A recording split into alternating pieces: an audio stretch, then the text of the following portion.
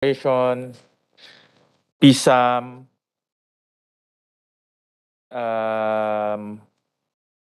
PNOC, including its subsidiaries.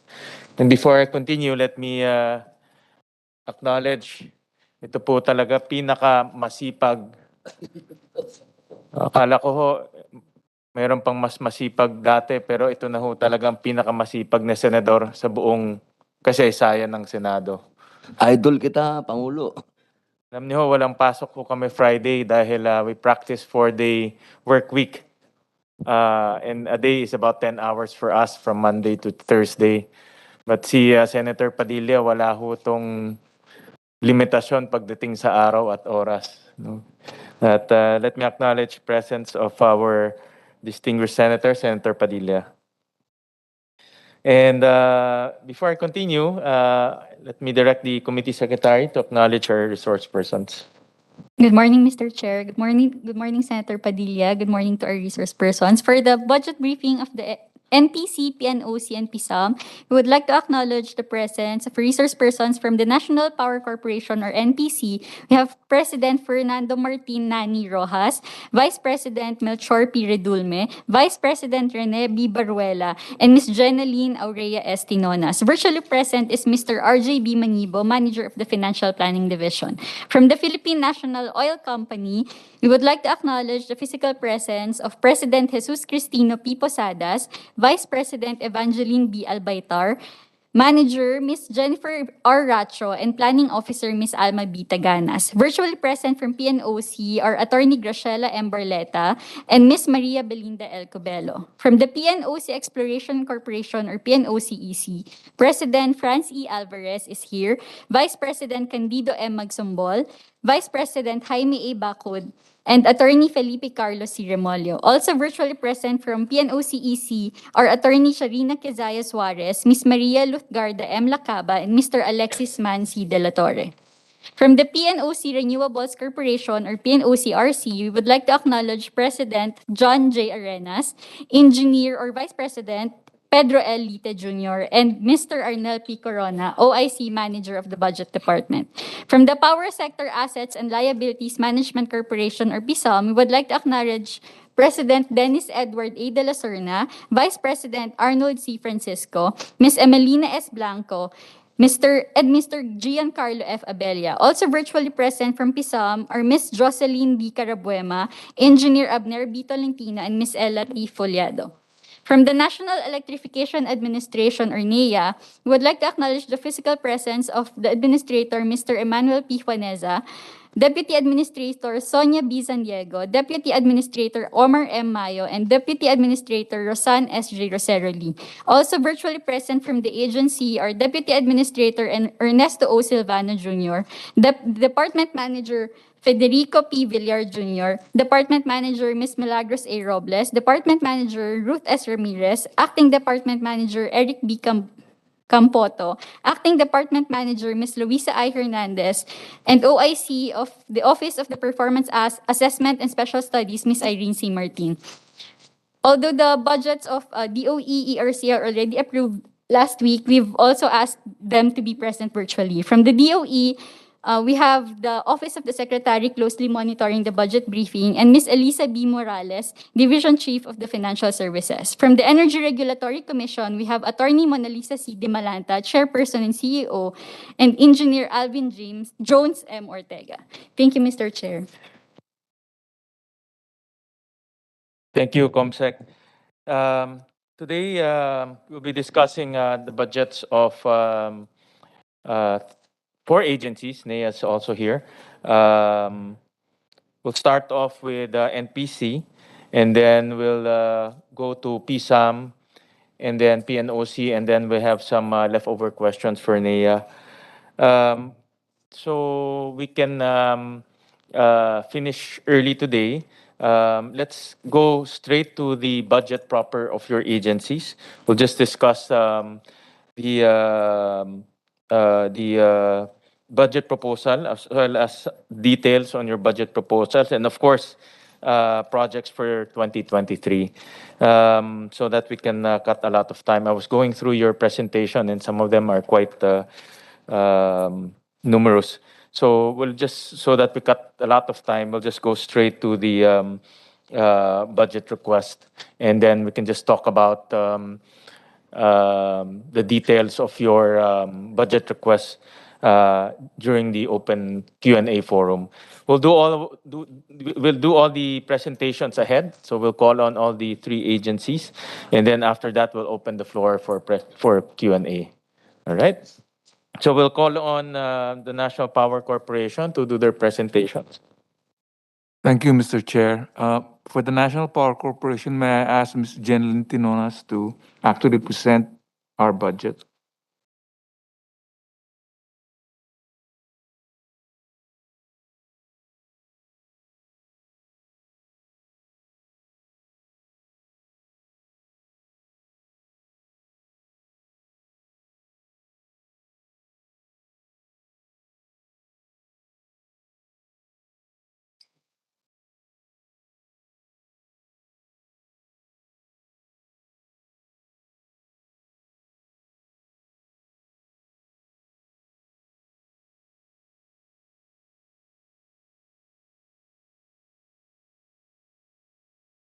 So, Honorable Chairman and the members, Senate Committee on Finance, ladies and gentlemen, good morning.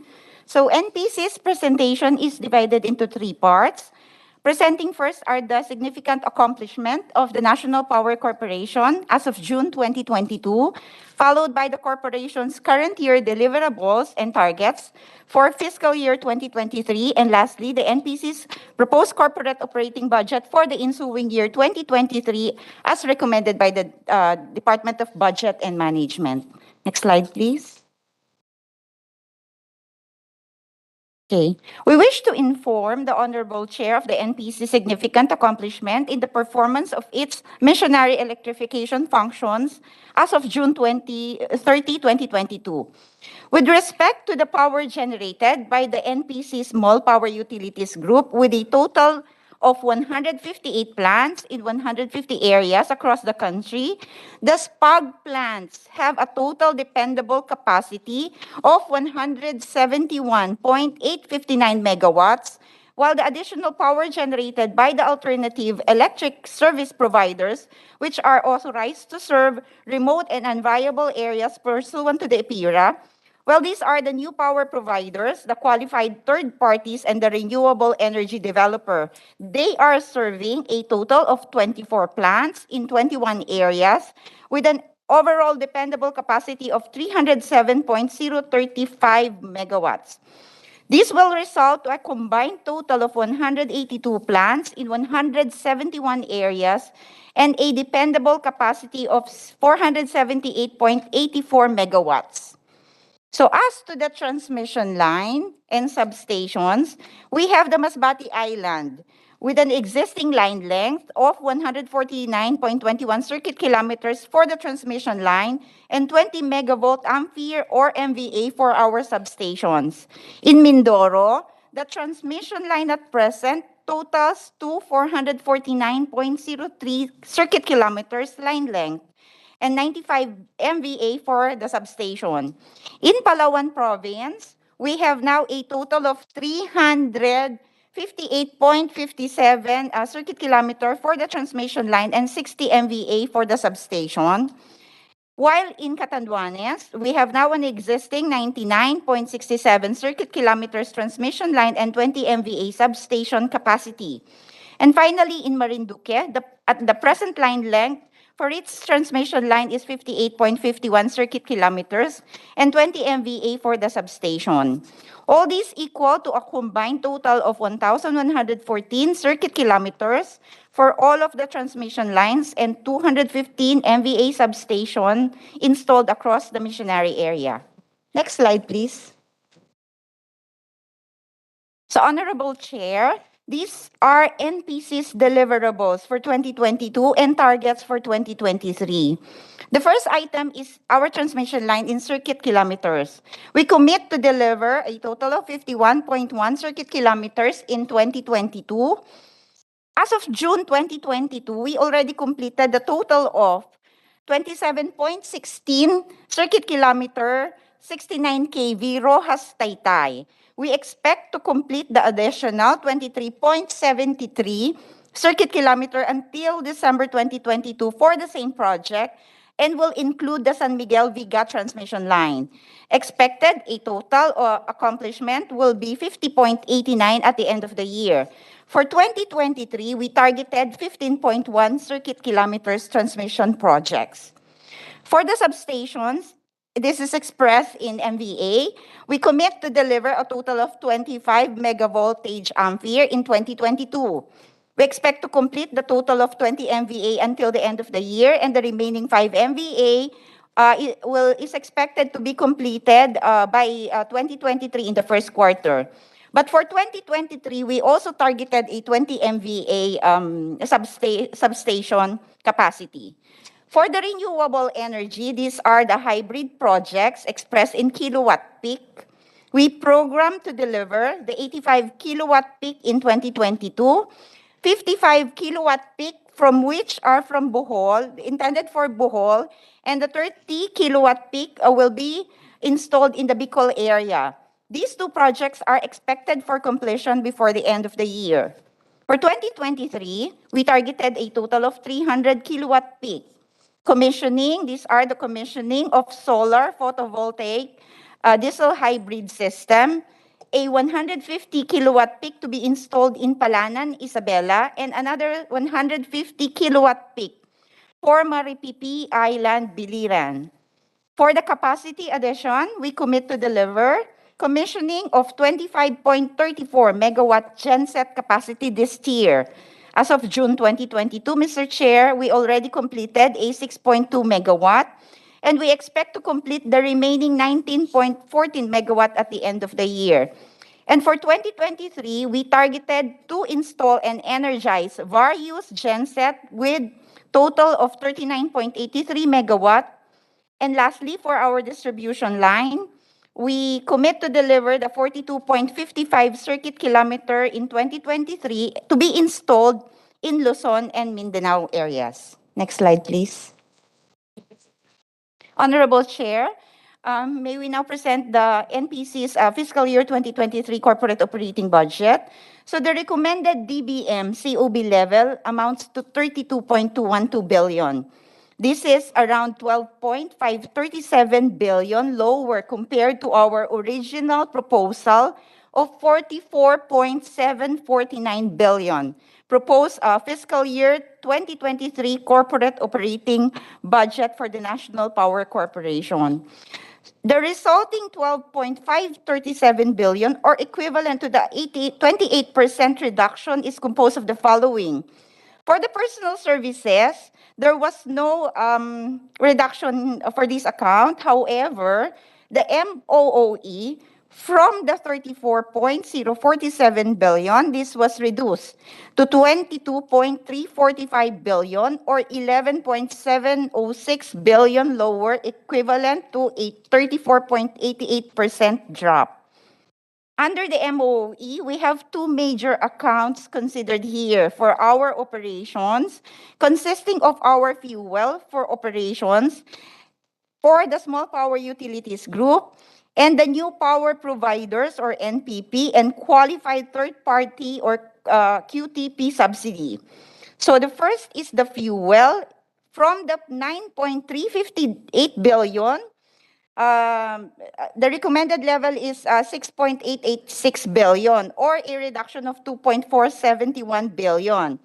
The fuel requirement was based on the BCC mid-price assumption for 2023 at $90 per barrel, or 55.0428 peso per liter of our diesel fuel. For the new power providers expenses, or subsidy, from 17.647 billion to 10.372 billion, or a reduction of 7.275 billion. This is 42.23% lower than our original requirement. And for the capital outlay, from 5.518 billion to 4.683 billion, or a reduction of 835 million pesos. Please note that the 32.212 billion COB level based on the DBM recommended is inclusive of the 2.236 billion prior years NG subsidy to support the NPC projects, and 60.86 million for the World Bank grant consists of the Access to Sustainable Energy Project, which is the ASEP, and the feasibility study for our Agus and Pulangi Rehab Project. Next slide, please. Okay. Shown in the screen is the comparative Npccob from 2021 to 2023.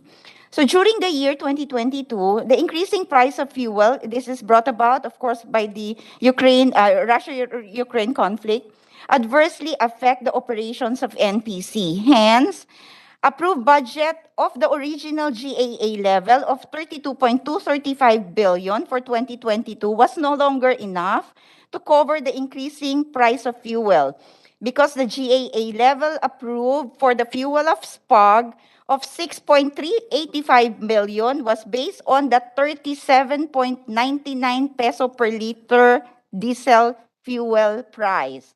However, during June 2022, the fuel price abruptly increased to as high as 79.66 peso per liter. Consequently, various actions were made by NPC to immediately address the rising cost of fuel. Cost-cutting measures in the total amount of 1.294 billion was implemented by the management. A request for dividend relief of 809 from DOF, we also requested that. And we also requested augmentation of funds to the DBM through the help of the DOE to cover our current year's anticipated cash flow deficit projection.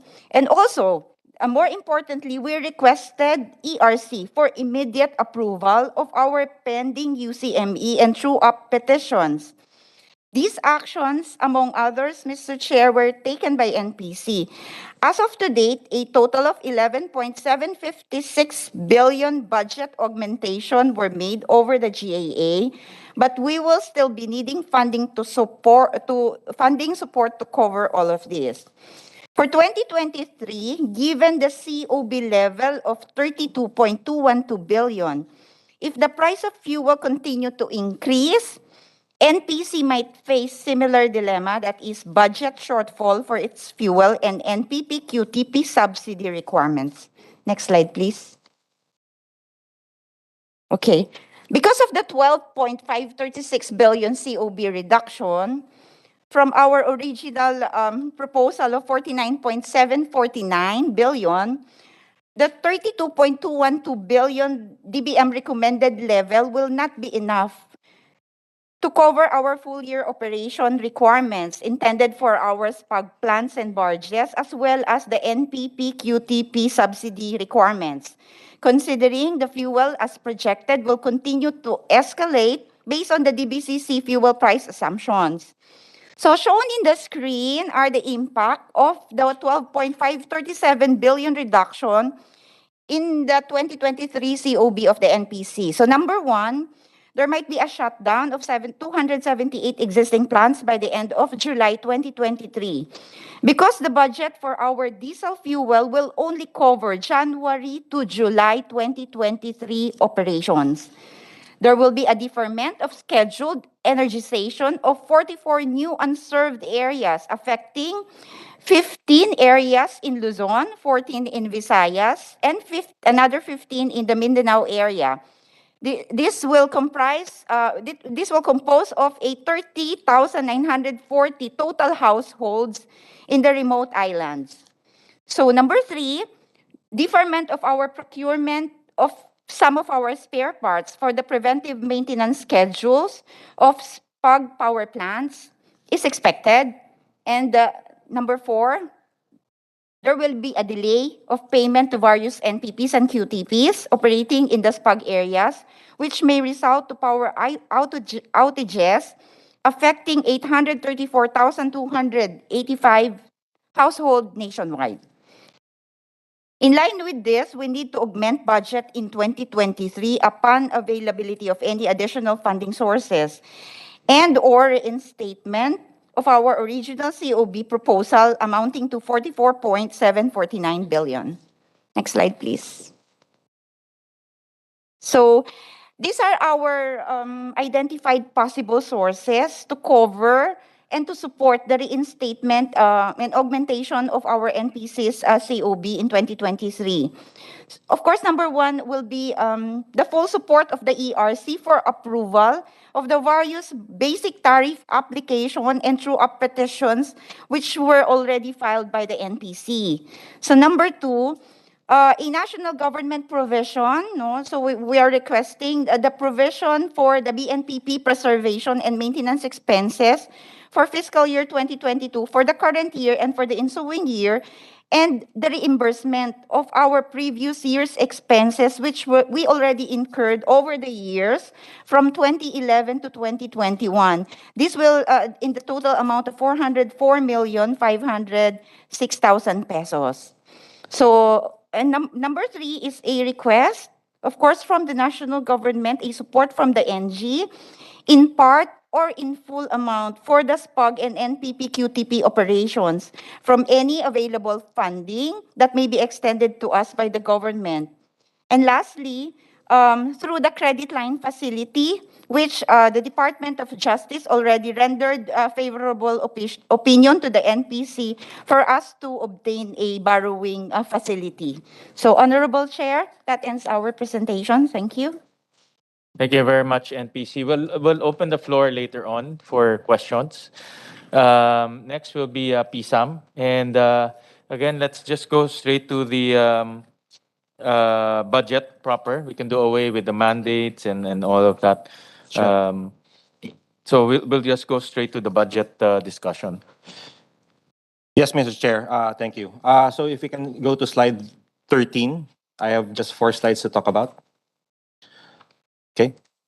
I'll start, Mr. Chair. So I will talk about the budgetary thrust and priorities of PSAM for year 2023.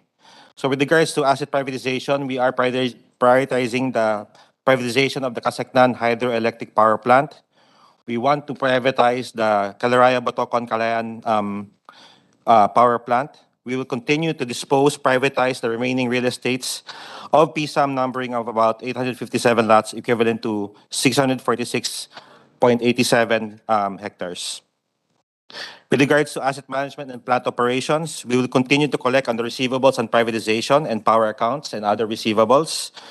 We will ensure the efficient operation and maintenance of the various power plants of PSAM, which is the Agus Polangi Hydroelectric Power Plant, currently operated by Napacor, and the Casecnan Hydroelectric Power Plant, currently operated by Susan E&S Company Limited.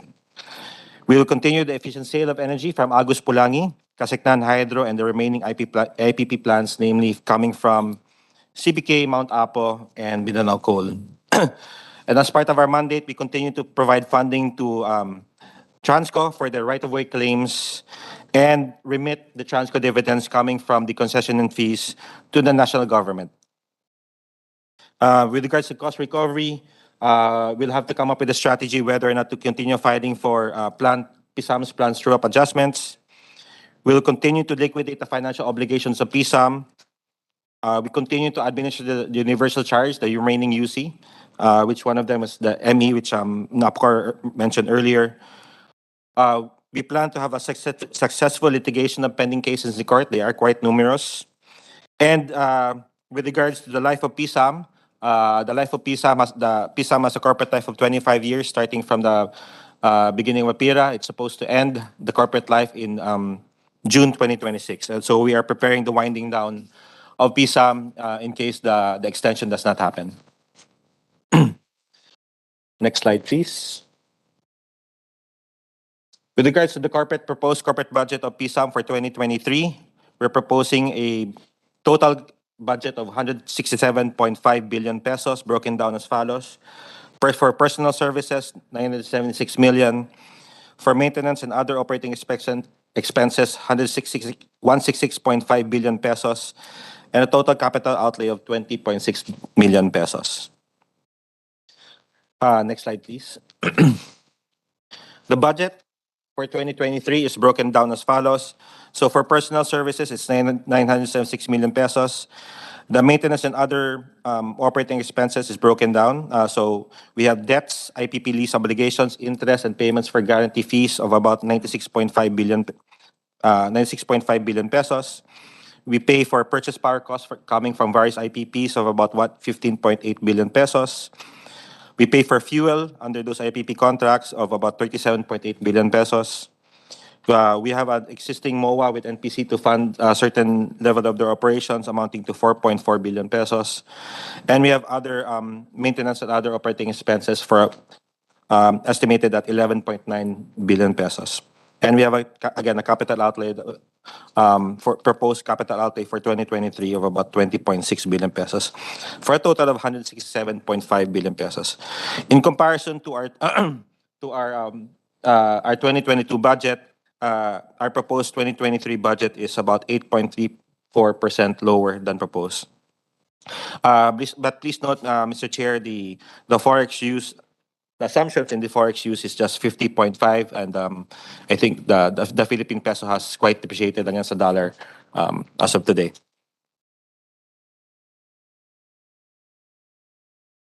Now, regards to my last slide, we want to report on our utilization as compared to our for current year 2021. The utilization rate of that budget was about, as proposed versus actual utilization, is about 77%. With regards to our 2022 budget, we are about 42.71% utilization. A big chunk of that is coming from our maintenance and other operating expenses, which is composed of various debts and other IPP obligations, which we think will, which we believe are expiring towards the latter part of this year. And that ends my presentation, Mr. Chair. Thank you. Thank you very much. Last for presentation will be PNOC. Again, Ocec, we can just go straight to your budget and some of the plans and programs for 2023, because this is quite hefty. Yes, Mr. Chair. We'll go straight to our projects, Mr. Chair, which is related to the budget. So pursuant to its mandate in support of corporate vision of providing vital energy resource development and energy infrastructure, the following key programs and initiatives will require full congressional and Senate support. First is the sale and monetization of bank gas. Second is the establishment of vital energy infrastructure, which are energy supply base and the PNOC Industrial Park. Fourth is the National Strategic Petroleum Reserve, and fifth is the Targeted Fuel Relief Program. One of PNOC's biggest assets is the bank gas, and its sale and monetization is consistent with the government efforts to generate much-needed funds for projects and spur additional power generation. This was subrogated to the DOE prior to PNOC's purchase of the same in September 2009. From the total volume of 108.6 petajoules, PISAM withdrew 4.6 petajoules in 2013. In 2015, the PNOC entered into an offtake framework agreement with the SC38 consortium to define the terms and conditions on how the bank gas can be drawn. Two of the key features of the OFA are the annual quantity deliverable to PNOC, which is equivalent to 13 petajoules per year, and the end of delivery, which is sent at the end of the production term of the SC38 facility. 2.7 petajoules was consumed by the Philippine Shell Petroleum Corporation from 2018 until its GSPA termination in 2021. On December 24, 2021, PNOC entered into two separate GSPAs with First Gen's subsidiaries, First Natgas Power Corporation and Prime Meridian Power Gen Corporation, for the San Gabriel and Avion power plants. The total contract quantity is 31 petajoules, disaggregated into 26.5 petajoules for San Gabriel and 4.5 petajoules to Avion. Bank gas deliveries to Avion and San Gabriel power plants started in December 26 and December 28, 2021, last year, respectively, with a total volume of 6.3 petajoules delivered, 0.9 for Avion petajoules, and 5.4 petajoules to San Gabriel as of July 25, 2022 this year. GSPAs shall be effective until 23 February 2024.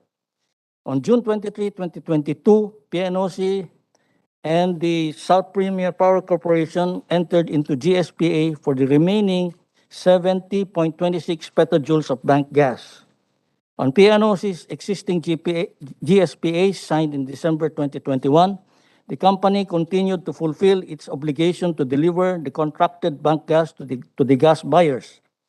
On the new GSPA signed by PNOC in June 2022, delivery of bank gas has not yet started. On September 9, 2022, a meeting was held between the PNOC President and Energy Secretary where guidance and directives were given on the current PNOC projects and initiatives, including that for bank gas.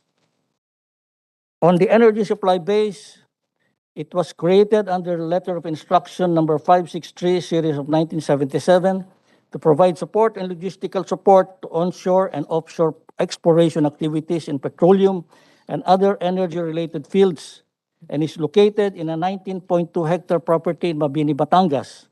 It is the only energy supply base in the country. PNOC's vision for ESB is to provide world-class energy supply-based port facilities and offer services compliant with international standards. In line with this vision and in consideration of the age of the facility, which is 47 years, the ESB Port Development Detailed Feasibility Study, Environmental Impact Assessment, and Detailed Engineering Design was completed on December 15, 2020, and approved by the PNOC Board February 26, 2021. The company has secured an ECC for the project on February 16, 2022, including the provincial. So we will just go straight, Mr. Chair, if you direct, we will just go straight to the budget. If, or we would like to just finish the project which is related, Mr. Chair, to the budget. Yeah, I think it's all related, no? Yes. Sige ho, we'll just continue with it. Okay. Just if you can just terminate where it's not related to the budget anymore. It's all related. It's all Mr. Chair. related. This is how many pages? I A lot will- of pages. Yeah. All right. Yeah, we'll just I think everything is all interrelated to Yes, Mr. Chair. yeah, go ahead. Thank you, you Mr. said- Chair. Okay, the company has secured an ECC for the project in February 16, 2022, including the provincial Sangguniang provincial governor's endorsement. It has also signed an MOU with the Philippine Reclamation Authority for the reclamation of 3.7 hectares component of the proposed project in April 13, 2022. During its meeting in May 16, 2022, the board also approved the Marine Vessel Refueling Facility or bunkering in ESB. On September 8, 2022, the ESB updated the Bureau of Fisheries and Aquatic Resources on the status of the documentary request from the Mabini Municipal Agriculturist Office as part of the requirements of the Philippine Reclamation Act in the issuance of an area clearance. PNOC is currently awaiting the Philippine Ports Authority issuance of the permit to develop, as well as to continuously processing of the DENR area clearance as part of the Philippine Reclamation Authority's requirements. As the deferral of the project covers only a partial phase, PNOC continues to monitor the status of said requirements and instead to present for authority to proceed with the construction of Phase 1 and Phase 2 of the project again to the new PNOC Board of Directors.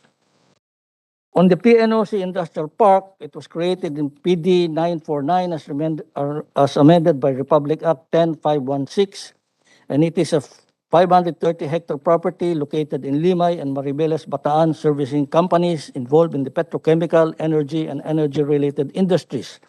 It provides basic services as the provision of raw and firewater, power, and jetty services to its locators. Currently, PNOC is undertaking negotiations with companies for the possible development of a circular manufacturing facility and an LNG power plant, including the expansion of operations of existing locators. PNOC continues to undertake the operation and efficient management and improvement of the industrial park and its jetty facilities while continuing to ensure environmental monitoring and compliance to DNR regulations. On the Strategic Petroleum Reserve, this was proposed as a strategic oil stockpile to ensure long-term stability and security of oil supply in the country, especially in times of geopolitical events, calamities, or emergencies which induce global oil disruptions. Currently, first directive of our good Secretary Lutilia, which is true for all programs of DOE attached corporates, the SPR is subject to policy review in consideration of the following. First, the non-competition with the private sector. Second is the rise of electric mobility and the effect of video and teleconferencing on the need to travel for face-to-face meetings. Three, expanding energy resource to include conventional, renewable, and alternative energy sources. And fourth, being mindful of the financial sustainability of operating the reserves, as well as the concept of PNOC carrying the SPR's inventory cost only as suggested by the chair in last year's hearing. And in other words, PNOC can still be part of the solution rather than the problem in the energy transition trust of the new administration. It can, for example, still provide assistance and advice to affected sectors by sharing its knowledge on how the downstream oil industry operates and how consumer agrupations, instead of the typical solo flight syndrome, may be resorted to for negotiating supply and pricing arrangements with the industry players. As in the example of we address the plight of the commercial fishing sector, which the BIFAR OIC Escoto brought before us early this week. On the targeted fuel relief, Mr. Chair and good Senator Robin Hood Padilla, targeted fuel relief program was likewise a proposed government response program which aims to aid the most vulnerable fuel-consuming sectors of our economy during periods of fuel supply disruption and/or high volatility in prices through importation and distribution of discounted fuel. The TFRP is likewise subject to policy review and will only proceed after the policy review and approval of our good Secretary Lutilia. On the corporate operating budget to fund the 2023 corporate priorities, PNOC is proposing a total corporate operating budget of 3.595 billion, which will be sourced internally from generated funds of the company.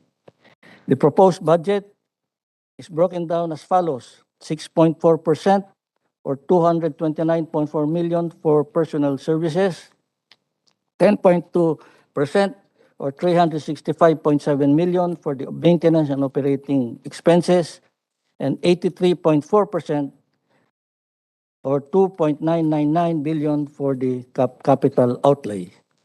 Comparing the 2023 COB with the approved 2022 COB, 2023 proposed budget is 2.278 billion or 173% higher than that of the 2022 level of 1.317 billion. The significant increase is on the capital outlay budget amounting to 2.999 billion or 324% higher than the 707.6 million budget in 2022. Significant amount was that included in the 2023 capital budget is the budget for the 2.5 billion for the implementation of the targeted fuel relief program, which will still be subject to DOE's policy review. And at this point, we will just be treating it as a contingency budget amount subject to DOE's call as lead of the Interagency Energy Contingency Committee under AO6, Administrative Order 6. The personnel services proposed budget also increased by 30 million or 15% from 199 million in 2022 to 229 million in 2023.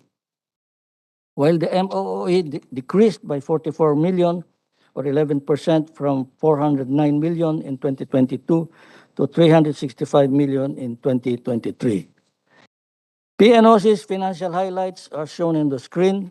For the current year, 2022, the estimated income amounts to 2.092 billion, while for year 2023, the estimated net income amounts to 1.987 billion.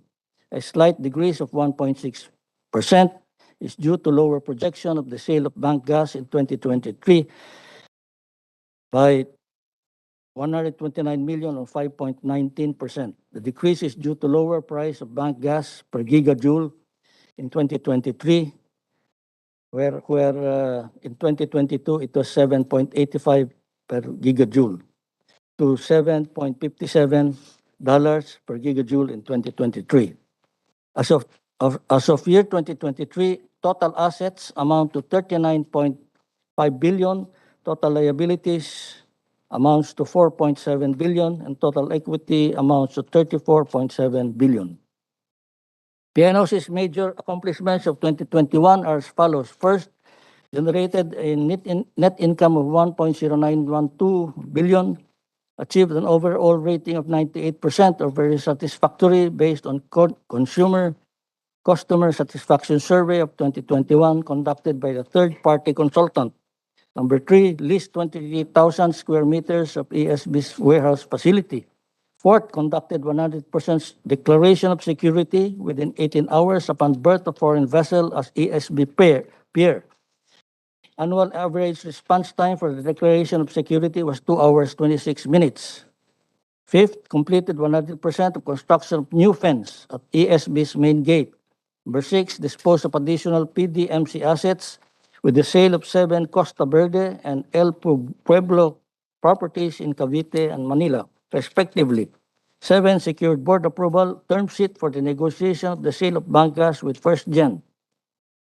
8, the company likewise addressed the competence requirements of 90.74% of its total number of employees. 9, maintain compliance to PNOC's head office ISO certification and ISB's ISO certification, as well as PNOC Industrial Parks ISO Integrated Management System by passing the second surveillance audit. Other major accomplishments in the company of 2021, first is the approval of the PNOC board, the detailed feasibility study, environmental impact assessment, and detailed engineering design for the ESB Master Development Plan on February 26, 2021. Number 2, remitted dividends to the national government amounting to 500 million in the support of COVID-19 emergency response programs under the Bayanihan to Recover as One Act. This was on top of the 5 billion fund remitted in 2020 in support of the Bayanihan to Heal as One Act. Number 3, the company also successfully closed new GSPAs with First Nat Gas Power Corporation and Prime Meridian Power Gen Corporation for the San Gabriel and Avion power plants, respectively.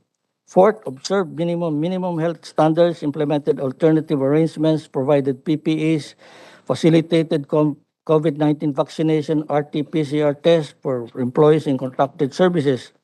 Also provided school supplies to select schools in Bataan to facilitate the online learning of students and donated a total of 1,295 masks to the provincial capital, provincial government of Batangas and Batangas Philippine National Police to contribute to the precautionary measures against possible airborne ash and fog caused by Taal volcano eruptions. PNOC's 2022 first semester major accomplishments are as follows. First, generation of net income 1.275 billion.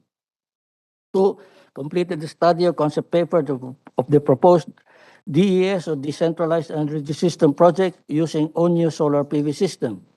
DES project is PNOC's initiative towards energy diversification.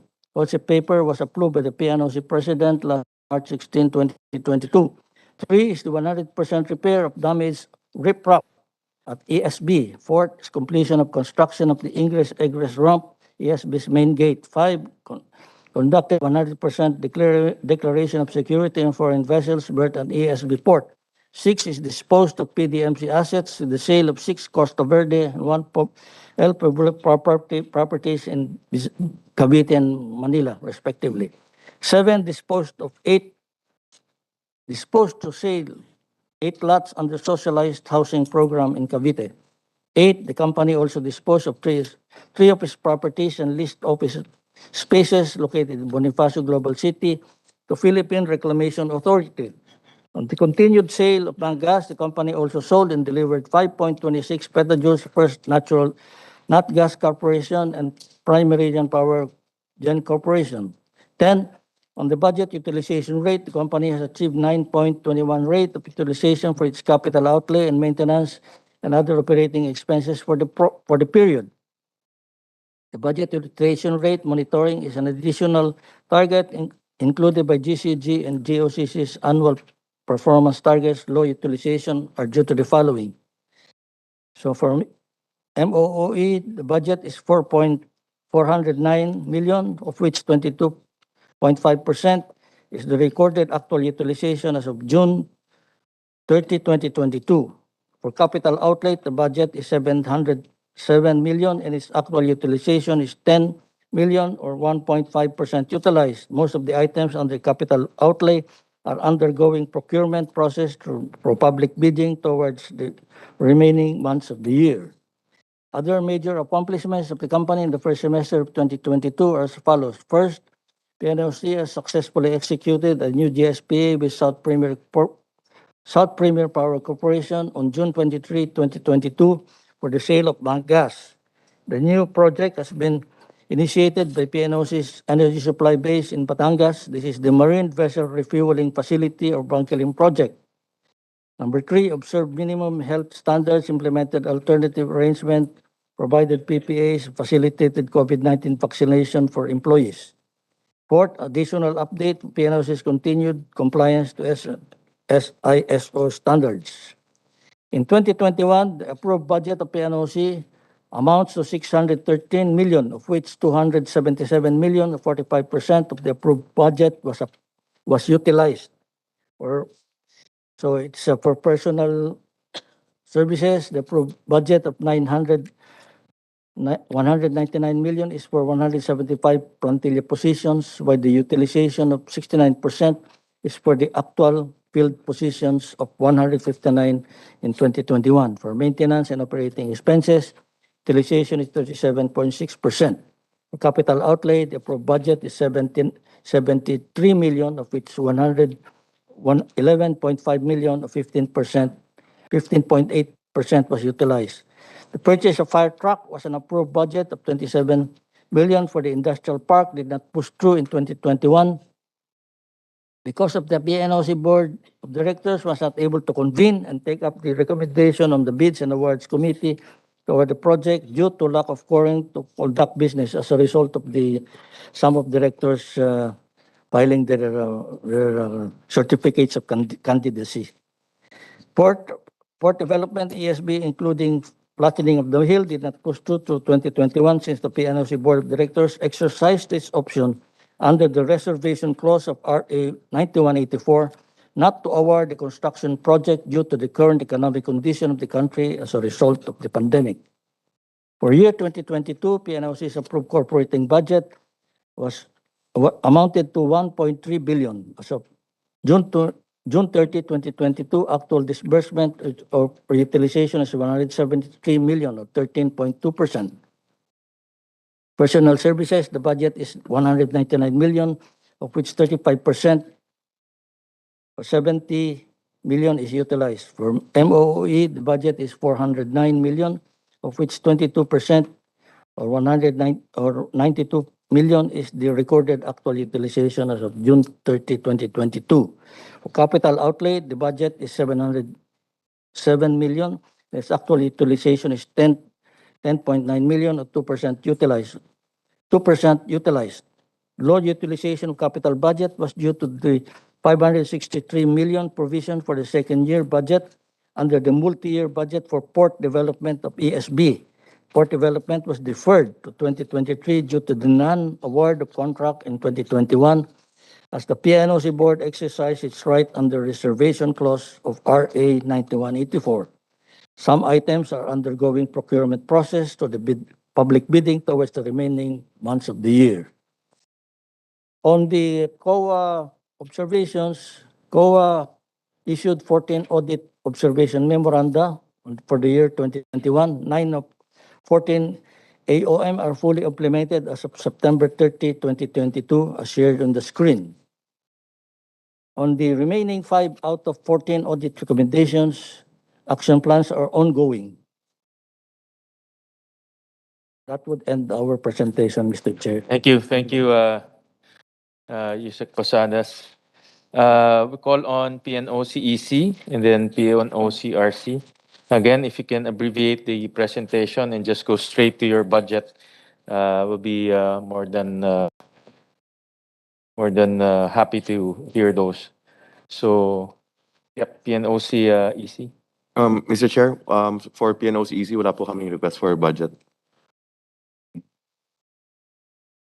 That means that you have to, don't you need to also present your budget? Or is it intact already under PNOC? Separate po. Mr. Chair, may we recognize po, Vice President, You're not part of that. So, I know it's not going to be passed here, but under practice and tradition, it's presented to the committee. yeah, you indicate. may we recognize na po, Mr. Yeah. Chair, Vice President Bong Magsombol.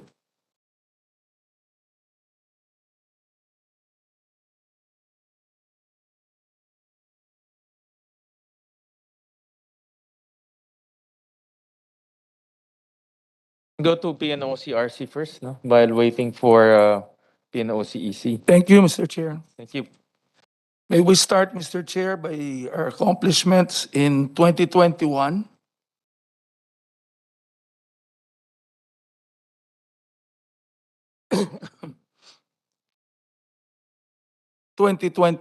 Accomplishments. Next slide.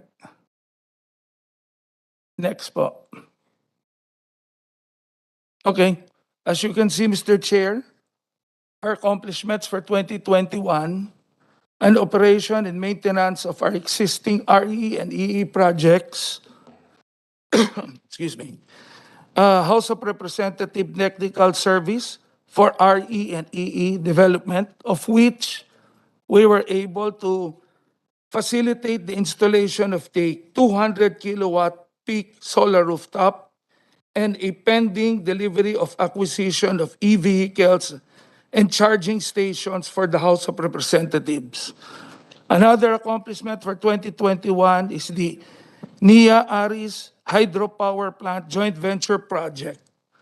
And also, in 2021, we have the biomass operating service contract, of which we are partnering with the LGU Baguio, and we have ongoing securing of relevant permits, licenses with Benguet Electric Cooperative in partnership, again, with LGU of Baguio.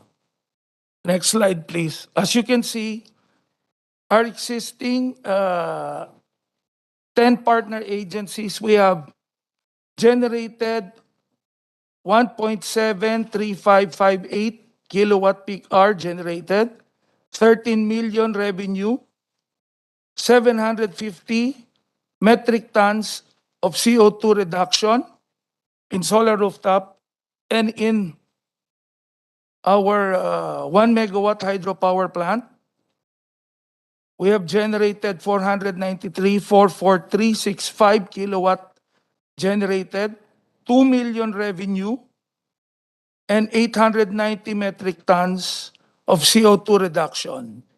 We also have 108.25 kilowatt energy saved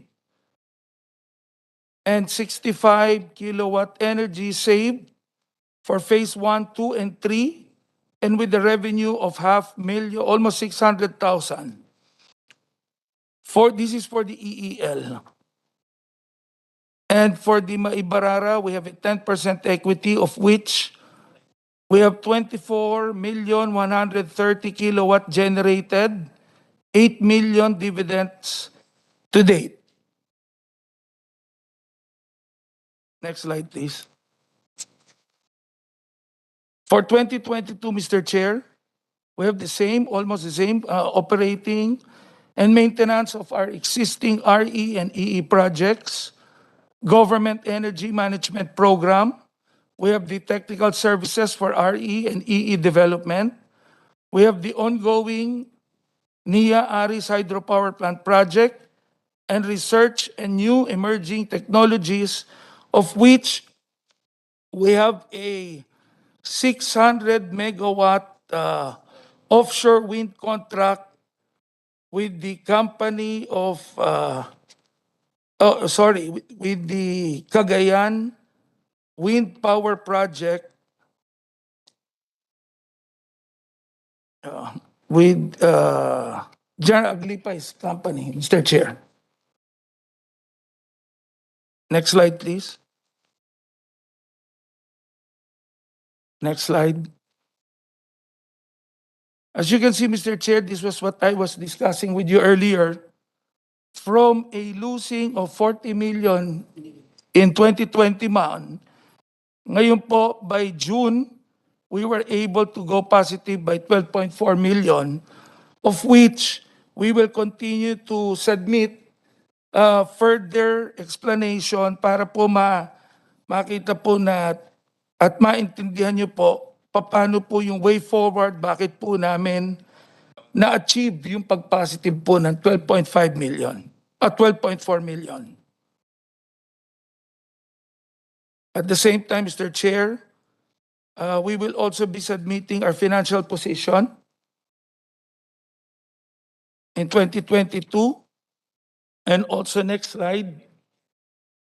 Next slide. As you can see, our audited financial statement for the year ended December 31, 2021 was unmodified opinion. Next slide. Next slide, please. Next slide. Next slide, please. Go on, next. Here, Mr. Chair, is our plans and programs for 2023. As stated by no less than our President, the use of renewable energy is the top priority. Our climate change, the use of renewable energy source such as hydropower, geothermal, power, solar, and wind, of which we will continue to be of service to the Filipino people in as much as possible that we can. As you can see from 1 to 7, Mr. Chair, Government Energy Management Program, of which we are doing right now, the RE Development Technical Services Program, the Operation and Maintenance Program, Missionary RE Development Program, RE Development Program for military camps, RE Development Program for government and socialized housing projects, research and emerging RE system technologies with ocean uranium and low ental geothermal system. Our prayer, Mr. Chairman, for today is for the chairman not to include us in the GAA for 2023 Colatilla, of which the chairman placed in number 7 in its official gazette. That's our prayer, Mr. Chairman, that you've given us the chance to be of service to the Filipino people. We also submit a previous letter years back, of which maybe the chairman had overlooked. The World Bank has no less than recommended us, PNOCRC, to be the lead implementing agency for energy efficiency and renewable energy. Thank you, Mr. Chairman. That ends our presentation. Thank you, Mr. Renas. Do you have your corporate operating budget? We will submit that, Yeah, Mr. Chair. but do you have it now so we can, Wala pa po, Mr. Chair. because that's the most important part eh. Magkano gagastusin next year? More or less, Mr. Chairman, 100 plus, but we will still have it approved by our parent company. Yeah, but it's already, I think because the parent company, we can, by practice, no, the parent company, even though we don't approve the budget per se, no, but the corporate operating budget's always presented here to the Senate, and we can include provisions to limit or reduce, no, because that's the power of the purse. No? So Mr. that's why Chair? we need to understand and appreciate how much is the corporate operating budget. So don't take it na because hindi ho ina-approve ng Senado, wala ho kaming power over your budget. We Hindi can, naman- hindi naman as po you know, ganun, we can Mr. put Chair. special provisions to clip it. No? So that's why we need to understand so that every centavo spent will be spent judiciously and will be discussed thoroughly through the committee hearing. That's why Rest assured, Mr. Chairman, we will submit it and we will, let's do it this way. Since we will be here for the next few hours, can you present the COB later on? We'll give you time to present. Mr. Chair, we can present it now. If you Yes, want. okay. Can I call on our Vice President for Yeah, Finance sure. to present it? Go ahead. Okay, sige, just pull it, Chair. With PNOCEC, Kong France, Kong Chikoy, so that we can appreciate it where the money is going. No? Yes po, Mr. Chair, copy po.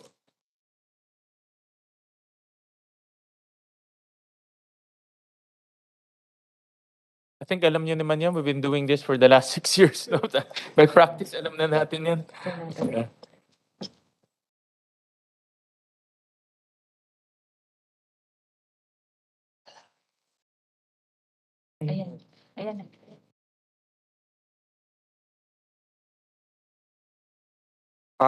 Mr. Chair, I'll be presenting the proposed budget of PNOCRC.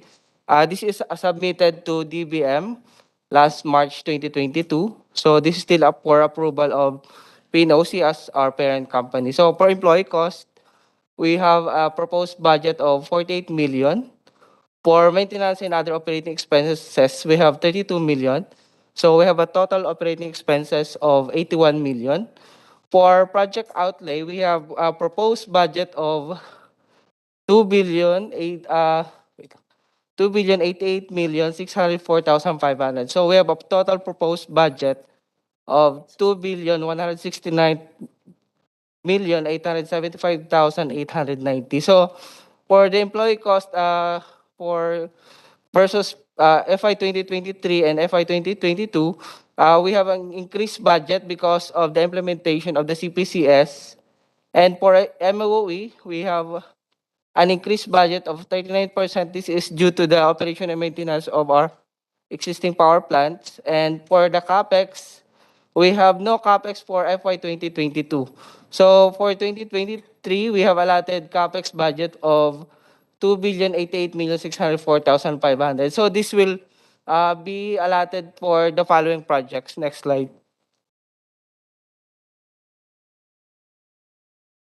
So we have 6.597 megawatt of Baguio Waste to Energy project. We have 1 megawatt Nia Aris hydropower plant. And we have 5 megawatt floating solar PV project for Marinduque. And we also allotted 2 megawatt peak solar project and government agencies. That's all, Mr. Chair. Thank you. Thank you. Just submit to us this. We don't have that in your presentation. Yeah, before we continue, we acknowledge the virtual presence of Senator Marcos. Yeah, just submit to us your corporate operating budget, even though it's not Mr. yet Chair. approved by the mother company. Yes, sir. So it's still it's still pending, no, Yusek? PNOCEC? Mr. Chair, again, may we recognize our VP for Finance, Mr. Bong Magsombol. Yeah, go ahead, sir. Mr. Chair, members of the committee and the colleagues in the energy sector, I'm Bong Magsumbol of the Management Services Division of PNOC Exploration Corporation. So,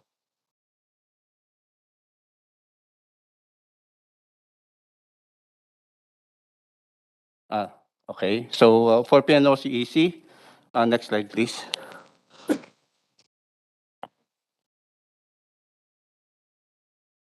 Okay, this is just company profile. We go straight to the areas of interest of PNOC EC.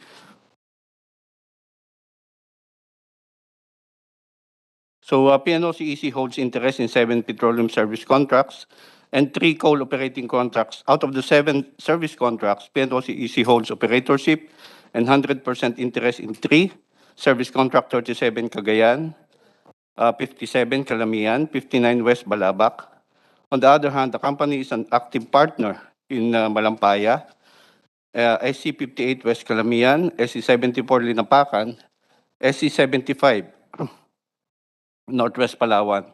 For the coal projects, PNOCEC holds 100% participating interest in operatorship for all three COCs, 41 in Zamboanga, Sibugay, 122 in Isabela, and the newly awarded 204 in Malangas. Next slide, please. For 2021, we review our performance for 2021. For Malampaya, we sold 116 billion cubic feet of gas and 3.11 million barrels of condensate, resulting to a revenue of 3.3 billion from our 10% interest. For petroleum exploration, we completed the geological and geophysical activities, resulting to the firming up of the drilling of Chico 1 well in Cagayan. In the same SC, we have ongoing preparation for Mangosteen 1 well remediation to test the ability to flow and produce gas. For SC57, we continued review of prospects in preparation for the 3D seismic acquisition and processing program. For 58, West Calamian, we have ongoing maturation and de-risking of prospects to determine the drilling candidates. For 59, West Balabac, we have completed engineering and economic studies on prospective shallow water prospect. For 74, Linapacan, we have completed through the operator PXP Energy the biostratigraphic and geochemical studies. For 75, Northwest Palawan, the operator PXP Energy issued conditional award to seismic contractor. We also continue data gathering and preparation for seismic evaluation design. For the company's new ventures, we submitted technical and financial documents to the DOE for the reevaluation of PNOCEC's financial and technical eligibility for the new service contract in East Palawan Basin. We also evaluated various domestic blocks and overseas opportunities. Next slide, please.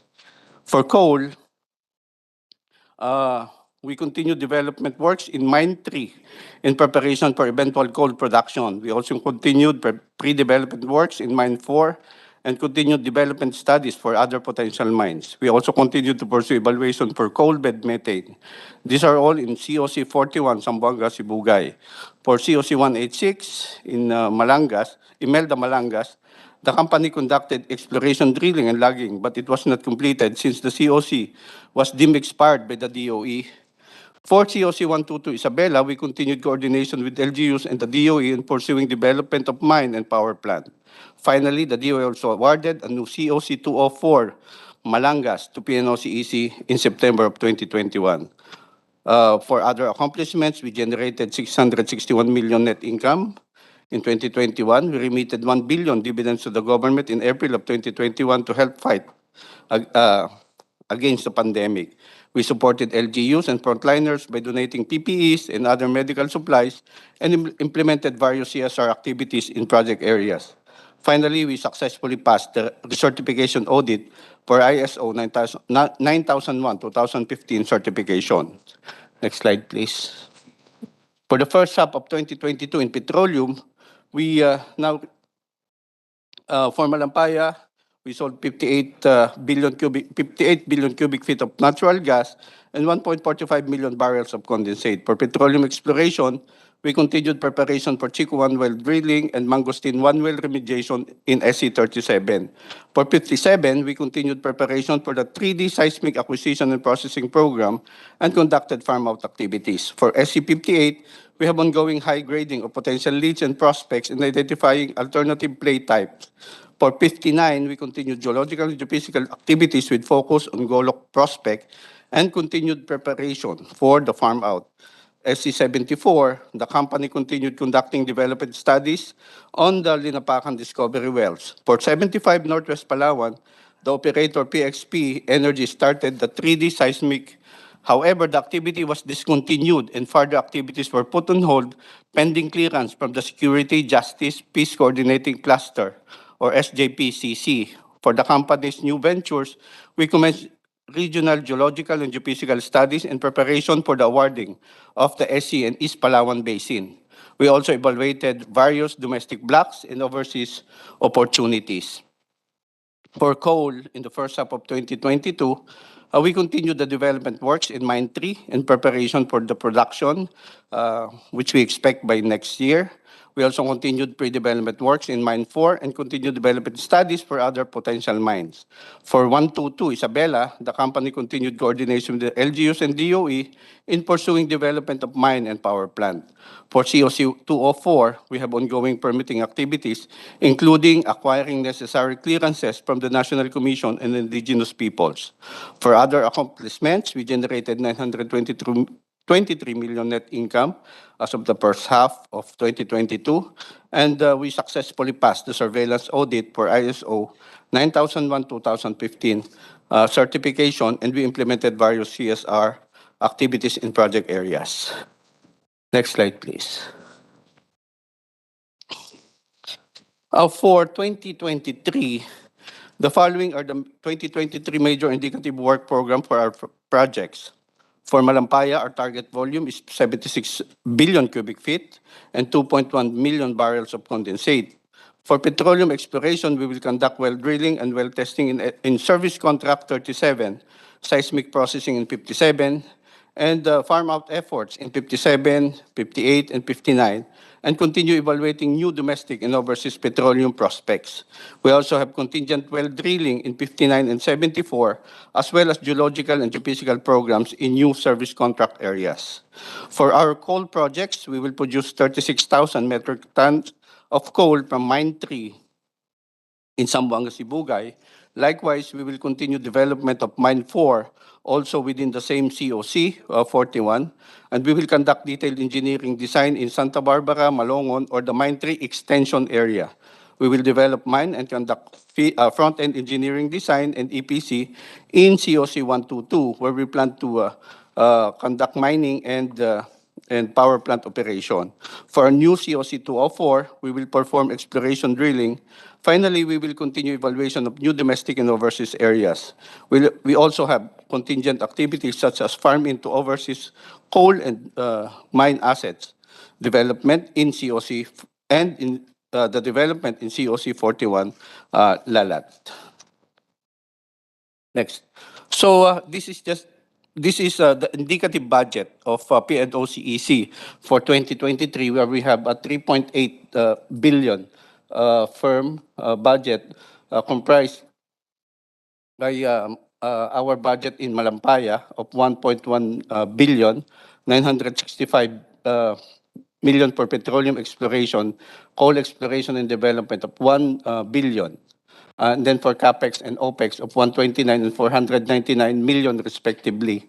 And for personnel employee costs, 294 million. And MOOE of 205 million.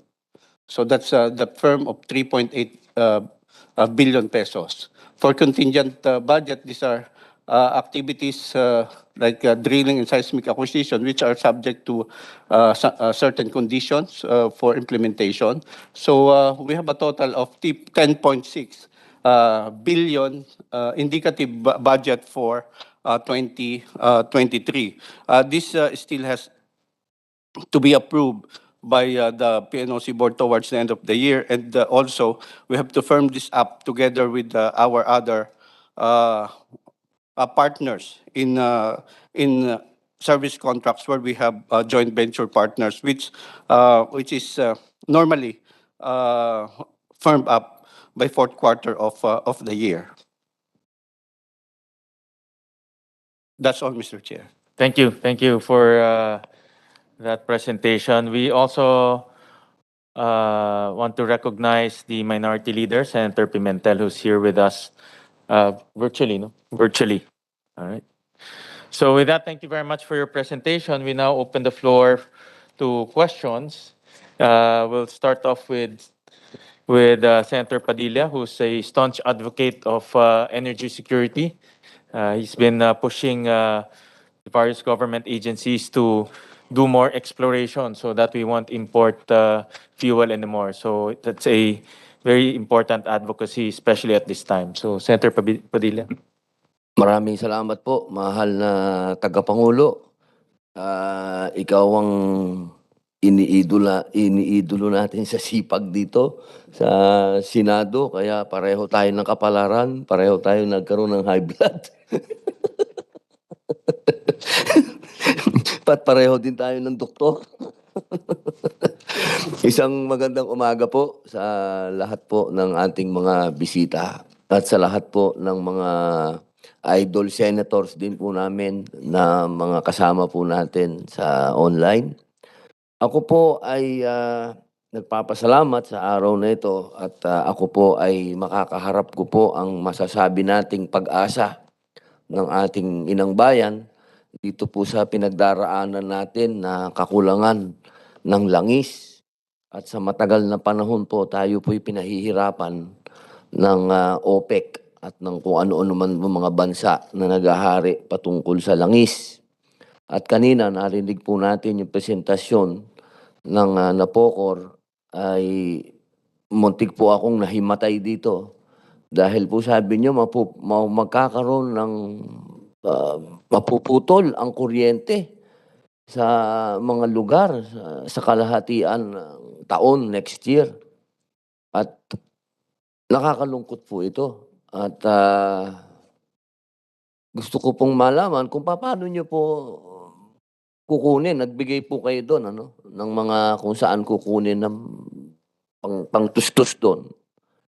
Pero pwede po bang i-educate niyo ako? Di ba po ang Bisan, kayo ay nasa batas, natutulungan niyo silang magbayad?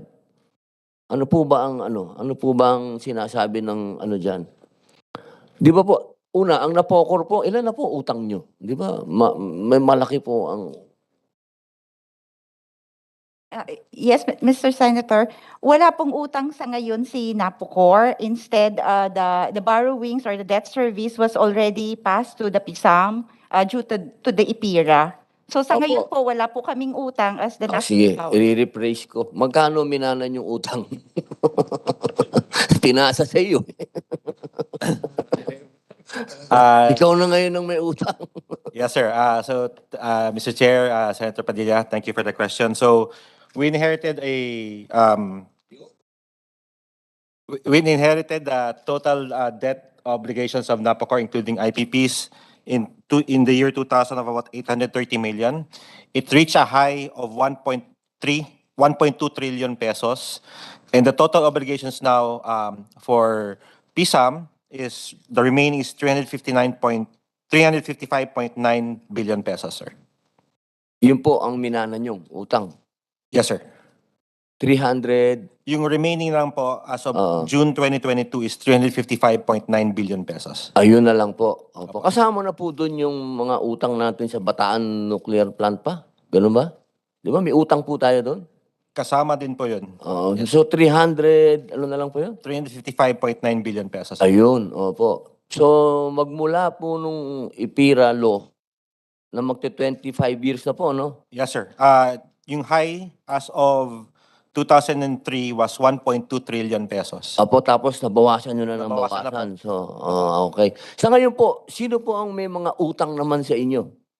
Sa Pisan? Ng mga... Sensya na po, Yes, sir. Magmula nung napunta ako sa Senado, talagang yun na lang, puro utangan dito, utangan doon.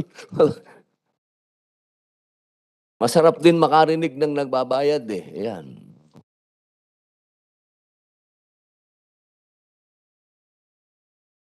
Ngayon po, meron po bang may utang sa Pisan? Marami po. Ayun, naku. Um, Nagbabayad naman po ba sila? May mga problematic accounts, Senator. If you allow me, if you want me to list the top 10 of our overdue accounts, receivables, right?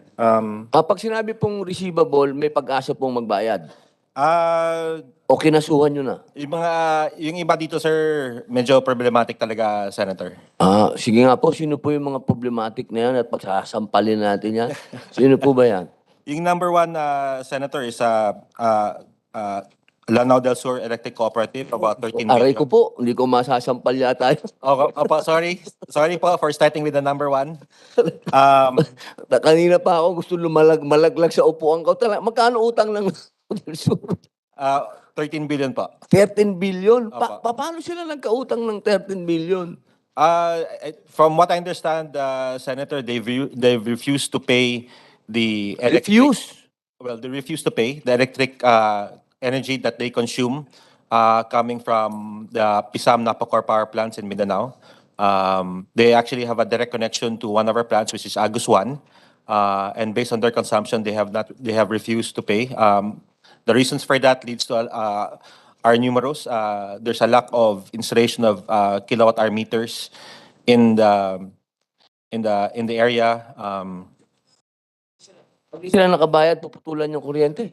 We've tried and we've sent notices of disconnection, but those has not been implemented. We've been working with the BARM. with BARM and NEA, sir, to try to obtain assistance for this particular problem. We've tried to enter into special payment arrangements, but then again, those special payment arrangements has not been met. The conditions of those has not been met. So we have made suggestions to NEA and to BARM on the proper way forward to deal with the Lasureco problem. We believe that the best entity to solve the problem is themselves. Therefore, we believe that, Senator, if it's part of it's a Nagkaroon proposal. na po ba ng pag-uusap ang LGU, ang BARM at kayo? Nag-usap? Yes, sir. Meron po ba silang proposal paano magbayad? Para po wag naman mangyari, parang pinutulan nyo na po isang beses. At Hindi naman naputulan, sir. Okay. Notices lang po. So, hindi naman sila napaputulan kasi may direct connection sila sa Agus 1 hydropower plant. Okay. So, hindi sila napaputulan. May pag-asa po ba makabayad sila? Naku, hindi masugot ni boss. Hindi ko din masagot, sir. So, it's not easy. So, it's either national government through NEA that will absorb the payment or the payment will be absorbed by BARM. And the operations of the such will also be taken over by BARM. Yun lang din po yung nakita namin solution because the people in the area refuses to pay. Wala po bang pag-asa na patawarin nyo na lang? Wala. In the IPIRA laws, Mr. Senator, there was a provision for the condonation of Opo. loans. So may ganun po. So again, that only covered certain ECs, which I think included Lasureco at that time. However, the obligations of Lasureco has ballooned again all the way up to 13 billion po. So dati napatawad nyo na, tapos May ulit? na-condone na po na mga obligasyon dati. I think we nag-condone pa kami ng loans in 2009, if I'm not mistaken. Tapos na ulit. Tapos na ulit lumaki ulit po yung utang pa. Ma'am, sorry ma'am. Hindi, may binubulong sa inyo eh. Baka pabor na yung binubulong. Hindi po. Hindi pa rin pabor. Hindi pa. Sige po. Sino po yung pangalawa? Yung number 2 po, again, please forgive me. Si PUD, Olongapo City, is about 7.2 Saan po billion. ito? Saan po? Sa Olongapo City, Olongapo. 7.2 billion. PCOP Resources, I think this is isang manufacturing industrial plant, 3.3 billion pesos. Albay Electric Co-op, 3.1 billion pesos. Yung alam ko po, Magelco also po, may utang din po yun about 3.3 billion pesos. Global Steelworks, 1.9 billion. Pampanga Electric Co-op, 1.5 billion pesos po. So, yun po yung mga nasa billion na may utang. Yung iba po nasa mga million na lang. Mga Ito pong mga ito talagang problematic. mga problemado, sir. Yung May walang pag-asa, parang gano'n. Kailangan makukondone na lang lahat, gano'n. mga ganun kasing mga solution, Senator, are one of the possible solutions, Mr. Senator. We've tried multiple times to send special payment arrangements, deferred payments, stretching the payments out to longer, ensuring that they pay at least 10% of the bill, 25% of the bill.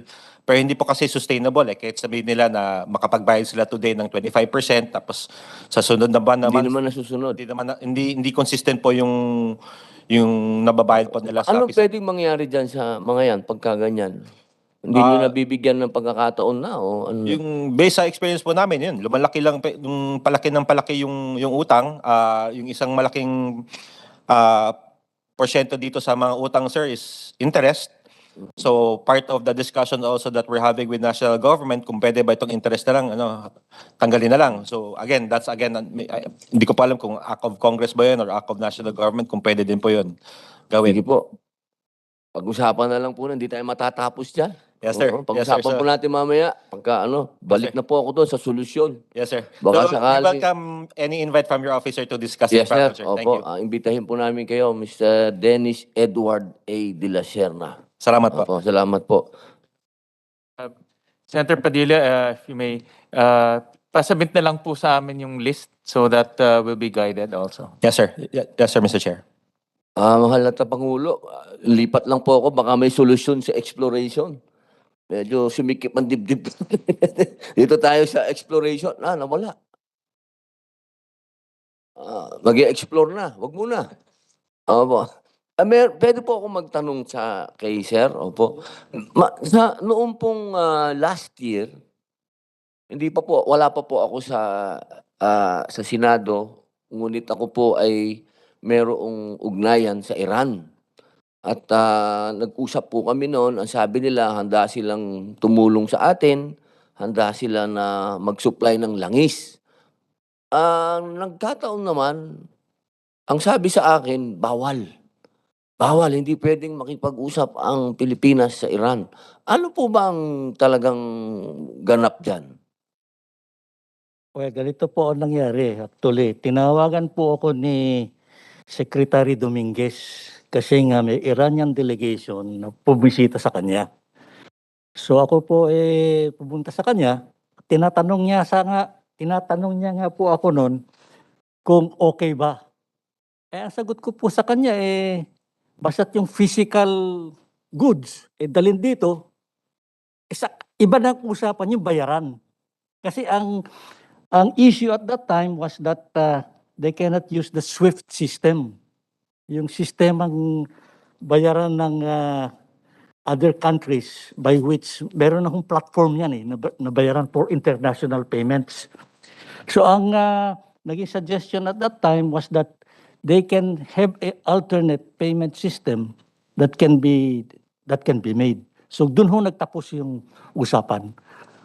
So wala pong kinalaman sa sanction. Sa bayaran lang po ito. Yun yung panahon, nung panahon na ho yun. Bayaran ako lang ho yun. Bayaran lang po, yun lang po ang... System. Hindi Yeah. po nila tinanggap yung sistema natin? O tayo po hindi makatanggap ng sistema ng bayaran nila? Well, sila po ang nagmungkahi na gumawa na lang ng separate alternative system. Open po tayo, open. Hanggang ngayon po ba, open pa rin po tayo makipag-usap? Ito na ngayon yung bago naman ho itong sistema ngayon kasi nga nagkaroon nga ho na, as you correctly pointed out, meron ng mga sanctions. But as I think it's the president's move today that he would, as per his principle of we are friends to everybody and enemies to none, I think that will open up a different venue. Napakasarap po marinig nun, sir. Kahit hindi ko po makita yung ngiti nyo, ang ganda po ng ngiti nyo, boss. Opo, napakagandang balita nun. Tagapangulo, mga friends, kaibigan natin lahat. Wala tayong kaaway. Salamat po. Salamat po. Nandito na po yung sa exploration. Tanong ko lang po, boss, kailan po natin ito magkakaroon ng output ito? Napakadami po nito na inyo pong explore. Meron na pong output to na physical, nakikita na natin. Sa alin po, Senator? Ito po, yung sa oil. Of course, yung sa Malampayan, nandun na yun. Kitang-kita na, paubos na nga Pero itong iba, Yung sa next po, Cagayan, Kalamian, meron na po ba ito? Mr. Chair, pwede ba natin recognize si VP Jimmy Bakud? Siya po yung ating VP for Upstream.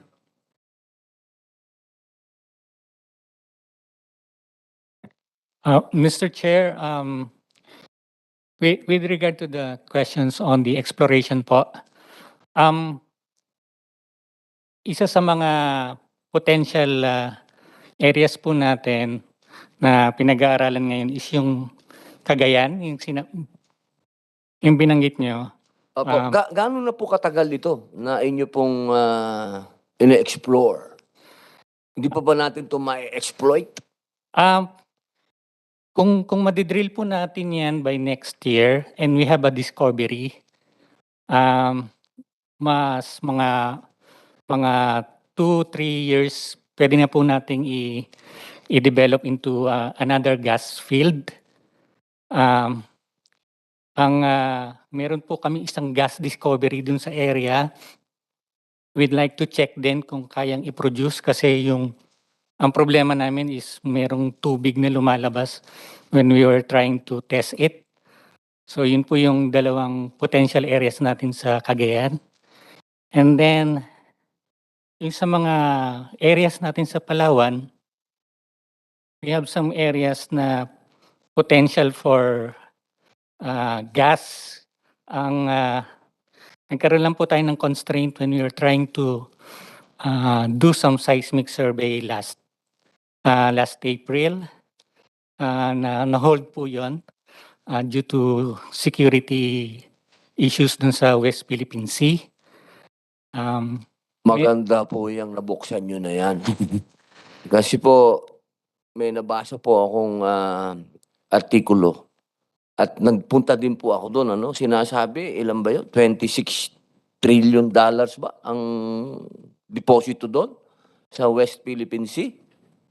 Ano po ba ang opinion niyo po doon at bakit hindi natin ma-explore? Ano po yung sinasabi niyong naging problema? Meron po kasing directive sa atin nung Security, Justice, and Peace Coordinating Cluster na hindi muna po mag-conduct ng seismic survey or any exploration activities dun sa area. Bakit po pinagbabawalan po tayo ng China? Hindi po namin alam pero yun po yung kailangan daw namin to get the clearance from that. Sa hindi po nyo kukunin yung clearance daw po? Security, Justice, and Peace Coordinating Cluster. Ano yun? Saan po yun? Anong ahensya po yun? Security, ano po yun? Security, Justice, and Peace Coordinating And Cluster. Peace Coordinating Cluster. Parang Malacanang nga yata. Mukhang Office of Mr. the... Chair, Cluster eh. Mr. Chair, parang bagong buo lang po yata yan. Oo, sa Malacanang nga yun. Ano po, kailan niyo po ito? Kailan po kayo na-advisean? Ito ang administrasyon nito? Last po, noong April 2022 po yung aming survey. So ito po ngayon administrasyon na nagsabi po yung ating mahal na Pangulo na Ferdinand Bongbong Marcos Jr. Sa kanya po mismo nagsabi na gusto niya magkaroon ng joint exploration sa China. Wala pa po kayong balita patungkol doon? Wala pa po. Ang alam po namin, mukhang may discussion po ang Department of Energy sa kanila po. Kaya siguro baka sana po ang hope namin na maayos po yung... Opo, dalawa po kasi yan eh.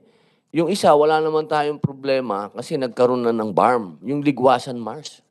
Ano po ang balita doon? Ano po ang, meron na po ba? Nagkaroon, matindi din po ang reserve doon ng gas Meron pong binigyan ng award ang Department of Energy na isang bloke dun sa area for exploration.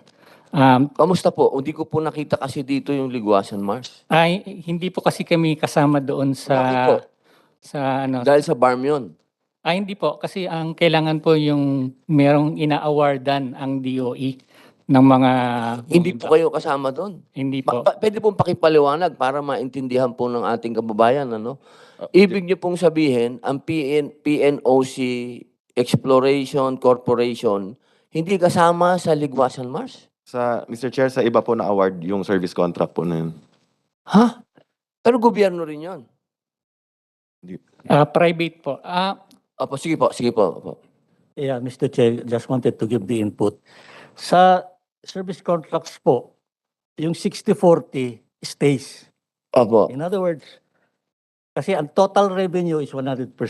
Mhm. Tatanggalin ho yung 30% for the cost recovery. Doon sa 70% ho, Maghahati. tira ng 60% doon, gobyerno, Opo. 40% yung service Aha.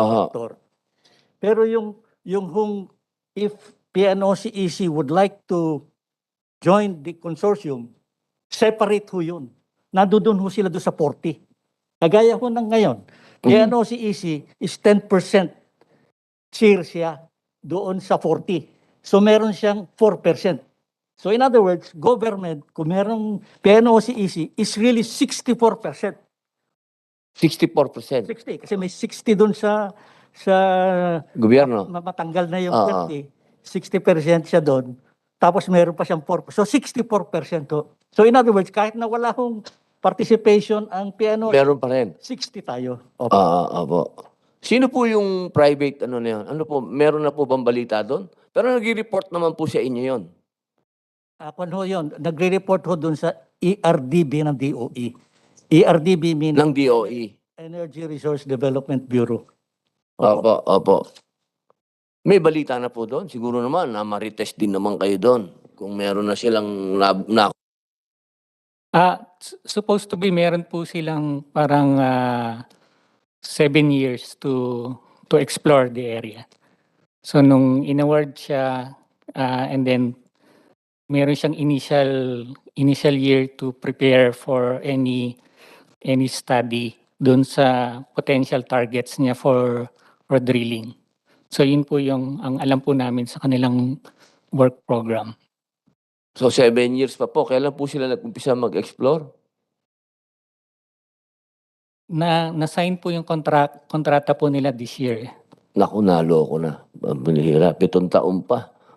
Wala na kami sa Senado, no? Yun na. Wala na tayo ng boss. Teka muna po. Doon po, mabalik po tayo sa West Philippine Sea. Sana po magkaroon ng positibong yan. Kasi nakalagay nga po dito sa article, sabi, nakaupo daw tayo. Sabi, the Philippines is virtually sitting on a mountain of gold. Nako, ito daw po ang ating more than enough to free the country from the shackles of poverty. Mga shackles po, naintindihan ko po yan kasi galing ako sa kulungan eh. Papasok ko muna po kay Tagapangulo at maraming salamat Tagapangulo. Thank you. Napakaganda po yung punto na we really need to explore and exploit later on. Kasi ang dami ho talagang hawak na service contract ang PNOCEC. And I'm quite optimistic under the leadership of our young and dynamic new president. We can once and for all explore all of these service contracts. To be honest about it, I was telling Senator Padilla, year in, year out, whenever we conduct this hearing, I would look at the service contract and it remains the same, to be honest about it. No? I'm waiting for the day where it will be reported in this committee that we have discovered oil, we have discovered gas, we have discovered new coal areas. Of course, coal is towards the sunset, but nevertheless, we still need it in the short term.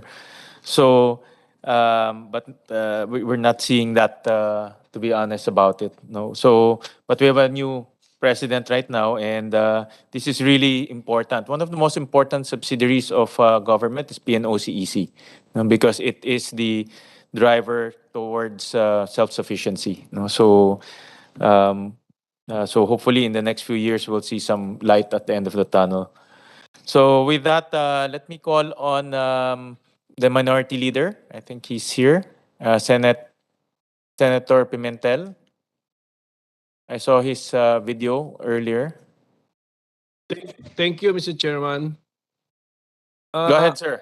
Yes, una sa lahat, I'm sorry, no, I was late logging in. So I understand tatlong corporations po ito, Mr. Chairman, ang ating hinihir ngayon. Yes, three corporations under the DOE.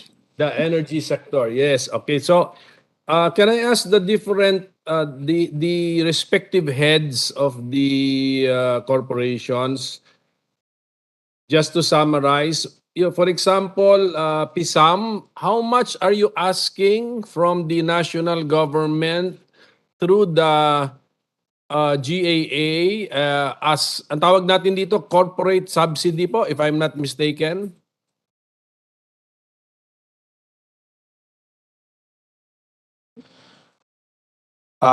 Mr. Chair, Senator Pimentel, Yes. what we are asking for through the Mura Kuryenteng Act or the MKA is 8 billion. What we are receiving is 8 billion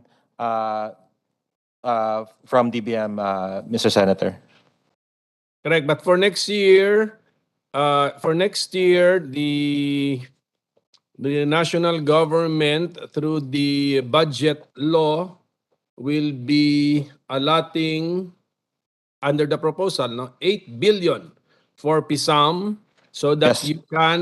you can comply with the Murang Kuryente Act. Yun po ba yun? That's correct, Mr. Senator. That's correct. Okay, so what is expected of you to do at the cost of 8 billion pesos under the Murang Kuryente Act? Sorry, Mr. Senator, can you repeat your question, Mr. Senator? Yung halaga na 8 billion pesos, paano nyo po gagastusin yun pursuant to the law that we cited, the Murang Kuryente Act? Okay. Thank you for the clarification, Mr. Senator. So the 8 billion allocation from the Mura Kuryenteng Act is supposed to pay our stranded debts. But however, because of just the 8 billion allocation, we will need to further incur borrowings to pay for our other requirements, Mr. Senator. To pay for the stranded debts of Napocor. Tama po ba yun? Yes, Your Honor. Eh, hindi ba yun na yung from the very start when PISAM was formed, yun na yung inyong purpose? Part of the main purpose of PISAM is to administer the universal charge. There are 5 components. One of those components is the stranded debts, Your Honor. And under the MKA, under the MKA law, we had about prior to the MKA law, we had about 208 billion of worth of stranded debts. And under the MKA law, I think we were allocated the same. However, from the start of the MK law until today, we've received only about 8 billion per year from national government. So we've been funding that differential through additional borrowings, Your Honor. So yung the rest of your corporate operating budget, kasi ganun yun, di ba? You're asking for funds from the national government, yun, nasabi na natin 8 billion. But you also have a corporate operating budget. How do you raise this component, yung inyong internally generated corporate operating budget, less the subsidy from the national government? Lahat ito inuutang? No, Your Honor, we do have revenue. So starting because of the current plants being operated by PSAM, we do have revenues coming from sales of energy. And that sales of energy comes from different sources. It can come from the wholesale electricity spot market or WESM. It can come from various bilaterals, which we call the contracts for supply of electric energy or CSEEs, and ancillary services.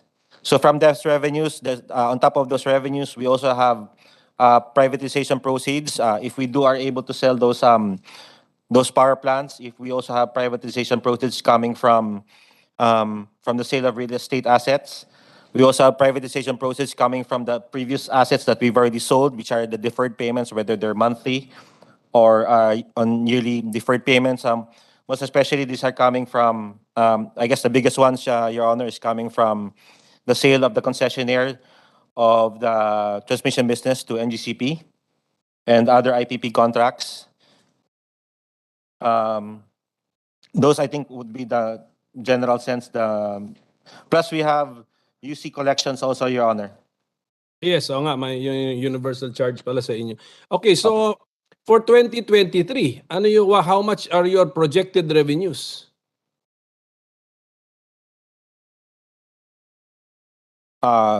Give me a minute, Your Honor, please.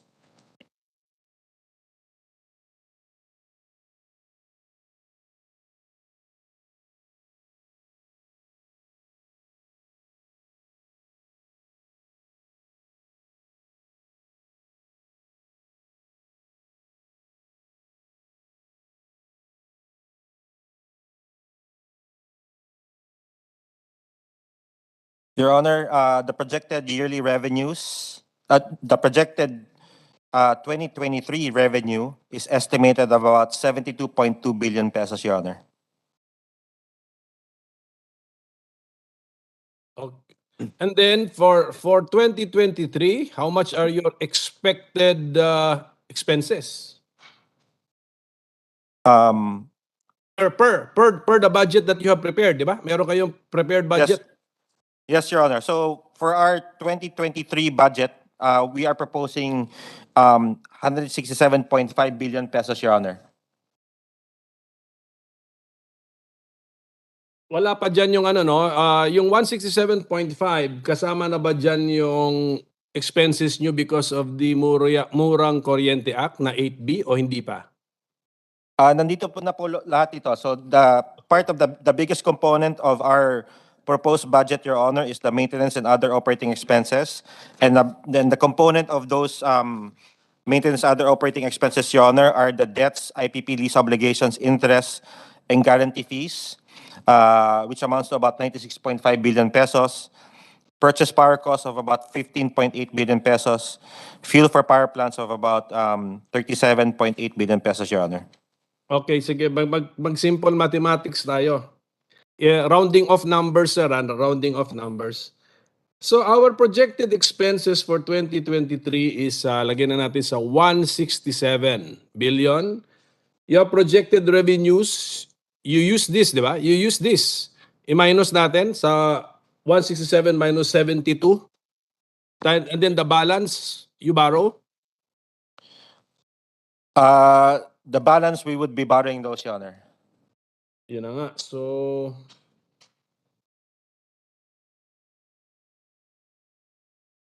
you will borrow for next year around 95 billion, Your Honor. 95 billion pesos? That's correct, Your Honor. Our Okay. projected-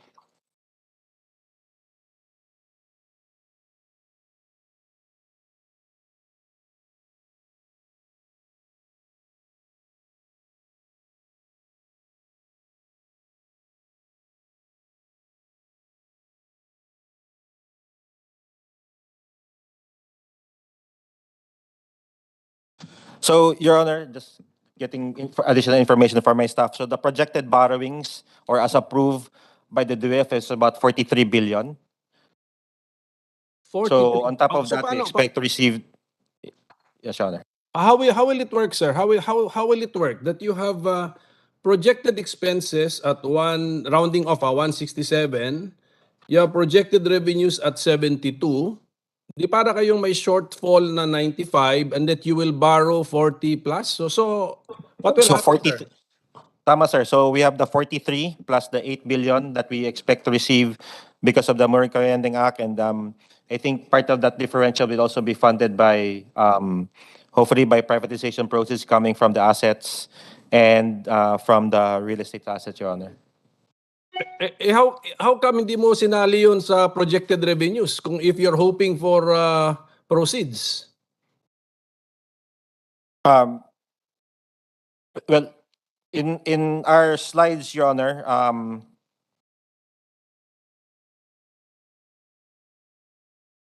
Ang point ko, Mr. Chairman, we are presented with a corporate operating budget na may projected expenses. And yet they can survive for less than for less than that amount. So what kind of planning is that? Medyo nalilito lang po ako, Mr. Chairman.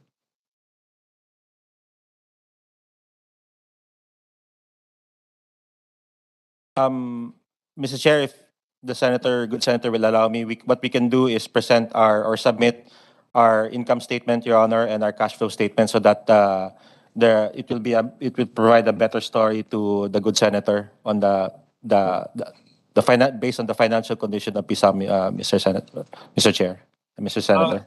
Sige sir, but I will also need to ask my to hire somebody who understands all of these financial statements. Hindi rin ako marunong magbasa niyan. Actually, we're conducting this public hearing sa budget so that our people who want to know or care to know will at least understand, no, yung mga hinihinging halaga. You are public corporations, meron kayong mga gastusin na hindi makikita immediately sa national budget na law kasi nasa corporate budget pala ninyo. So, but ito po ang sagutin nyo.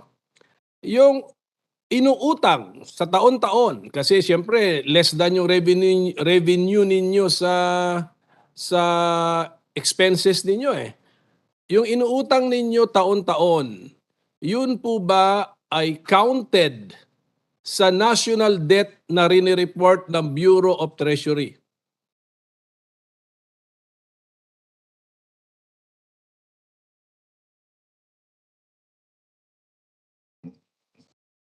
The response, Your Honor, is yes.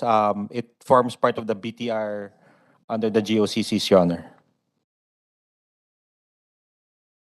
So that's correct. Kaya nga dapat pati yung mga corporate operating budgets ng ating mga GOCCs, minomonitor din talaga yan at saka hindi nakatago sa mga technical na mga financial statements. Dapat kaya nating i-verbalize, i-laymanize, explain natin in our hearings in layman's term, kung pwede sa national language, para maintindihan ng taong bayan. Kasi ang waldas kung meron man, kung may waldas man ng GOCC, nagko-contribute sa bottom line ng national debt. At ito sa isang hearing naman namin, Mr. Chairman, nandun yung Department of Finance, nandun yung BTR, tinanong ko sila, magkano ang babayarin nating utang sa 2023? O para maintindihan, ira-round off ko rin yung mga figures para lang maintindihan din ng ating mga kababayan who care to follow, no, to monitor these hearings.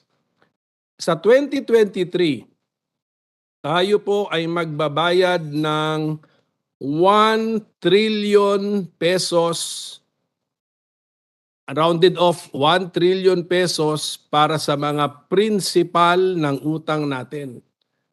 At tayo rin ay magbabayad ng round off ko din 500 billion pesos para sa interest ng mga utang natin. Edi isuma total natin yung dalawa, 1.5 trillion pesos ang ating pagsisikapan, papawisan, pagtatrabahuan, plus uutangin din para lang makabayad tayo ng utang, principal and interest. And then itong napakalaking halaga na ito, contributory na lahat. Even our GOCCs, meron silang mga operating budgets which must be reasonable. Dapat ganun din po yung ating requirements sa kanila. It must be reasonable. So that's the reason why I'm asking Mr. Chairman, ang mga head ng ating mga tatlong government corporations ngayon. Ngayon, yes, sige. Who wants to react? Sige, yes, sir.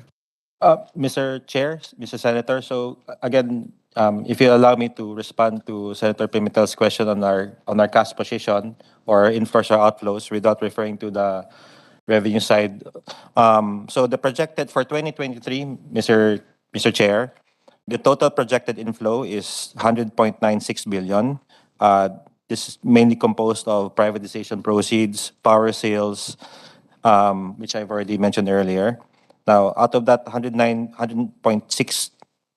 billion pesos, if we add there also the 8 billion that we project to receive from the MKA and the planned borrowings coming from, as approved by the DABM, We have a total sources of funds of about 179.6 billion pesos. If we match that against our projected operating budget of about 167.5 billion pesos, we project to have an ending cash balance, Mr. Chair, of about 12.1 billion pesos. Okay, so may technical term inflow ang ginagamit nyo pala, inflow. So Opo. okay. Okay, pero klaro sir, part of the inflow ay utang.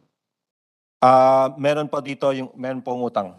Yes, magkano yung sabi mo kanina? 43 billion?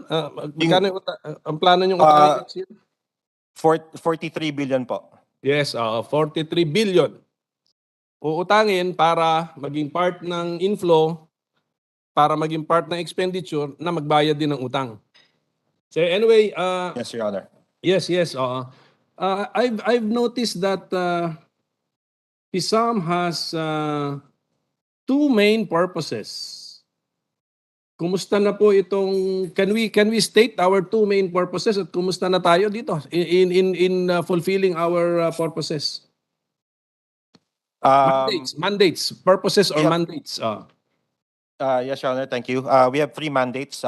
We are to take ownership of all the existing assets, liabilities, IPP contracts, real estate, and other disposable assets of Npccob, including Transco. Once we take ownership of those assets, we are supposed to manage the orderly sale, disposition, and privatization of these assets to liquidate the NPC financial obligations. And lastly, Your Honor, one part of our mandate is also to administer the universal charge.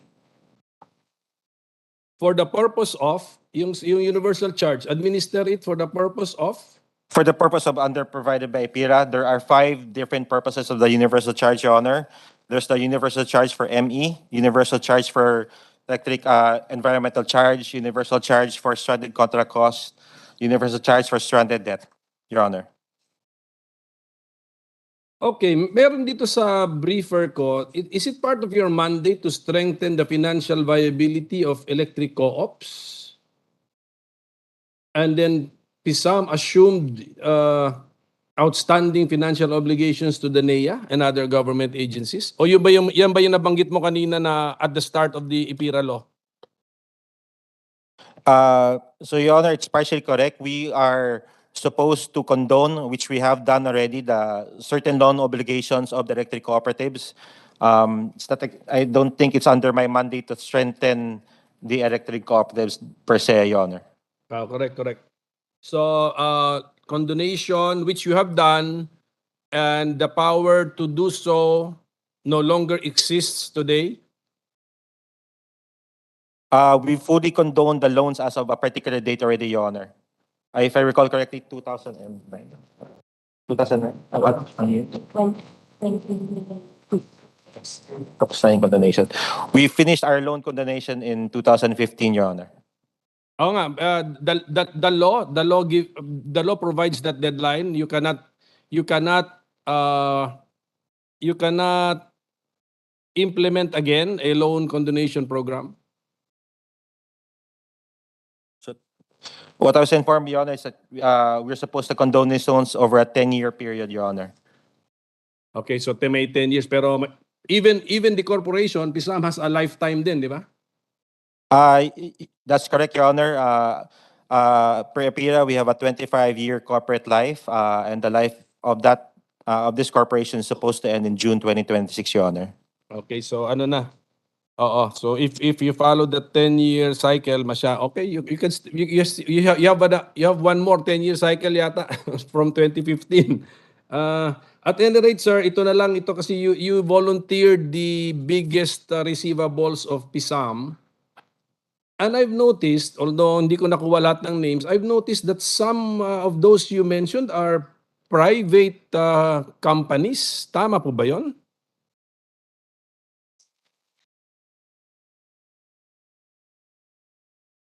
May global ka pa nga binanggit, global.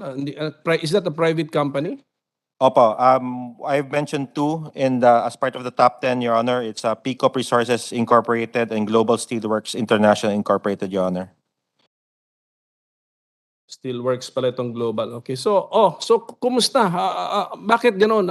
Parang nagka-free pass tuloy ang okay lang yung electric co-ops kasi I think the national government through legislation can probably find a remedy out of the situation. Pero pagdating sa private companies, parang naka-free pass siya. Para siyang all the other private companies competing with them or competing in the marketplace pay their electric bills. Yes, Your Honor. What we are aware of, Your Honor, is that for Pickup Resources, it's already a closed. The company has closed down already. For Global Steelworks, Your Honor, please forgive me. We're not exactly yet sure on the status of this Yeah. corporation, Your Honor. Magkano po yung sa Global Steelworks? Per our records, Your Honor, it's 1.9 billion pesos, Your Honor. 1.9, no? Apo. 9, sir. So, hindi rin mga malilit na halaga ito. 3.3 billion sa Pickup, then 1.9 billion sa Global Steelworks. So, Yung ano, wala pong recommendation ng legal department ninyo? yung alam ko po, pinapadalan po namin ito ng mga demand letters, Your Honor, but pero si Pickup kasi, sir, yung alam ko, nagsarado na po ito eh. Opo. Pero meron siguro kay legal department, di ba, na parang Meron. in the liquidation of the these assets, Your Honor. of the insolvent or a bankrupt company or a company going out of business, hindi ba may karapatan ng creditor to file a claim? Yes, Your Honor. Normally, creditors are first in line for claim, Your Honor. So let me get back to our legal team, sir, see if what we actually are doing here, Your Honor. Report na lang siguro, sir. Just give me a report. Kasi lawyer din ako, kaya gusto ko rin matuto dyan eh. Pero alam ko yung basics, ganun yung basics eh. Sige po. Siyempre, creditor kayo eh. Yes, Your Honor. Tsaka malaking halaga. Tsaka, naglalabanan kayo sa marketplace eh. For to the tune of 3 billion, ginastos ng ibang companies yun sa power costs nila, ito hindi. But well, at any rate, Mr. Chairman, mag-suspend po muna ako at kayo po muna para i-monitor ko muna yung... Hindi, teka muna, Mr. Chairman, teka muna. Tatanungin ko pala ulit yung dalawa na focus tuloy ako sa PISAM, but I'll go to the PNOC. How much are you asking as corporate subsidy, PNOC? Senator Coco, our proposed budget is 3,595,000,000 pesos, sir, and this is to be sourced from internally generated funds of the company, sir. The breakdown of this is 6.4% is for personnel services, 10.2% is for maintenance and other operating expenses, and the biggest portion of it is the capital outlay, which is 83.4% or 2.999 billion pesos. This is broken down, sir, into the following. First, the biggest portion is the 2.5 billion, which is for the targeted fuel relief program, which, as I presented earlier, would now be subject to the policy review of our good secretary, as he had wanted to go over all the programs of all the corporates attached to the DOE. The next biggest portion is for 294 million, which is really for our energy supply base in Batangas Port Development, which is 248 million. And then the other portion is the maintenance of the PNOC's building, which is 46 million. The next in the ranking is for infrastructure assets, 152 million, which is for the rehabilitation of the seaport system, which is 107 million, and the establishment of a marine vessel refueling station, which is 30 million, and the establishment of a 2-megawatt solar project for our industrial park. Sige sir, na part na yata yan sa presentation ninyo kanina, no? So Yes, yes, sir. I'm sorry kung na double natin yung effort natin. But I want to note, ang sinabi nyo, you are not asking for any centavo from the national government. This, sabi mo, 3.595 billion ang inyong corporate operating budget but internally generated. Yes, sir. In fact, I think the PNOC corporation is in a unique situation where we're being asked to get approval from both houses of Congress, and we are using our internally generated funds. But we abide by that current situation, sir. Precisely because you have debts. Do you have debts? We have, in terms of, we have liabilities, sir. I'll just give you highlights of our financial statements. Gross revenue is 3.2 billion pesos, expenses of 656 million, taxes of 595 million. But we have a net income after tax of 1.987 billion pesos, and we have assets of 39.5 billion pesos, total liabilities of 4.7 billion pesos, and a total equity of 37.7 billion pesos, sir. Ano yung net income, sir, for what year yun? Net income after tax for 2023 is 1.987 billion pesos. Projected. 2023. Projected po yan. Yes, sir. Factual na lang. For 2021, what was your net income? Factual. Tapos na yun eh. I will ask our VP for Finance to give the figure. Sige po. Kasi meron lang akong follow-up question eh. For Sige. our 2022, our net income is 2 billion 19. 2022, sir, projected pa rin, no? Expected pa Yes. rin. Sige For po. 2021, Or our 2021. net income is 1.092 billion pesos. As of Sir. August. For as of August 2022, our actual is 1.896 billion pesos net income. Sige sir, kunyari for example, yung net income nyo sa 2021 na 1.09 billion. Yes.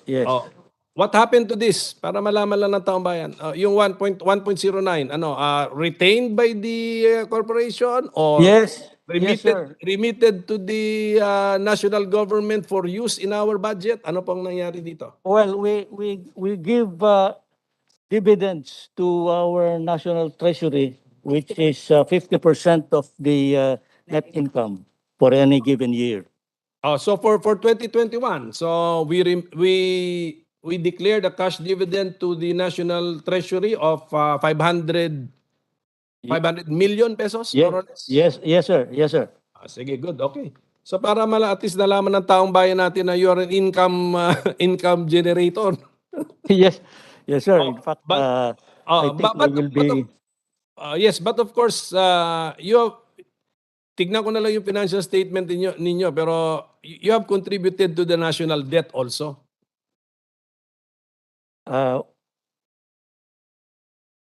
We don't actually, Mr. Chair, we have to ask permission to borrow. Time borrowing, sir. We have no borrowings. You have no borrowings. Okay, so maganda. So we'll look at the PNOC. Tapos meron pa kayong you have two SEC registered, subsidiaries. Tama po ba yan? Yes, sir. The PNOC-RC and the PNOC-EC. Yes, but these are SEC. Naging korporasyon ito because of SEC registration or incorporation. Tama po ba? Yes, sir. Sige po. And then, ano kasi kayo you also, tama po ba yun? You also receive the dividends from saan man naka-invest si PNOC-EC. Ganun po ba yun? Well, actually, Sir, that has been changed. In fact, they are now remitting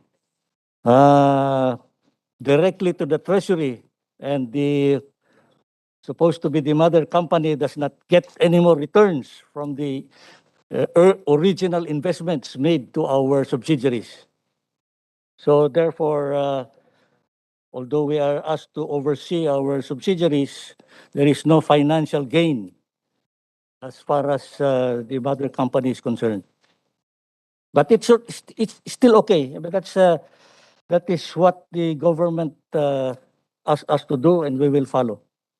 Oh, good, good. Oh, very good. I think, very good. At least meron tayong declaration of cash dividends for the government.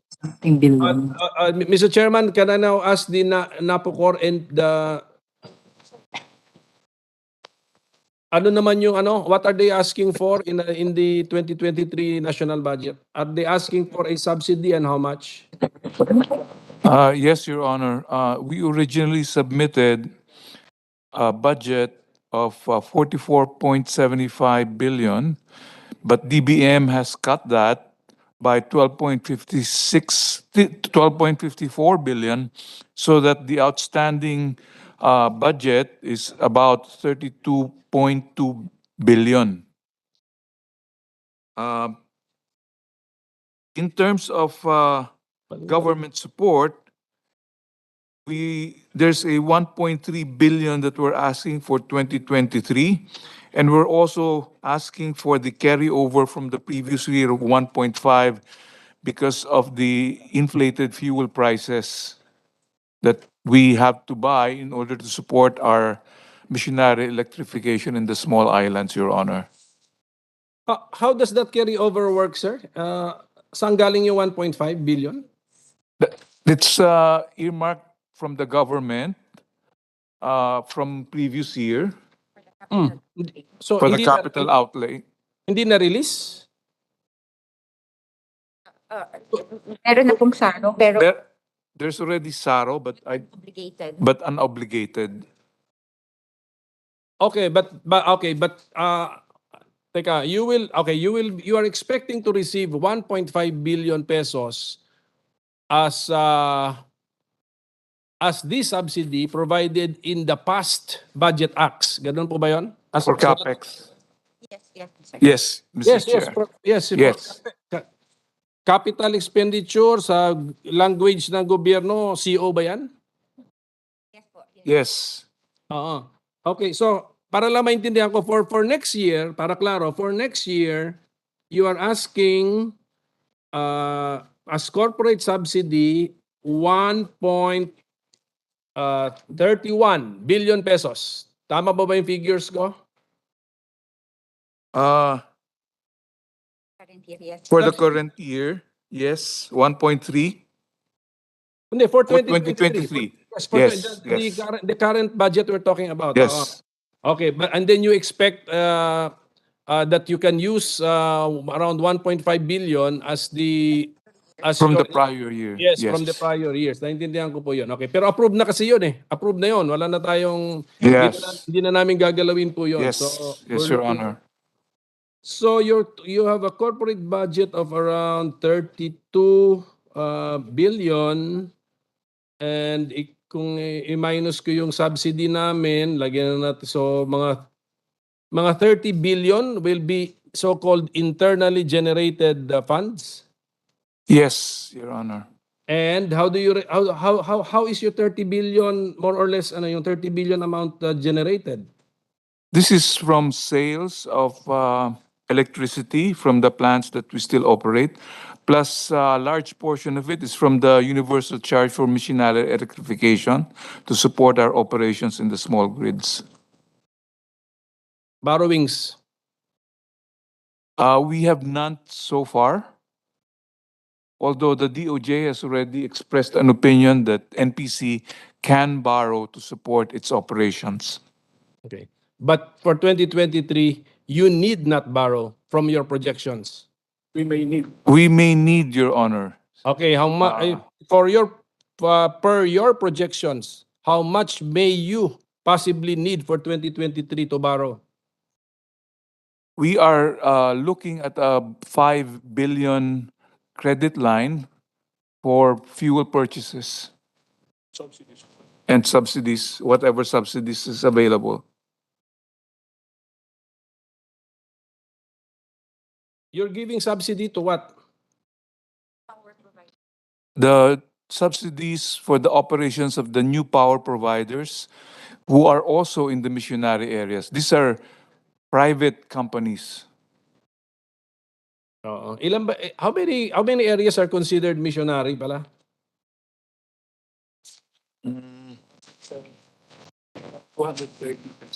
Around 230 areas, Your Honor. Okay. When we say area, sir, is this at the level of barangay o sitio na pinag-uusapan natin? Barangays. Barangays. So pag sinabi mo 230 areas, 230 barangays are considered missionary. Yes, yes. So at least na klaro 'yan. And of course, you have a listing diyan eh. So paki-submit na lang po 'yon ang listing. I'm sure na-submit niyo na rin 'yan. Apa. Yes, we will submit, Your Honor. So, Mr. Chairman, in the meantime, I'll suspend so that I can process or digest all of the information that I was able to elicit, Mr. Chairman. So, thank you for the time and thank you to the agencies, the corporations who responded to my questions. Salamat po, Mr. Chairman. Thank you, Minority Leader. Thank you for your very important question, especially on national debt. I think we should be concerned with that. That's actually the biggest elephant in the room in terms of fiscal position. So with that, Senator Amy, are you online with us? Do you have any questions? Or to the other senators? So hearing none, I'll proceed with my questions. I'll start off with NPC. And of course, NPC is tasked to run the power plants in the missionary areas. It's also tasked to power the SPUG and the missionary areas. So over the years, it has been buying a lot of asset. Of course, with asset, spare parts, with asset, also fuel. No? So, but on the other side, the PSAM is tasked to privatize. In fact, the assets that are being privatized by PSAM came from NPC once upon a time. No? So there's a dichotomy there. No? But there's also a mechanism right now that we employ in NPC, and that's the NPP and the QTP. No? This is meant to invite the private sector to participate in the missionary electrification program. So let me just show you one slide. I'll show you a slide. And this is the property, plant, and equipment item in the balance sheet of PSAM, of NPC. And you can see that over the years, it's growing, no? Meaning NPC is buying a lot of assets, accumulating assets. And again, I want to emphasize on the dichotomy because on one hand, we're privatizing, one hand, we're buying, no? And then let me also show the NPC operating gensets, figure 2. And over the years, the NPC operating gensets has been also growing. No? Now you operate about 716 gensets nationwide. I know President Chikoy knows about this because his district is probably one of the beneficiaries of the gensets. Saan ba yan? Figure 2.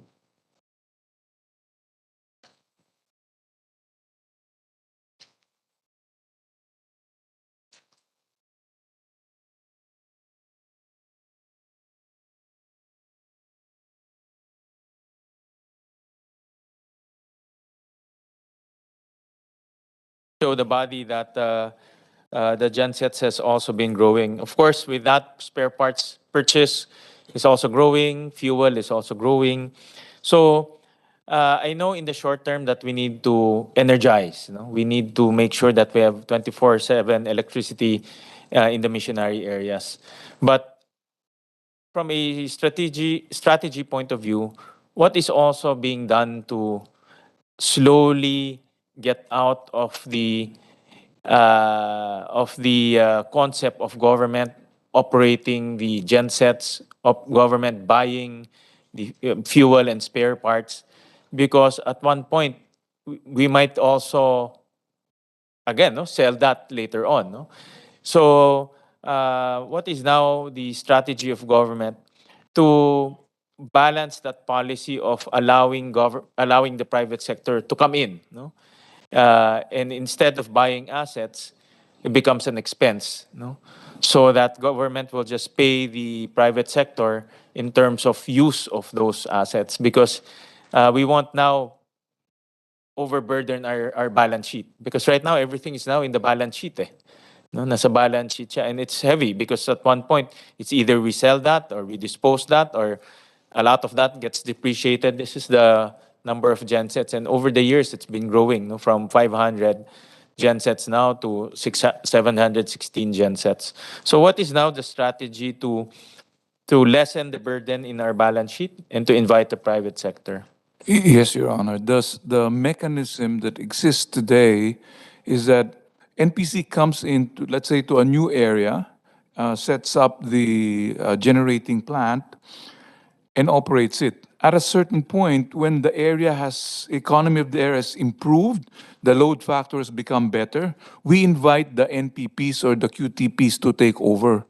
So a bidding is mandatory to determine the lowest cost provider, the avoided cost, and the difference will be subject to the UCME to support the operations of the private sector.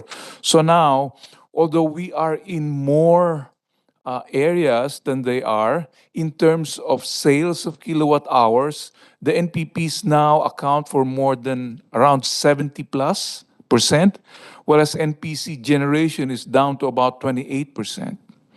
So of course, when they take over the area, we are if we are able to move our assets to new areas and then start again until they are sufficiently viable for private interest to materialize.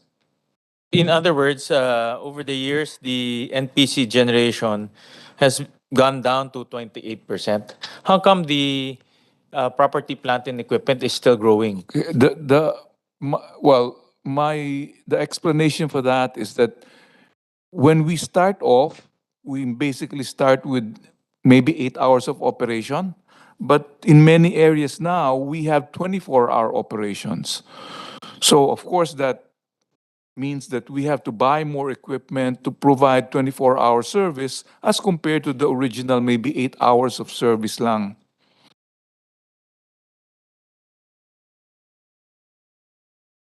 So right now, 24-hour service,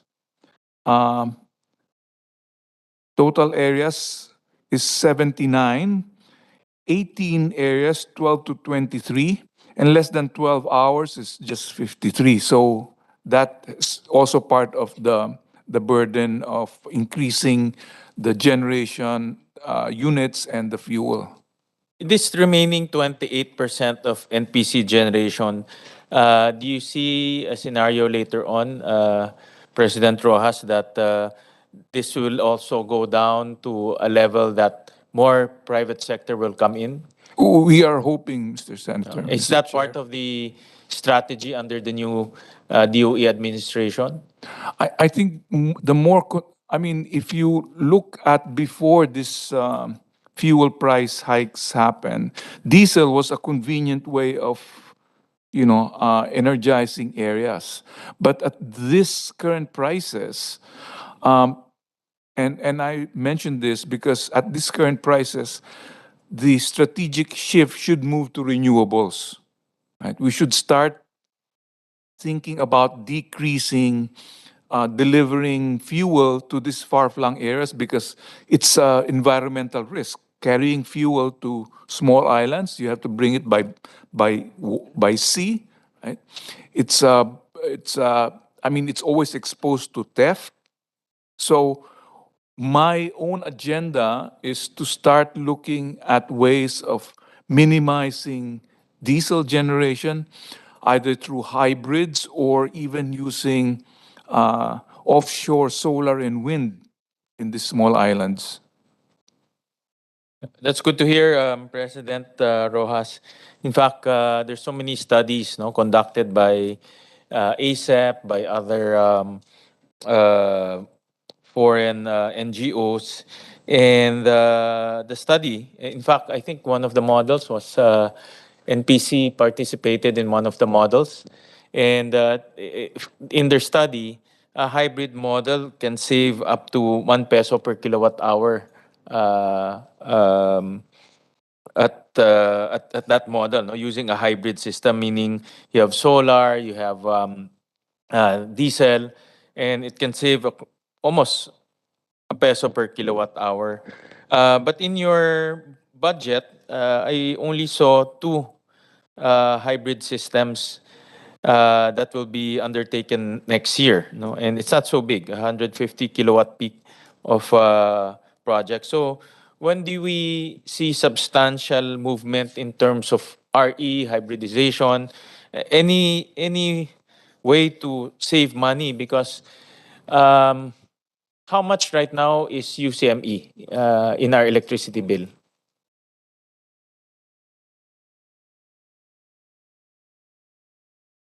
It's about 0.1783. 0.18 0.1783. 0.1783. How much is your application for true up? Application. May application kayo, no? Diba? Because your cash flow is deficit eh. Still pending on. How much is the total application? There's a pending 0.049 pesos per kilowatt hour that 0.049. pending before the ERC. Okay. So from 0.17, if your application will be approved, it will become 0.21. So, in other words, tataas yung presyo ng kuryente natin. No? That's correct, Your Honor. So, in my point there is, if we can get away from diesel. Diesel is a culprit eh. We all know diesel is a culprit. No? And 100% of your power plants are all powered by diesel. No? So, if we can get out of that use of diesel, at least naman taper it off at one point. Because based on our data, the fuel purchase is also going up because of the value and also the volume. No? So how? But in next year, you only have two hybridization projects. So when do we see a much more substantial hybridization project? I've only been in the office for about 2 weeks, Your Honor, but I promise you that we will go aggressively to replace that diesel generation with other RE. Thank you, President Rojas. That's a very good feedback because any way we can reduce the purchase of diesel talaga ang masakit eh. And of course, that's being subsidized by all of us outside of the missionary areas. And ano yan? Right now, how much is the yearly UCME being allocated? Total or nominal value? 12 billion? More or less?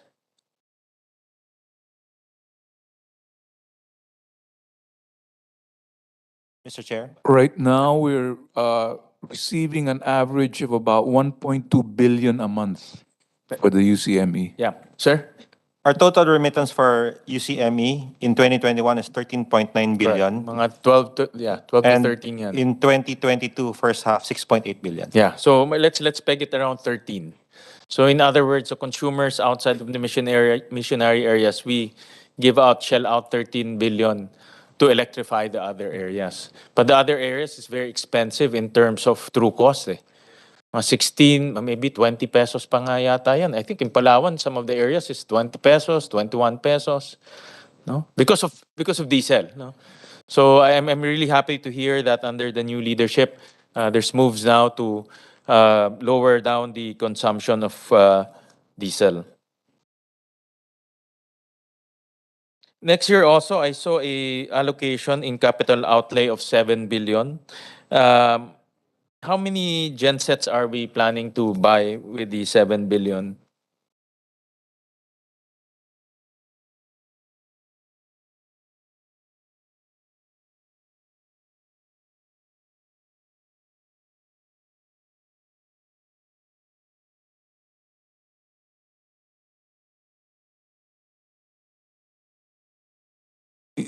Total megawatts for 2023 is about almost 40 megawatts, but we plan to ease it down to about 4 by 2027, Your Honor. But for 2030, for next year, 2023, It's about 40 megawatts, Your Honor. of new capacity? Yes, Laki yan, ah. megawatt. That's big. Yes. And that will be the 7 billion in capital outlay will be used to buy those 40 megawatts. Tama po ba? 7 billion lang ba? How many gensets are these? We have an idea of gensets. Or are there other assets? Are there other technologies that you will buy? Ano yung binabanggit? Yeah, in terms of nominal. In In terms of units, how many units? Ito. It's about 40 megawatts. So alam That's ko the iba-iba total. yan eh, diba? Yeah, May iba-iba. 100 kVA, 200 kVA. Yes. But how many, just give us an idea how many units ang bibilin? For genset is 308, LTE 9.83. Okay. For our data, Your Honor, it's about 308 units. 308 units. Yes. Yeah. So my point there is that 700 plus 300, 1,000 na ang gensets ng spread across the country. So logistically, it's also a problem. By 2024, we're bringing it down to about 11 megawatts. So there's a drastic decrease from 40 to 11. And then by 2025, it'll be around the same number, 11 to 12 megawatts, then down to 4 megawatts by 2027. This is NPC owned This power is plants. NPC owned, Okay. yes. Yeah, that's good. Just submit to us those plans. Yes, we will it's submit. really encouraging to hear that. I would rather I would rather allocate budget towards expense rather than the balance sheet, because the balance sheet is it's very difficult to dispose. No? And again, it's a dichotomy where government wants to go.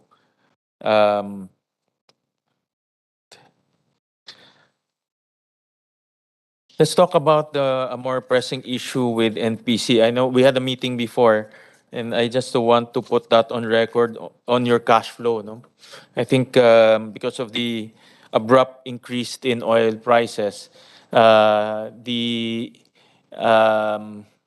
cash flow of NPC has been really badly hit. No, both in terms of fuel costs and also in terms of NPP payment.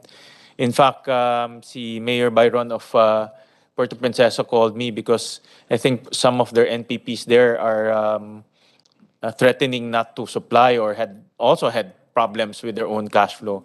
So just give us an update on, just break it down in simple terms. How much is the deficit this year and next year? And then if we don't get it through the GAA, what are the other modes that NPC can use to improve the cash allocation? For this year, Your Honor, just this year, we expect a financing deficit of about 10.5 billion.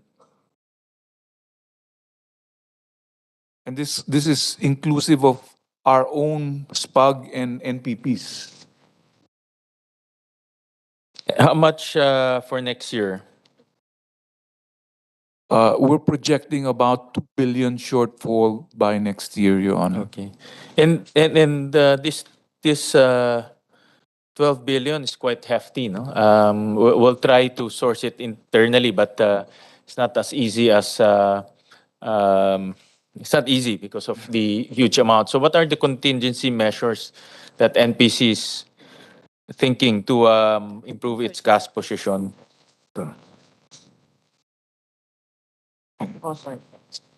Your Honor, we're looking at one is approval of the ERC petition for true up to adjust to recover our true costs of generating.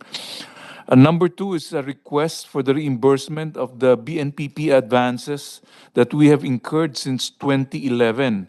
This would total to about more than 404 billion, sorry. Billion. Million, sorry. And then, of course, if any other shortfall, we would request the government for more support, and also we intend to tap revolving credits for our fuel purchases. I understand it in your presentation that you will also um, go into loans, no, into borrowings. Is this going to be, assuming, of course, the first option here is to get budget from national government. No? Assuming that will not happen, how much borrowing are you planning to do in order to stabilize your cash flow? We are looking at a 5 billion revolving credit facility from the Land Bank, Your Honor. We are currently negotiating on the terms of this credit facility with them. Is that already a done deal, the credit facility? No, we've only discussed terms this week, Your Honor. Okay. In terms of the true up application, what's the latest on that application? And how much can you raise using the true up application? For the total, it's around 5.5 billion. The status now is still with ARC. I was told that the total is about 5.5 billion, but it is still pending with the ERC. Okay. And this will be recovered Over a year. Yes. for over a year. So the lag is really the processing time Yeah. plus 12 months. Correct. So you don't get the cash right away, no? You get it in the next 12 months. All right. And it's still pending with the ERC? Yes. Okay. All right. Another request from NPC, no? Is there's a amendment to a special provision, no? To include other sources as authorized under existing laws. What are these other sources?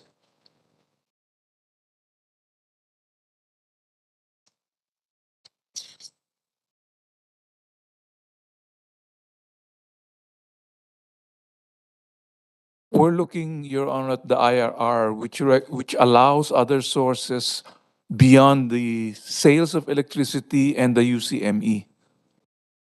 What are those? Because this is also for This would be loans, borrowings, or any other grants that we can receive, Your Honor. but right now, without this special amendment in the special provision, you cannot borrow, or you can still borrow. We can still borrow, Your Honor. Okay, so why do you need this additional amendment? I just want to understand what are the other sources Just that you are contemplating. cover the authority to borrow recently allowed by the DOT opinion. I was told this is required to cover the borrowings that was recently allowed by the DOJ opinion, right? So the servicing of such borrowings. But since you have borrowed or almost going to borrow, can you appropriate those borrowings even without this special provision? Can you use those borrowings?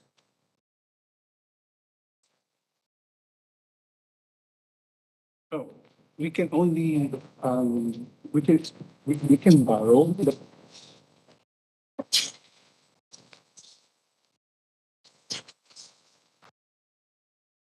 Your Honor, we need it because the borrowings is not covered under the GAA. So we need the authority basically to spend. Okay, so for example, your application with Land Bank is approved. No, assuming next week, you cannot use the funds. You can? So why do you need the amendment for? You want? Because if you do this amendment, we have to be very clear what funds are we aiming to use. May we recognize Attorney Ridulme, our Chief Legal Counsel, Yeah, to go ahead. Yeah. Good morning, Mr. Chair. Yeah, good afternoon, sir. Yeah. The reason why we asked for the amendment of the special provision is just to clarify and to erase any other doubts that NPC can avail of borrowings as one of its options for funding.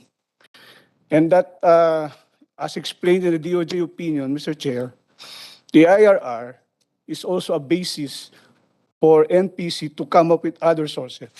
So we deem it included in special provision to clarify it. Okay. That's clarified then.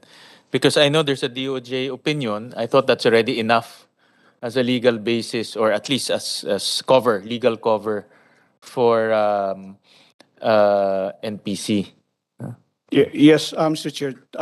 Previously, because DOJ has a different opinion on this issue, and they came up with another new opinion, this time clarifying their previous opinion, not allowing it.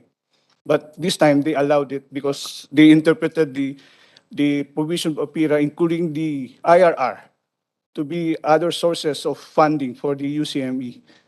Okay, and that's just to give it additional legal backing. This Yes, Mr. Chair. okay. This is proposed. Okay, and there's also another proposal from NPC to lengthen the year for the subsidy release for programs and projects. Before it was 2018 to 2021.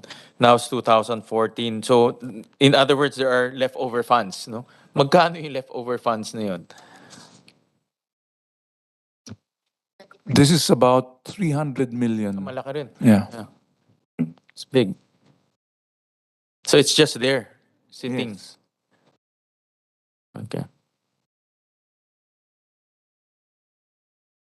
All right.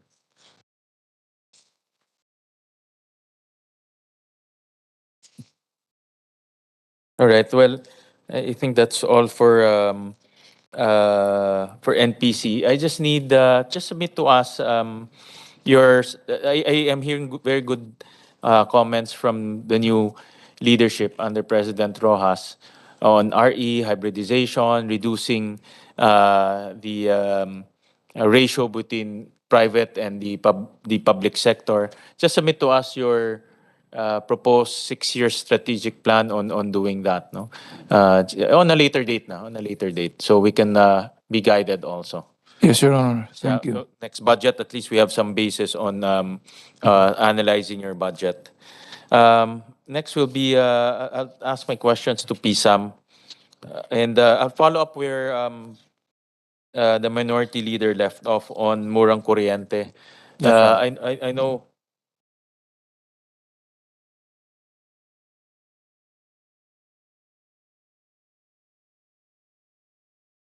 Please submit to us also sa NPC yung leftover funds, no? Just take note of that, ma'am, sa finance. In Murang Kuryente, it's definitely not what we envisioned, no? Attorney De La Serna. What we envisioned is, just to put it on record, is to use Malampaya as the source to pay stranded debt, stranded cost, no? That was the vision for this law.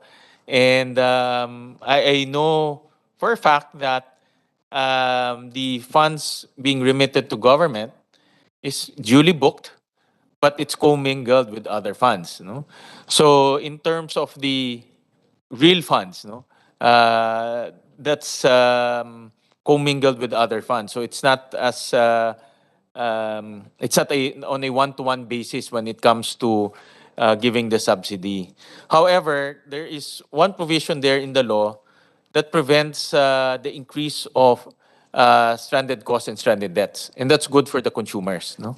The problem is maiipit doon ang PSAM, no? Especially if the government doesn't give you what you need to absorb or pay for the stranded costs, stranded debt. So my question is, for 2023, I know the allocation is only 8 billion. How much do you need, no, to pay for just 2023 lang, wala muna yung mga backlog kasi nagkaroon na ng backlog. Just for 2023, to put it in proper perspective, how much do you need for murang kuryente? Yeah. Sabihin ko lang ito. So, thank you, Mr. Chair, right? Per our calculations, what we need, based on what we've applied with the national government, what we need for stranded debt and fund stranded contract costs is about 81.7 billion pesos. Now, ERC has their own formula on how to calculate it, so they say it's about 47. But what we actually need is 81.8 billion pesos. What we actually receive is, or what is actually provided by government is this 8 billion pesos, Your Honor. And then since the enactment of the law, only 8 billion has been provided, correct? Since the enactment, what we've received in total, if we include also 2023 project, is about 24 billion. 24, I mean 8 billion every year. 8 billion, Yeah. yes, sir. So how much is the balance since the enactment of the law? Meaning, if 24 billion has been provided, how much is the balance to pay off all the stranded debt, stranded costs for the last 3 years? Well, the total over the past 3 years, the total SD and SC that we need is 214.8 billion pesos. So if we remove 24 from that, Your Honor, that's about 190. Is that correct? How much that? 190? So that is the amount that you borrowed, correct? Minus 24. Yes, 190. The total amount of borrowings, however, is different, Your Honor. Like, for example, in 2021, the amount of approved borrowings is only 48. In 2022, it's 53 billion. Then in 2023, it's what's... Because you have proceeds, diba? You have proceeds May coming private in proceeds also. pa, sir, You have in the proceeds Senate. coming in. So, Yes, sir. Because of the Murang Kuryente Act and minus the proceeds, how much did you borrow for, how much do you need to borrow for 2023? 2023. Your Honor, what per our projections, what we need is 62 billion. This includes Murang Kuryente Act na? No, Lahat- including Moriang Corriente, it's 70 billion, Your Honor. 70 billion. Okay. But out of the 70 billion, can you segregate which one is for Murang Kuryente Act here? Well, the Moriang Corriente is 8 billion.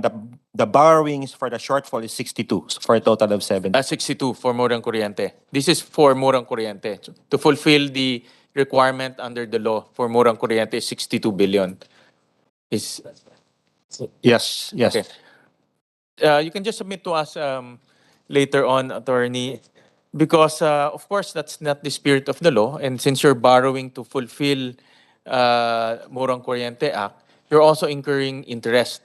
Correct? Yes. I just want to know, I don't know if you have it now, how much interest are we incurring because government is not fulfilling its mandate or the spirit of the law? Okay. Thank you again, Mr. Chair. The total amount of borrowings over the past year is about 144. The borrowing cost associated with that, inclusive of the projected for 2023, is about 26.4 billion pesos, Your Honor.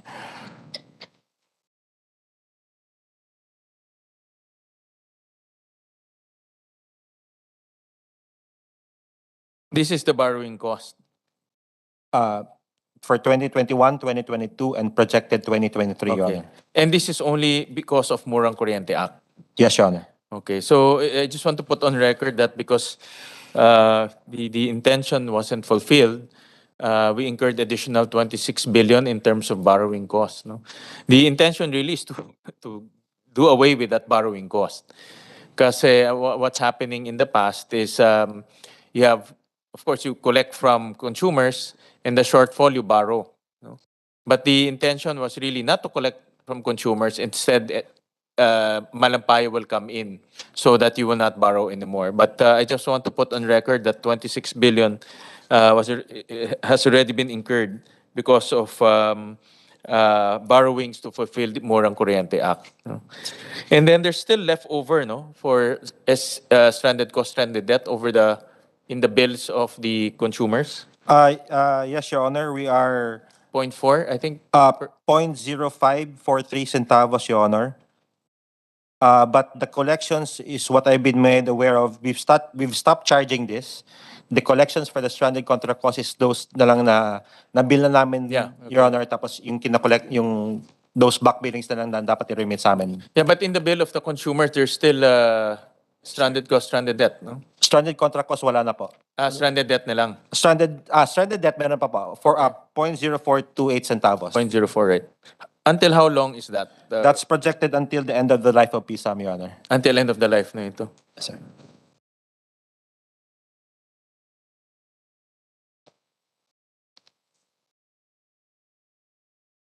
Okay. All right. So I guess again, no, it's I have to recognize that government is balancing its cash flow, but then again, we're actually spending incurring additional 26 billion because we're not allocating the funds necessary to pay off the stranded cost, stranded debt under the Murang Kuryente Act. No? So that's where we are right now. I'll go to another topic, Attorney. In terms of assets for privatization, I can see that there are remaining assets here. What's the plan to privatize, just the power plants, the generation assets? What are the plans to privatize the generation assets? Sure, Your Honor. So we plan on privatizing the Kaseknan hydropower plant. We already have a go signal there from the PISAM board. So we've actually already conducted an investor forum for actually two. Which is the Kaseknan hydropower plant and the Caliraya Botocan Kalayaan power plant.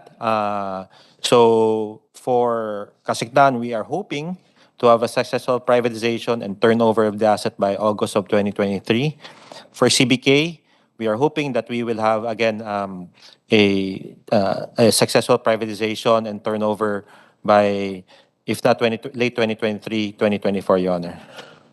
So there are only two power plants that are scheduled for 2023 to be privatized. Yes, Your Honor. This is the CBK, which is about 796 megawatts in capacity, and Kaseknan 165 megawatts. Yes, Your Honor. And what's the timetable to complete the privatization? For Kaseknan, for turnover, hopefully if the bid is successful by August 2023. For CBK, March 2024. Okay. There's one more asset here, no? Itong Mindanao coal-fired power plant, 200 megawatts in Misamis Oriental.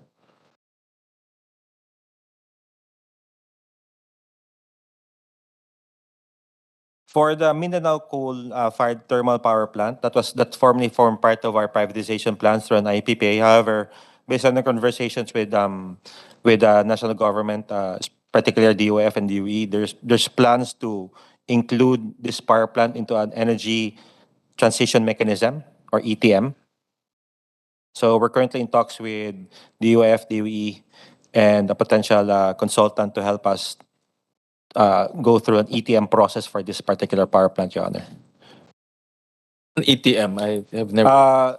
The simple concept, Your Honor, is that there is an early termination or early life termination for this power plant, and for the power plant to be converted to an RE facility. Okay. The land or the area to be converted into an RE facility. They've targeted Mindanao Coal given the projected excess capacities in Mindanao. Okay. All right. I won't talk about Agus Pulangi anymore, no, because that's a little sensitive and political. We'll talk about that later on. Another is the leftover financial obligations. How much is still left over in terms of all the financial obligations? As of June 2022, the leftover obligation is 355.9 billion pesos. So total debts is about 272 million and IPPD's obligations of about 83 billion, Your Honor. The total obligations to be paid in the next few years. That's amounting to 355.9 billion pesos. Your Honor. That's total na, 355. Okay. And are we scheduled to pay off everything based on your cash flow? Yes, Your Honor. So by the end of the life of PSAM, everything will be paid. Let me get to that.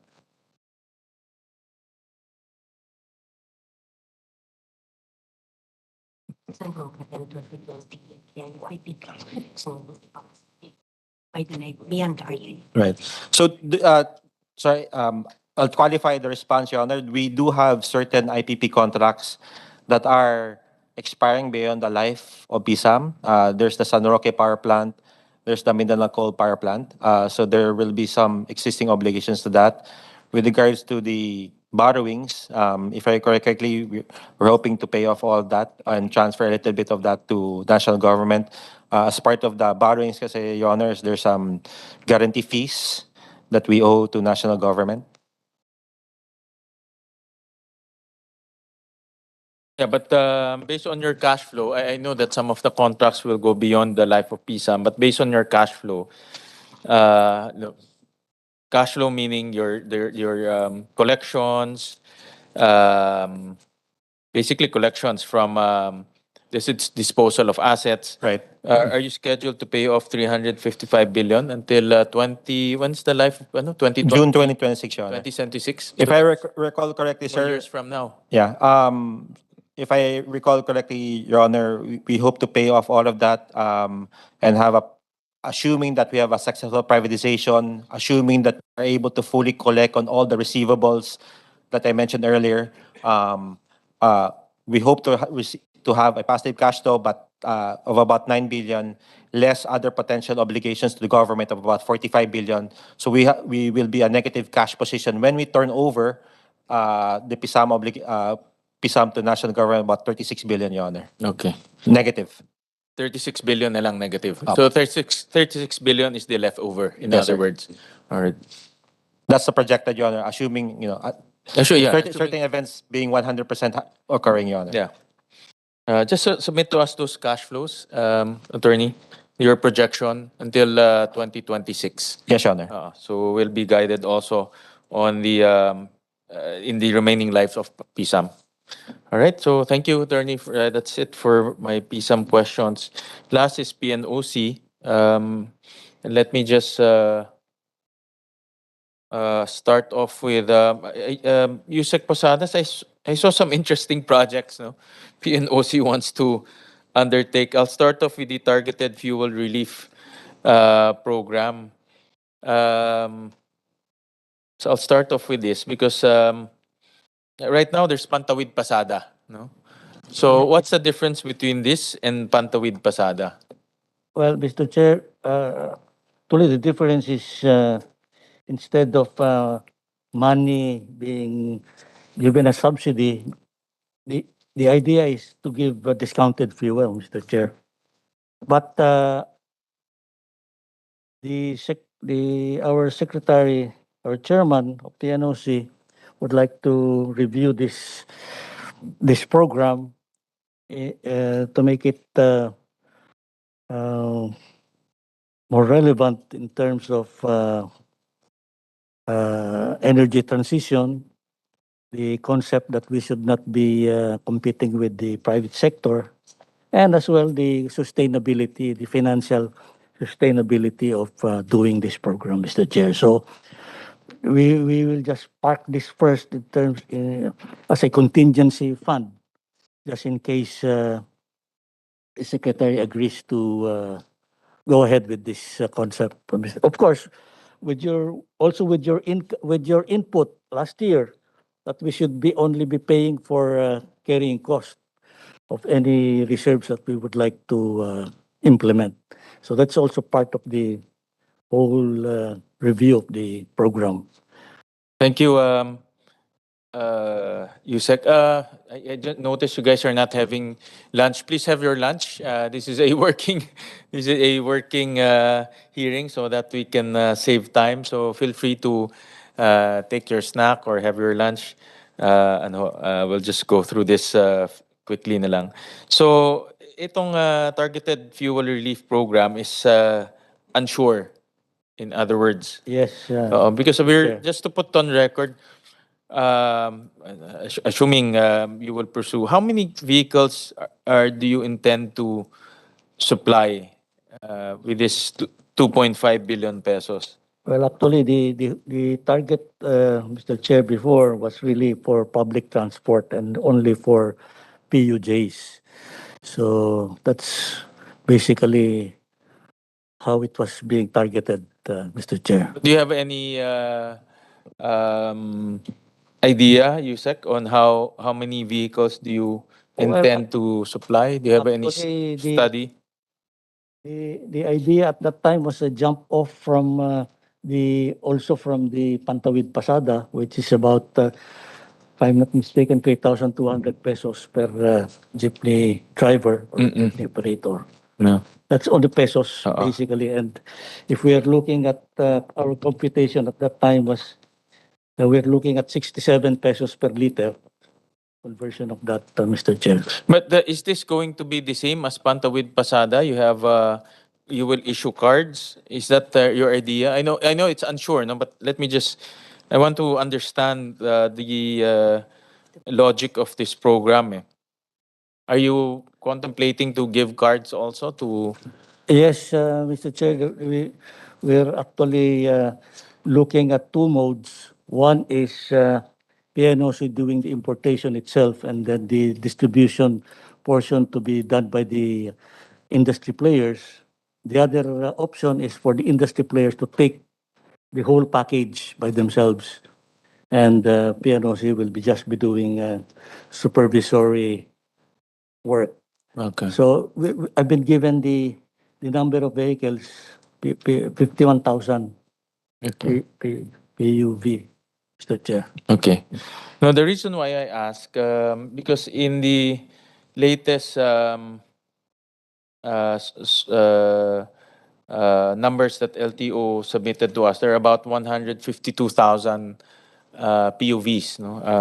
PUJs pa lang to, PUJs in the country, not including buses, tricycles, and all that. So if we're targeting only 51,000, that's one third, no, of the total PUJs. So my I'm thinking, how do you now select which one, no? Because you only have very limited amount of money, and then there's there's only one third that you can supply. So how do you now select which PUJs? That will be part of the issues that we will have to hurdle, Mr. Chair, because it will be a function of the amount of money. Okay. Do you have any concept paper to share with the committee? Did you study, for example, how much to import, who will import? Yes, Mr. Chair, we will provide you with the evaluation of the two modes that we were talking about. Yeah, just submit to us a concept paper on this program, so we will understand. And in case you will pursue this program, and then if in case you will buy the fuel, how do you intend to buy it, through a bidding? How do you plan to secure fuel supply?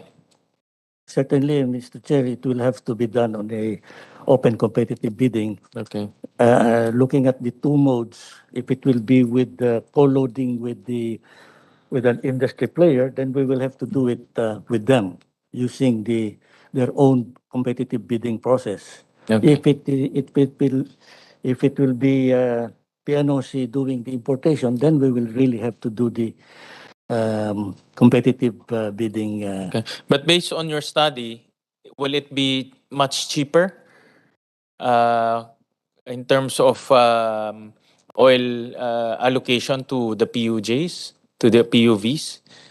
Well, actually, the whole idea, Mr. Chair, is really timing the whole exercise because we don't intend to do it while the fire is, we have very elevated prices as what's happening today. In fact, had this program been approved 2 years early, we would have taken the opportunity of having very good prices during the COVID period, when in fact buyers were even paid to get the fuel. So it was really the whole concept was just to buy fuel during the bare months or bare periods where government would be able to buy this at very good prices and keep them when there are supply disruptions, which would result in volatile prices, Mr. Chair. Well, you said, you know, the bidding procedures in our government, no, that takes a lot of time. And the prices of oil moves virtually on a per minute basis. No, so one of the reason why I'm asked in terms of procurement process, if we will follow the bidding rules, that will take time, no. And then second, are we assured to get the lowest price, no? Not because government is buying in bulk, we will also be assured of getting the lowest price because I think the way I understand this program is we will give we will pass on the discounts, no, to our PUVs and PUJs, no. So but how are we assured that through the open bidding we can get substantial discounts at the right time and sell it to our public utility vehicles? Now, have you run a, let's say, a time simulation? Because alam ko talaga matagal ho ang bidding sa atin. Takes almost 2 months. Yes, Mr. Chair. Actually, the concept that we are following is how the industry players do it today. Industry players today really put a definite premium over the maps. That's how they're doing it today. In other words, the bidding will take in the form of the lowest premium, which will be put on top of the maps. In which case, what will be bidded would just be the premium. And then you wait for the prices to go down so that you will get hopefully the best price for the procurement. That's really how the industry players are doing it today.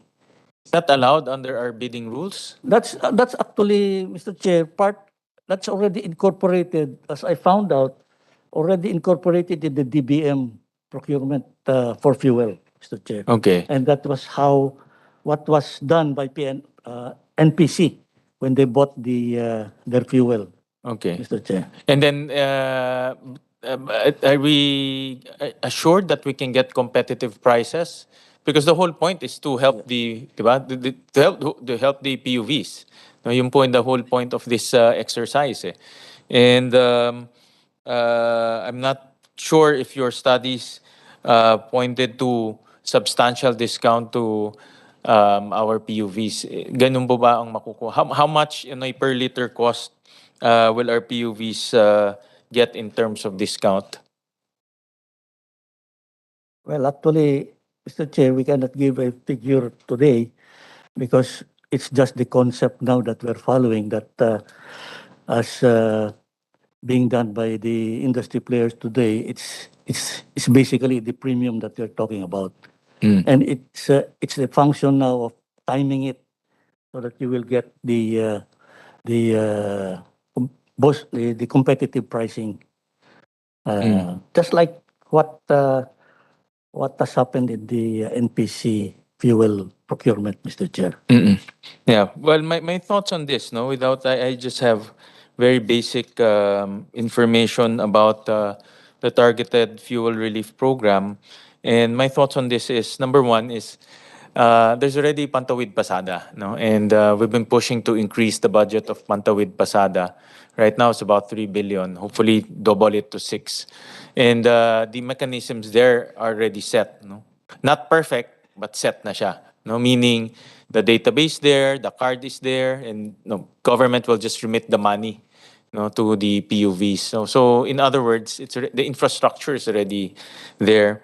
And second, I also adhere to the policy of competitive neutrality. As long as we cannot compete with the private sector, no, because that will create distortions to the market.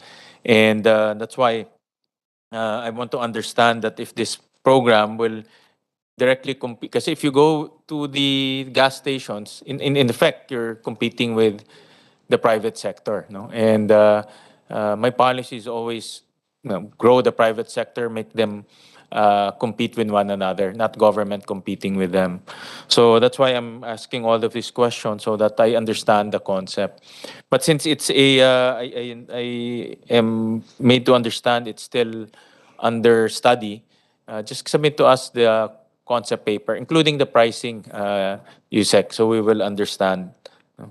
We'll do that, Mr. Chair. We'll follow the Yeah. wisdom of the chair and also the Secretary Lutilia.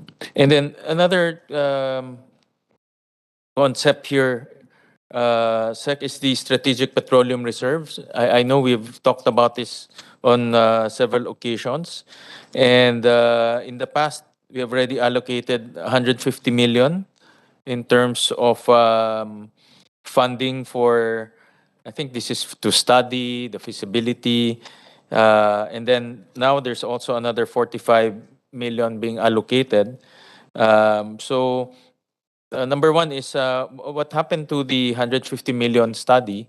And then number two is what is now the government's position on this? Are we also pursuing this? Is this a feasible venture? Well, again, Mr. Chair, this is again subject to the review for policy review and alignment by the Secretary Lutilia.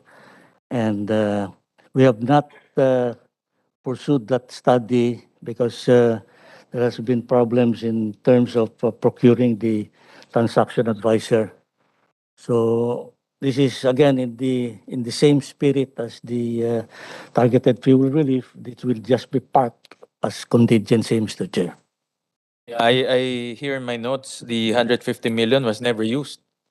Correct ba? It's intact? Yes, Mr. Chair, because there were no operators that were willing to undertake. Maybe they think it's already, maybe they think the project is unfeasible from the get-go. That could have been. Oh, baka they're trying to save us 150 million in terms of consultancy fees. No, because they know it's not gonna work. But ako naman, I give the opportunity for the agencies to pursue their policies. No, that's my philosophy here, especially in terms of studies like this. That's the only way we will know whether it's feasible or not, if to allocate money for studies. But since the study was never conducted, and also now I understand that it's also being under review, no, by the new administration. So we'll leave this first. So there's no movement to this, no. So the 45 million should be parked or reallocated somewhere. Yes, Mr. Chair. All right. Thank you. Another interesting project, USEC, is the energy supply base. We've talked about this also in the past occasions. And I saw that the utilization rate, can you flash this? Has been quite dismal. For 2020 to 2021, there's virtually zero utilization rate. No, so I just flashed it on the screen. So, and then there's a request for this year of 248 million pesos. So, despite the low utilization rate, USEC, there's another request of 248. So what's the plan for this? And are we still pursuing this project? Well, Mr. Chair, the ESB is already 47 years old. Yeah. And it's now an object of, a subject or a matter of safety of operation. So in terms of, if you were to ask, do we really need to rehabilitate? Our answer is yes. The reason why the budget was not utilized was because at that time, it was in the height of COVID. The board of directors at that time saw it fit that we should not proceed first, hold it in abeyance. But in the May of this year, the board of directors finally agreed to proceed with it because really, down the road, Mr. Chair, when our bank gas will be finished, there will be very little revenue that we're looking at down the road. And we will be relying on our energy supply base as well as the PNOC Industrial Park to be our vehicles of revenue. So, and really, with this drive now for more energy exploration and exploitation, the energy supply base was really created to support that, Mr. Chair. So the board of directors decision to proceed, we find it very encouraging to support the energy resource development, especially for oil and gas exploration and exploitation, Mr. Chair. I understand, Yusek, you allocated 1.6 billion for this project. That's a multi. That's a multi-year project, no? Project, Mr. Chair. Okay. And in the 1.6, this is starting 2023, no? Okay. But the 1.2 billion was supposed to be for the facilities. Ilan na ho ang nagastos dito sa 1.2 billion? Have you actually how much have you spent on the 1.2 billion? Yeah, 1.2 billion allocation. Well, we have, wala pang, because hindi natuloy yun. Wala pa rin. Wala pa rin, Mr. Okay. Chair. Okay. That's why it had to take a new decision by the PNOC board to continue it. And, Okay. So by next year, spending will go up to 248 million. Yes, That will be the first, kumbaga, yes, Mr. big expenditure for this project. Yes, that's Okay. 15% of the total. Yeah, correct. Yeah. Okay. Just submit to us, the USEC, an updated feasibility study on this. We'll do that. Yeah, I was asking my staff. We have some Yeah. old papers, but just an updated because Yes. the spending has changed. Yes. The timetable has changed, and of course the outlook has changed Yes. also. So just give us an updated feasibility study. Hopefully before we defend the budget on the floor. We'll do that, Mr. Thank Chair. you. In fact, they're doing now the cost evaluations. All right.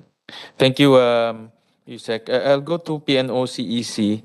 And on the topic of the purchase of prime infrastructure or prime strategic holdings of specs, President Chikoy, I understand that PNOCEC gave its consent already, no? Yes, Mr. Chair. In a nutshell, I don't want to go into details, but in a nutshell, what were the findings that led to the consent, and what are the risks also that you have found out in the review of that consent? Mr. Chair, PNOCEC evaluated the proposal and it found that MEXP under Prime as having the legal, technical, and financial qualifications to meet its obligation in Service Contract 38 as partner and operator. About technical, again, no details for now, but I just want to understand quickly. Part of of course, we all know that Prime Strategic Holdings is a new player, no? And in energy, or at least in upstream energy, and one of the challenges for them going into this is the technical background, no? Because this is a very technical industry. Not only for you don't have the qualification should not only have financial muscle but also technical know-how. Based on your review, and just quickly, what have you discovered in terms of technical know-how? How will they surpass that challenge? Mr. Chair, may we recognize our VP, Jimmy Yep. Bacod. Sila po nag-conduct ng technical assessment po. Sige po. Hindi ba sa easy to? Easy to. Yeah, Mr. Chair, we check out Prime Infra, the capabilities of Prime Infra, and then we also check out MEXP and also Specs, which is the current operator. In our evaluation, the operations of SE38 will largely be done by Specs, even if under MEXP or Prime Infra. So we evaluated the current Specs organization and all the contractors and support services being provided by Shell. And then we compared to what will it be after being acquired by Prime. So in our evaluation, it will still be able to retain the core of the Shell or Specs manpower, including the infrastructure or the organizational infrastructure and the support of the technical and the audits and assurance reviews. What's the difference between MEPX? The old buyer, actually the mother company is Udena, no? What's the difference between that? Because that's their argument also, that we're buying an existing operator and we're not going to lay off anyone. So what's the difference between the Udena group and this one in terms of technical lang, technical, no? Yes, sir. MEXP under Udena at that time doesn't have they were not able to identify the head, which is now Prime Infra has already identified the head, which is the former general manager or managing director of Specs. And then Sir. Mr. Sebastian Quiñones. Okay. All right. Go ahead, sir. Okay. And then also we already also identified all the technical and assurance reviews.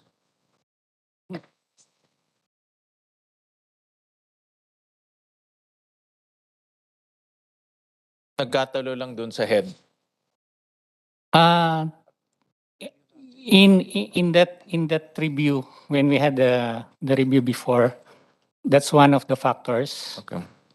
And then yung binanggit ko nga po, at that time, when we were reviewing the previous one, they have not yet identified yung technical audits and assurance review teams. And then at that time, hindi pa may mga uncertainties pa kasi that was 2021. So yung operations of Shell or Specs is now more assured kasi even with the transition, they were still operating Malampaya at current reliability percentage. So mataas pa rin ang reliability niya. It's what can Prime Infra bring to the table that made you approve them technically. In financial, I think that's already given. No, yung legal, that's already given. No, but the technical side is something that is, if I'm going to do this, I'm going to put more time and analysis on that. No, so what did they bring to the table that made you, that made you give your consent to Prime Infrastructure? Aside from yung kay Mr. Sebastian Quinijones. Aside from that, which with the certainty of the one managing the operations, yung work program is also credible if DOE provides the renewal or extension of the SE38. They have provided us a work program that is credible for prolonging the life of Malampayat. Okay, so they plan to prolong the life of Malampaya, the existing wells. Yes, sir. One is to identify programs that will enhance the production of the current Malampaya field, and then exploration for additional prospects outside of the current producing field, and that would be the nearby carbonate prospects. And also there are plans to drill other wells or other prospects that are outside of the nearby field, but within the SE38 block. Okay. And when do they plan to do that? When do they plan to explore the near fields? Timetable? Because In that's the also, timetable they provided, the earliest would be 2024. Of course, that is subject to the extension or renewal of the SE38. okay. And have you filed your extension because you're part of the consortium, tama? So the consortium is the one who will file Yes, for the sir. extension. Have you Yes, filed sir. for the extension? It was filed before na po, and there's been discussion with the DOE. Okay, and nabigay na ba yung extension? Not yet, sir. Okay. And when do you see a favorable decision on that? I'm sure the new operators waiting for that also before he plows in money. Yeah, it will depend, sir, with the DOE, sir. Okay. In terms of this new near field exploration, how much are they looking to put in? How much is the just the exploration side? Initially, about $50 million US. That's the initial estimate for exploring the Near field. near field. Okay. Okay. All right. All right. Just submit to us, sir, yung you gave us before some of your documents on the basis for your for giving your consent in the past. We'd appreciate also if you give us again the basis for your consent on this particular transactions. We filed a resolution to study the approval of DOE and also the consent of PNOC. So part of the study is to look at the logic on why PNOC and also DOE gave its approval. So just submit to us the documents, sir. We will comply, Mr. Chair. Yes, Yusek, go ahead. Mr. Chair, just wanted to state that the energy supply base rehabilitation will really support this exploration, especially, for example, that we have heard that the Nido Petroleum will now be drilling. And in fact, part of the equipment of that Nido is already in the energy supply base, and it will now support additional exploration work, especially with this drive towards energy security by way of exploration and exploitation, Mr. Chair. Thank you. Thank you for that, Yusek. Sir, mayroon ba kayong risk na nakita? Because I remember when you evaluated twice, di ba? The first was the Chevron side, and then second was the Shell side in the past. No? And I remember that you also looked at risk. What are the risks to this new investor? So, what did you see any risk in terms of with this new investor? Well, when we were comparing that with the previous one, they were able to address yung mga concerns namin in the previous ones po. Give me just the top concern. Just, For example, yung nabanggit ko kanina, yung technical assurance and reviews. okay. So okay na po yun. And then we had this control of decisions. Previously kasi when Udena was going through this transaction, they will be able to get 90% of the interest. So that's one of the major concerns. So with Prime Infra, it will be a different entity. So yung magiging interest nila would only be 45%. So we maintain yung check and balance between the consortium. Okay. Thank you for that. Kung hindi nila bibilin yung kabilang side rin. Diba? Which I think is Yes, sir. a big possibility. No? So, well, I think there's a legal problem to that also. So, study that carefully. Just submit to us those documents like you have submitted in the past. It really will help us understand the thought process of PNOC and how it arrived in that analysis. And well, I thank you for being transparent in the past. No, that really gave us a good idea on how these things are being evaluated by government. No? So thank you for that. And my last question is, this was brought up already by Senator Padilla earlier.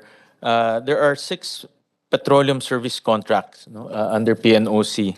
And these are, some are located in Palawan, where President Chico is from.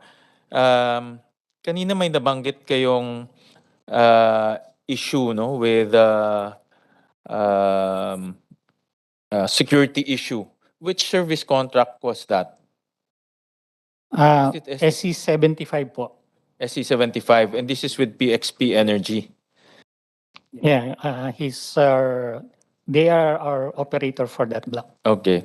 And the other, aside from SC75, ano po ang timetable in terms of development with SC37, 57, 58, 59, 74?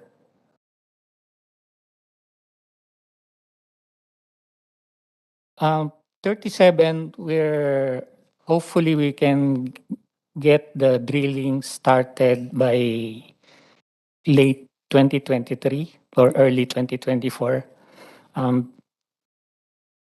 This is pure PNOC. Wala kayong Yes, ka-farming yes. dito. It's an onshore block po. And the expertise is within PNOCEC. So,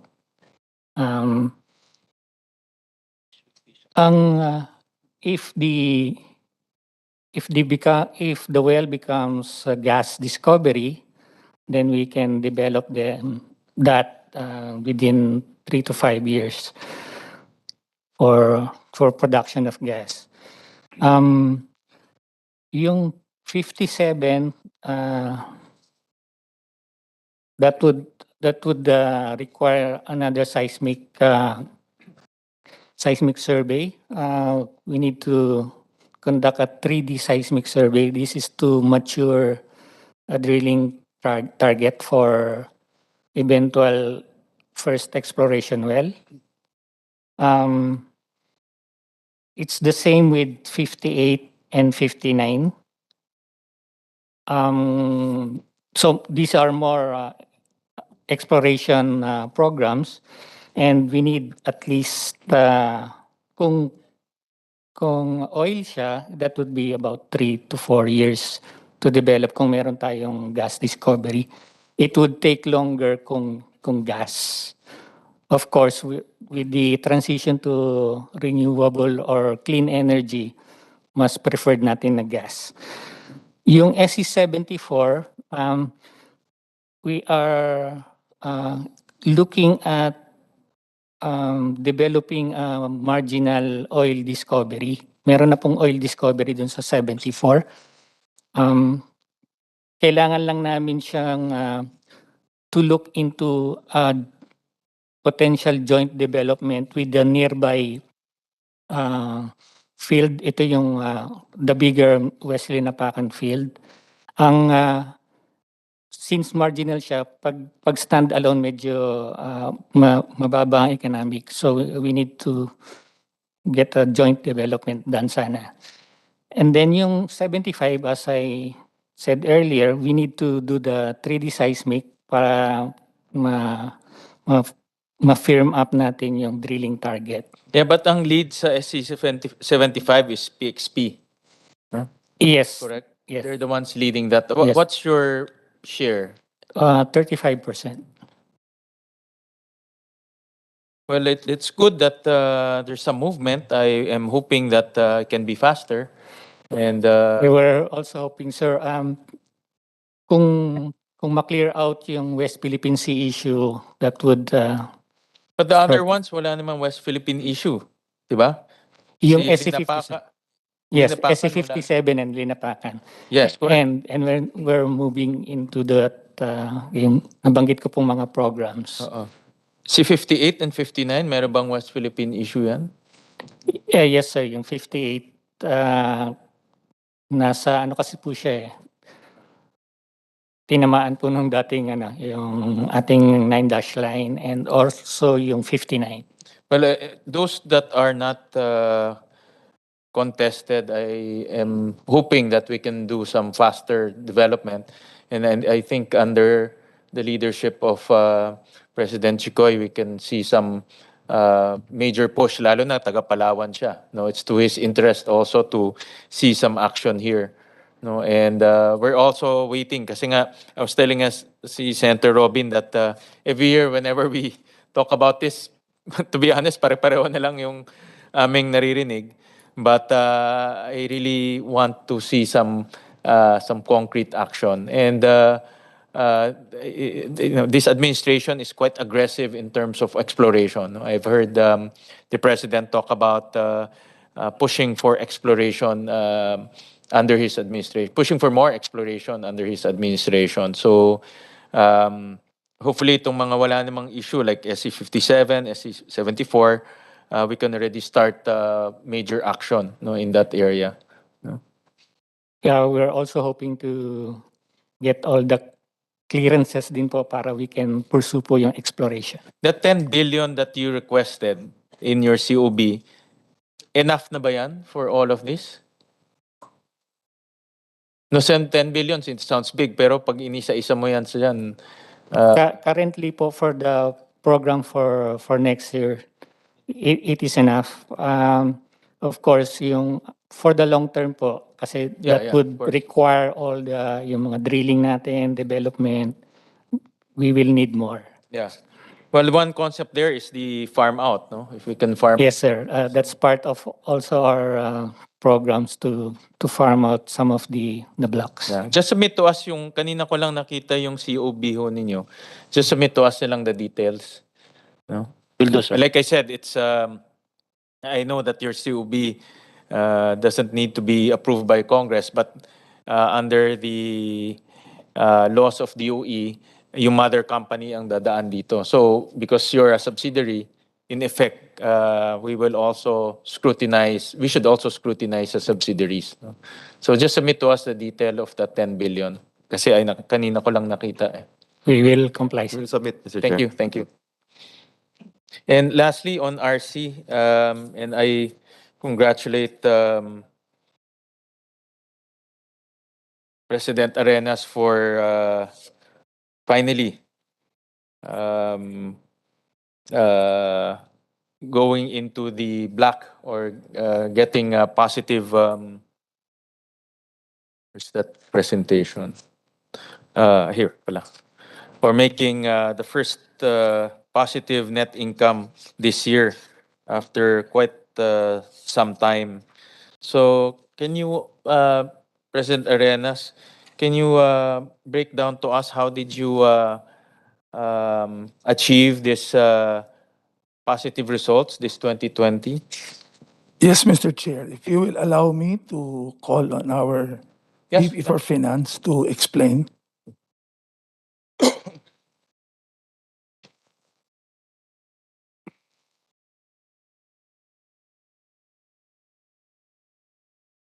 Mr. Chair, the projected, actually the actual amount for the projected 2022 net income is of 12 million is composed of business income. This is due for the this is attributed from the generation of our power plant. There is our power plant and our existing solar rooftop projects with 10 partner agencies.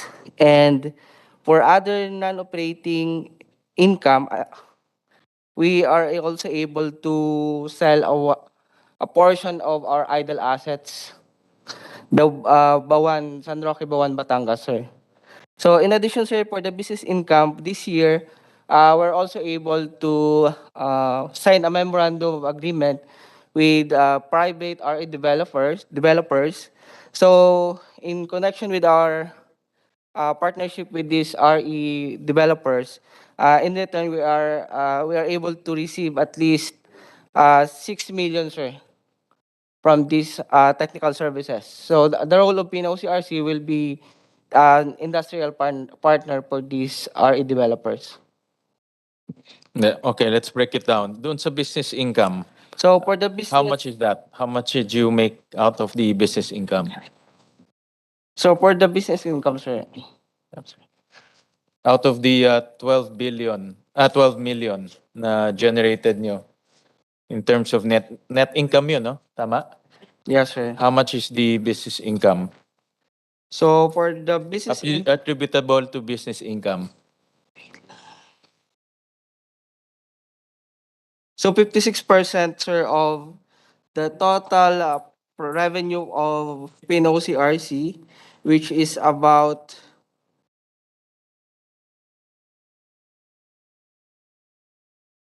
sir.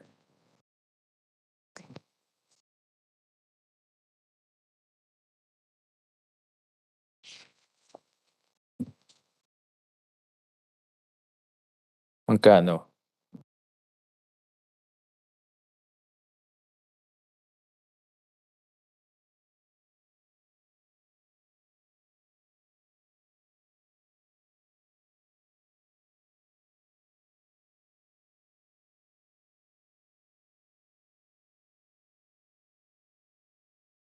Mr. Chair, give us a few minutes. Yeah, okay lang. Go ahead. Yeah, before you go, so that we won't waste time, no? I was going to ask this last na, but I'd like to ask Yusek Posadas, yung case ng bank gas, no? Let me just get my notes. Saan yung notes yung bank gas?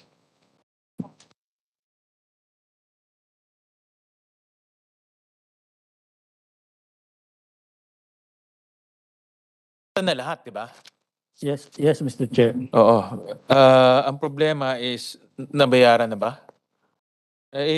Looking at my notes, everything is sold already, no? All Yes. the allocation of government has been sold. Yes, Mr. Chair. Okay. But have we been paid? Well, actually, it's a function of delivery, Correct. Mr. Chair. So that's my next question. Have we delivered? No, actually, there are three GSPAs involved. The first two is with the first-gen subsidiaries, and this is ongoing. In fact, ang kulang lang doon, Mr. Chair, is that they're putting a cap on the delayed delivery, and we're saying they should not, and they should maximize the delivery on the what was agreed in the what is called offtake framework agreement. So yun lang ang comment namin doon. But on the last one, which is the biggest portion of it, which is 70 petajoules, which we sold to South Premier Power Corporation, the issue there is as follows. Well, we agree with Secretary Lutilia's position that the recovery and monetization of PNOC's bank gas remains a commitment by the SC38 Consortium, whoever are its members, whether before February 23, 24 service contract termination date or thereafter by the successor service contractor after said date. Given the aforementioned assurance, because this is already public funds that we're trying to recover, we also understand Secretary Rutilia's position that the forceful pressure by government fiat to achieve immediate recovery and monetization of the bank gas under the current Malampaya depletion situation may add untimely instability to the investment climate for energy resource exploration and production. In other words, Mr. Chair, we're saying that dahil may commitment naman na talagang hindi naman mawawala. So it's just that the issue is it could have added to more energy security in the Luzon grid if at least some of the volume is delivered, because at the very least, at least meron nang na-deliver in terms of natural gas. But assuming wala nga may deliver ng natural gas and the well becomes dry, then they will have to pay this they have to return the money of government, Mr. Chair. That's our position. Yeah, but Yusek, the basic here is we own those. They should deliver. And I know that it's governed by the offtake agreement framework. Binigay ko na, sabi niya. So, I give this so to Taral. what is now holding government from taking its share? That's a good point, Mr. Chair. In fact, we sold this on the basis that DOE at that time assured us that such a volume was available. Correct. Tama nga ho. So, what's the recourse of government? Because right now, there are two things that are being hampered. Number one is energy security. I was made to understand that those gases that were sold can be used to power up some of the plants that were derated. No? They were derated because they couldn't get the quantity that they need. So, and then number two, of course, cash flow. This is already cash flow to the coffers of government. So, why is government not exerting its muscle to get our share? Dati natin pinag-uusapan paano ibenta. I'm sure you know. Diba? We always pressure you to sell it. Ngayon nabenta, hindi naman ma-deliver. So what's the problem right now? If you remember in 2016, bago pa lang ako noon, that was the push to sell it. Now it's sold, hindi naman ma-deliver. So what's the problem right now?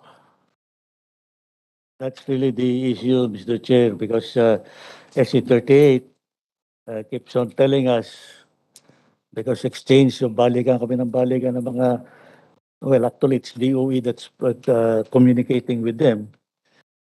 And they keep on stating the same reason over and over again. It's the depletion issue. What is the reason? The reason, Mr. Chair, is the depletion. In other words, talagang pababa na daw yung pressure ng Malampaya Reservoir, and therefore the volumes that can be accommodated if it did not follow the OFA structure, offtake framework agreement, which was 13 petajoules per year, talagang we have the pressure was lost. But again, I go back to the issue that DOE itself, that time that we were negotiating this, we were assured that such a volume was present, and we could not have sold it had we not gotten that assurance. Well, in my opinion, I think government should, because we're also member of SC 38, no, through PNOC, correct? So we have levers that we can push, no, to pressure the consortium, which government is part of, to deliver its commitments, no. And my interest here is to assure that those directed plants will get ample supply, and then we get close to about 5 billion pesos in terms of additional revenue. No? Only, Mr. Chair, that's about $1 billion. Sorry, maybe is this 5 billion pesos nakasulat dito eh, which, well, probably it's dollars, no? So, anyways, to get revenue, basically. So, I think my advice is to bring this up to the PNOC board and to already start exerting pressure, no? Kasi tayo ang nalulugi dito eh. And again, no, we've been pushing government to sell. Now it's sold, but we're not getting any proceeds from that, no? So yeah, just bring my advice is just bring it to the board and then let us know what will be the recourse of government. But I believe that government is in a strong position to assert its right, no, for those to withdraw those gas that is due to us. No? We'll do that, Mr. Chair. Yes.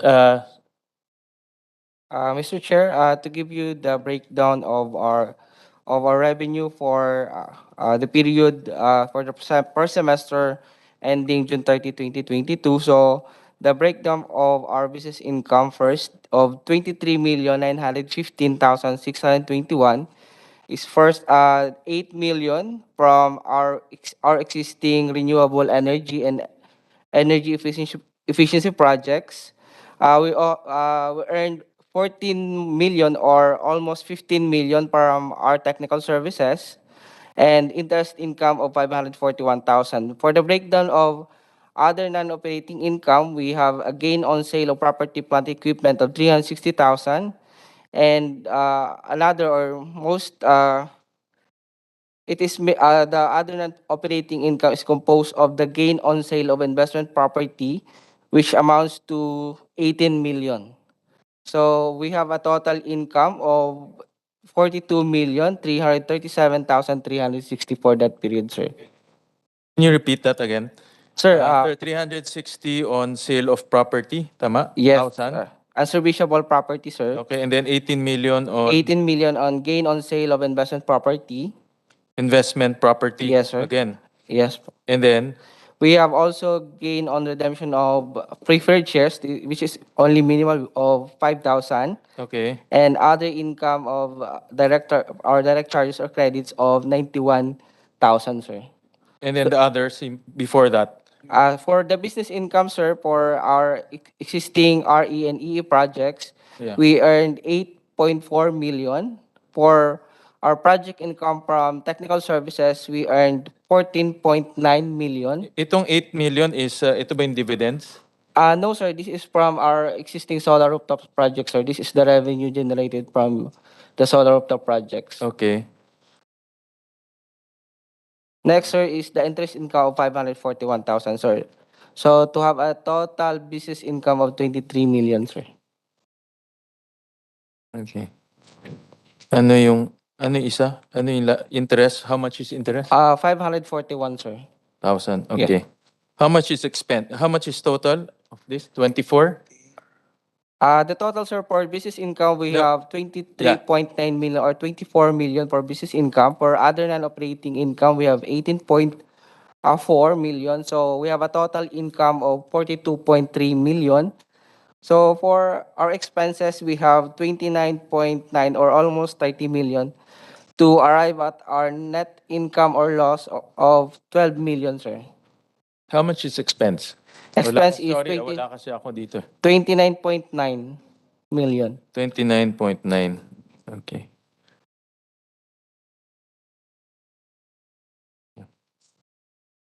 Sandali ah.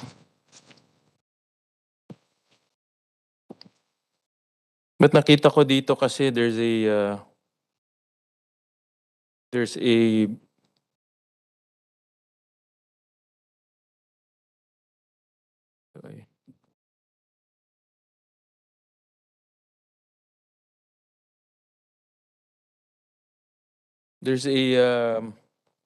meron kayong gain on non-RE, which is the property. Correct? Yes, sir, we have 18 million, sir. If you take out the property, So our total income, sir, what you mean, sir, is the total business 42 income? minus 18. Okay, sir. We earned revenue of 24 million, sir. Minus my 24.3. expense. By the expense, we have uh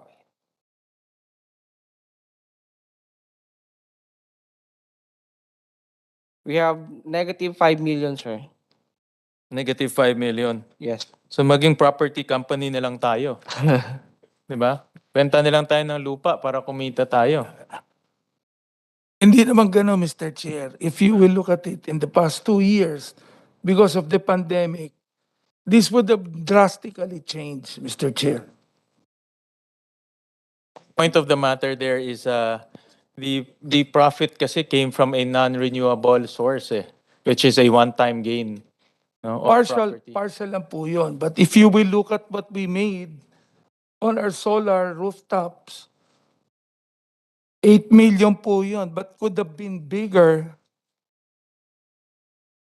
Meron ho tayong pandemic na 2 years, so we could not optimize our revenue on those installations. Yeah.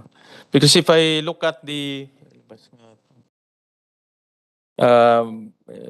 past, and we've talked about this quite some times already, I think since 2013, the accumulated loss is now at 380 million. No? So it's actually compounding. Pakilabas nga dyan.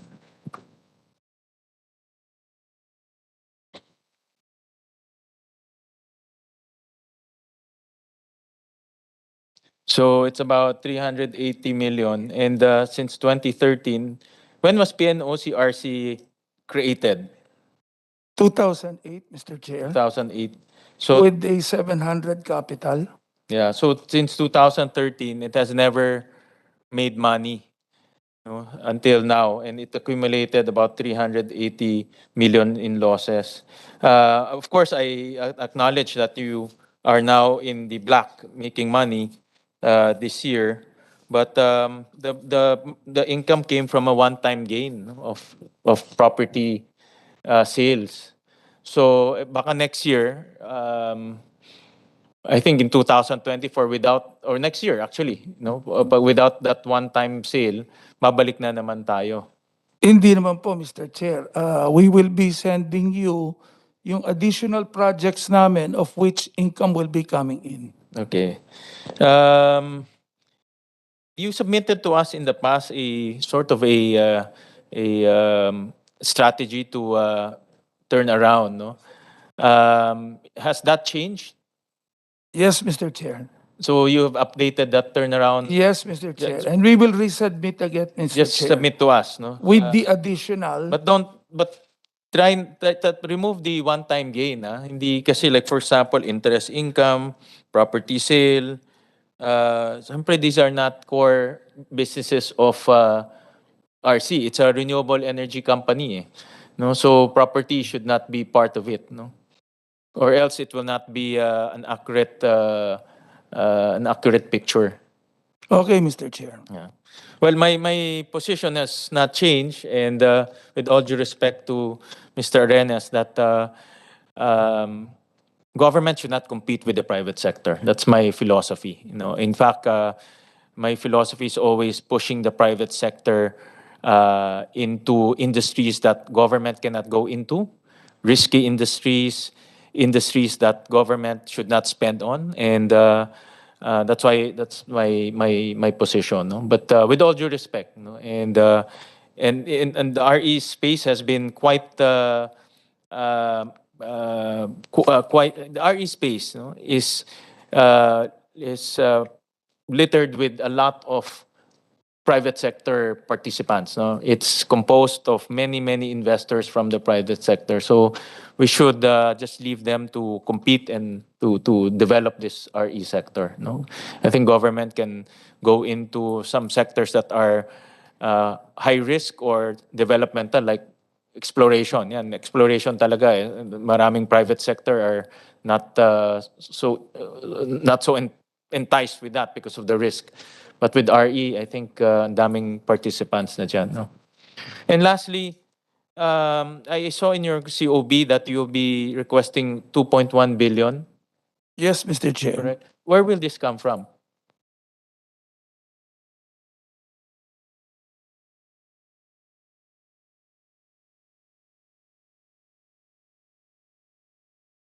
Mr. Chair, initially it was planned to source it from the national budget, sir. But the DBM did not provided it in the NEP, sir.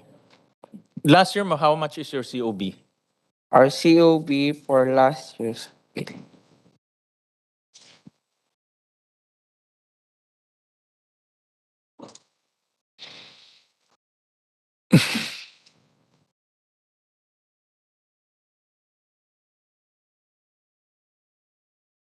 Sir, our budget for 2022 and 2021 are almost comparable at the amount of 66 million, sir. 66, no? Yes, sir. How much in 2021? Almost, sir, because the budget for the 2022 budget is based on our 2021 budget, sir. So how much is that? 2022. 2022 for total budget is 66,992,000, sir. For 2021, Almost comparable. 66. So itong 2 billion, I'm sure hindi mabibigay ito. Correct? Yes, sir.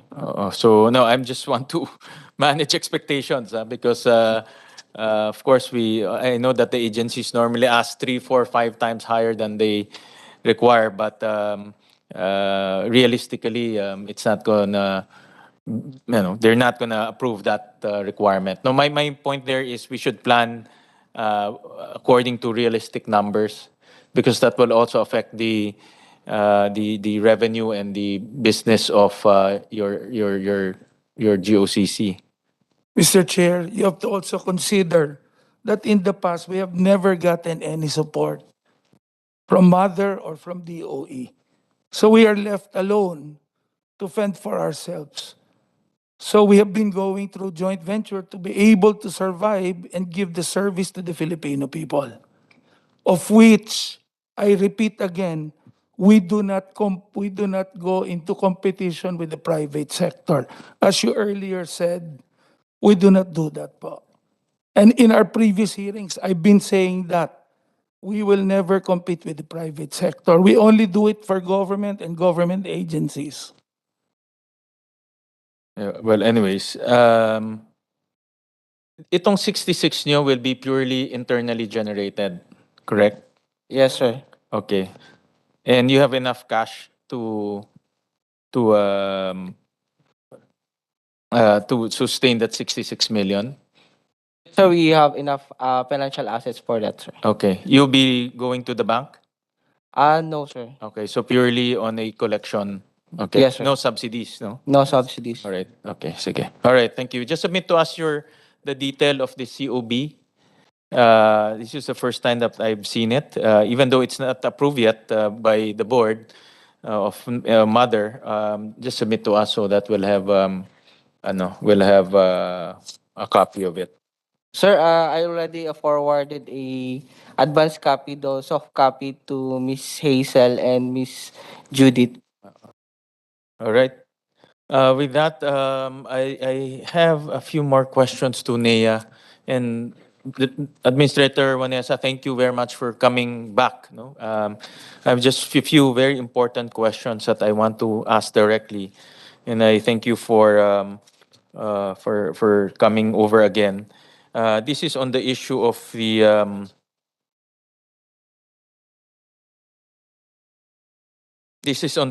loans. No? I can see I saw in your financial statements there are 8.6 billion in terms of loans. Tama, you said?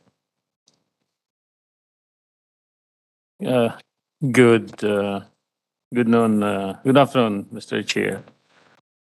I'll check my.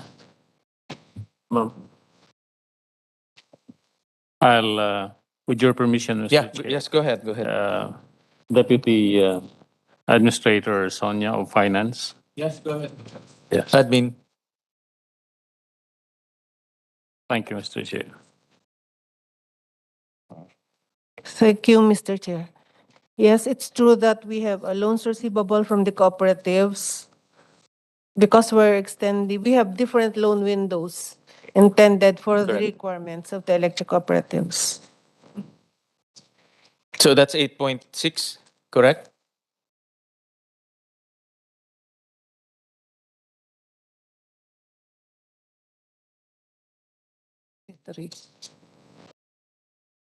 That's the loan releases. Yes, the loan releases. Tama po ba? Yes, Your Honor. Okay. In this is the total loan amount, everything, including the outstanding. Tama po ba? Yes, Your Honor. Okay. Of which I saw in your report that 560 million are considered more than 1 year old. Yes, Your Honor. Based on our aging, the amount of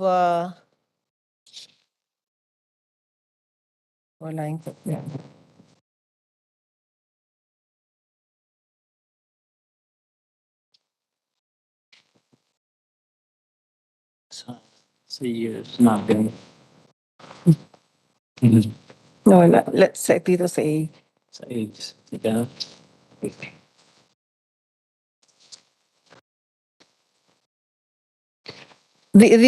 Based on our aging of the matured loans receivable, the amount of 199 million is already our past due loans from the cooperatives.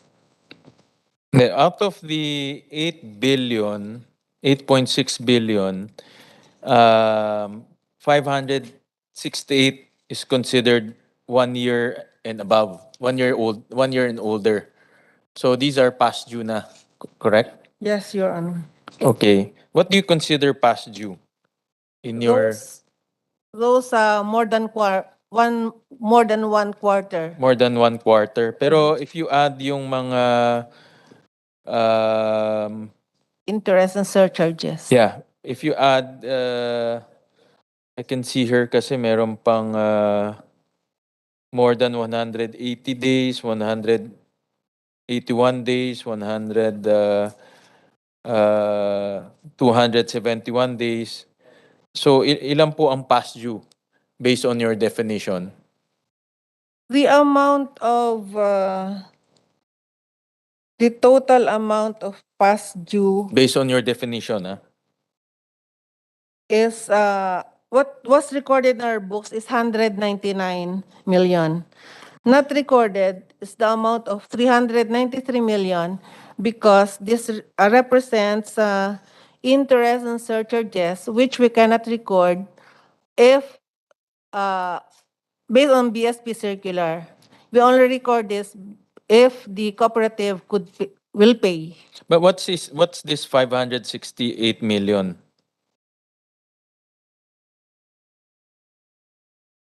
568.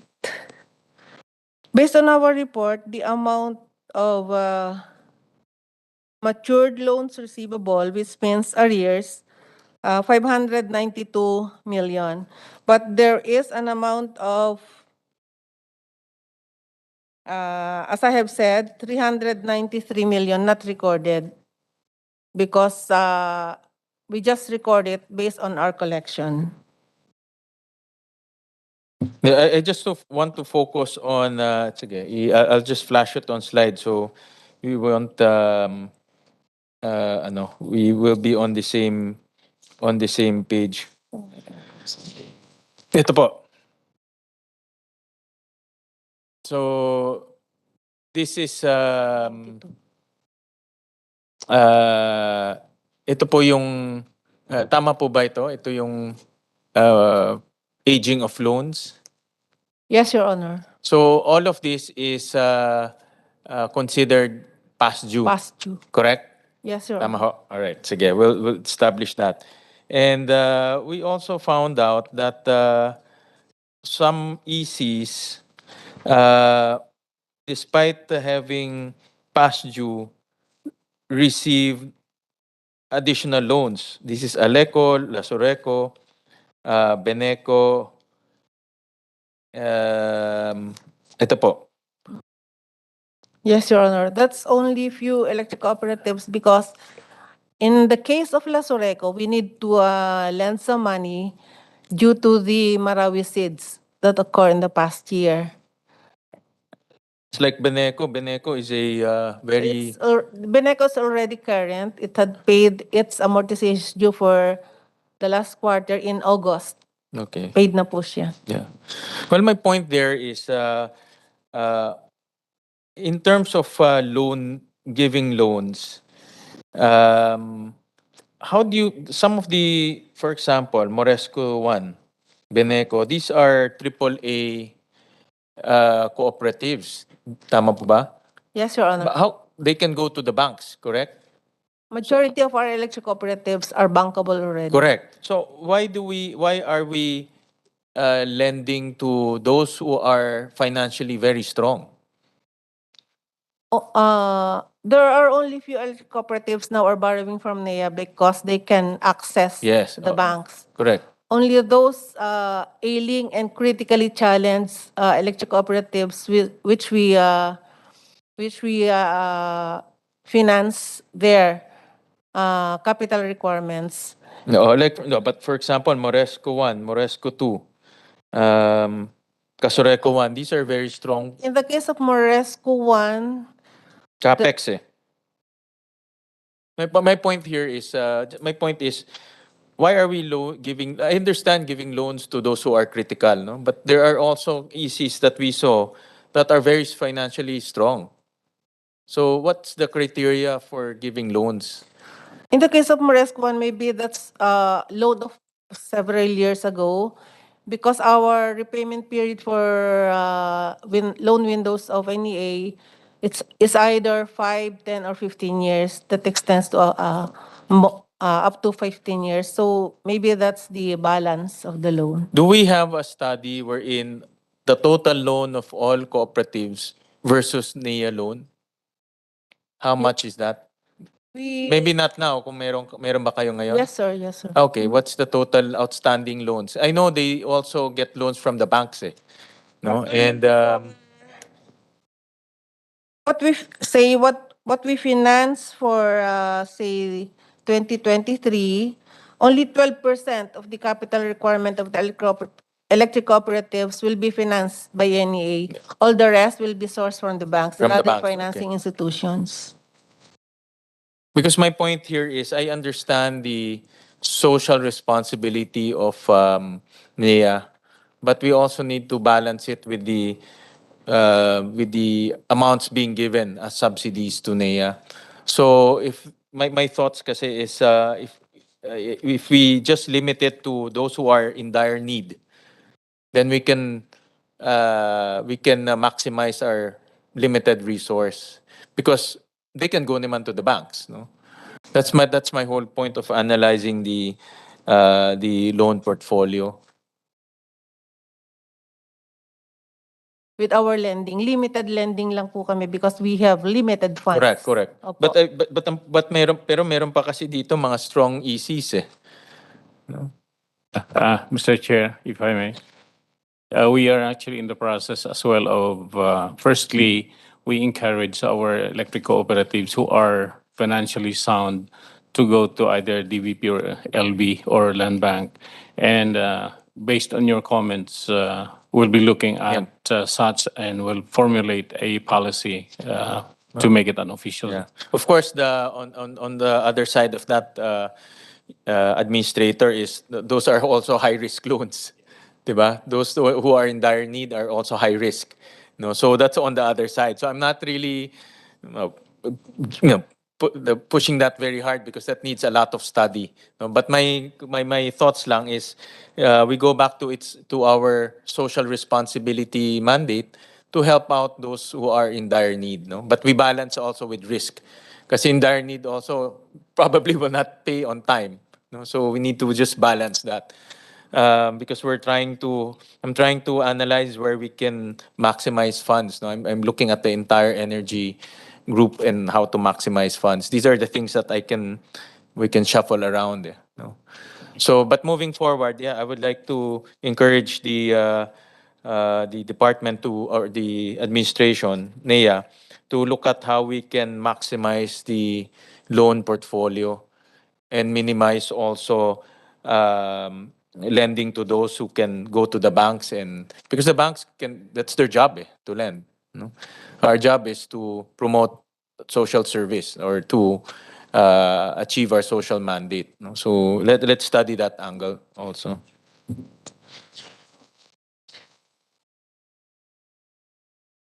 And then another issue, Administrator, I brought this up last time, no? And to my surprise, I found out that the two memos that you mentioned were already rescinded. So wala na ho yun. No? Tama po ba? With due respect, Mr. Chair, yes, that's already, those two memos were already pulled out, rescinded. Okay. They're not anymore The effective. 2001-55 and 2001-56. Correct, Mr. Okay. Chair. And what's the reason why they were rescinded? They were pulled out? The reason, Mr. Chair, the organization of electric cooperatives called our attention, and we reconsidered. Hence, we pull it out, Mr. Chair. However, if I may, Mr. Chair, there's, however, a motion for reconsideration pending with the Supreme Court because our lawyers, the Office of the OSG, has made a position that they have made a motion for reconsideration sa Supreme Court, Mr. Chair. Yeah, but the memos are out na. So That's already that out. case should be moot already and academic. We actually leave it to, we defer it to our counsel, Mr. Chair. Yes.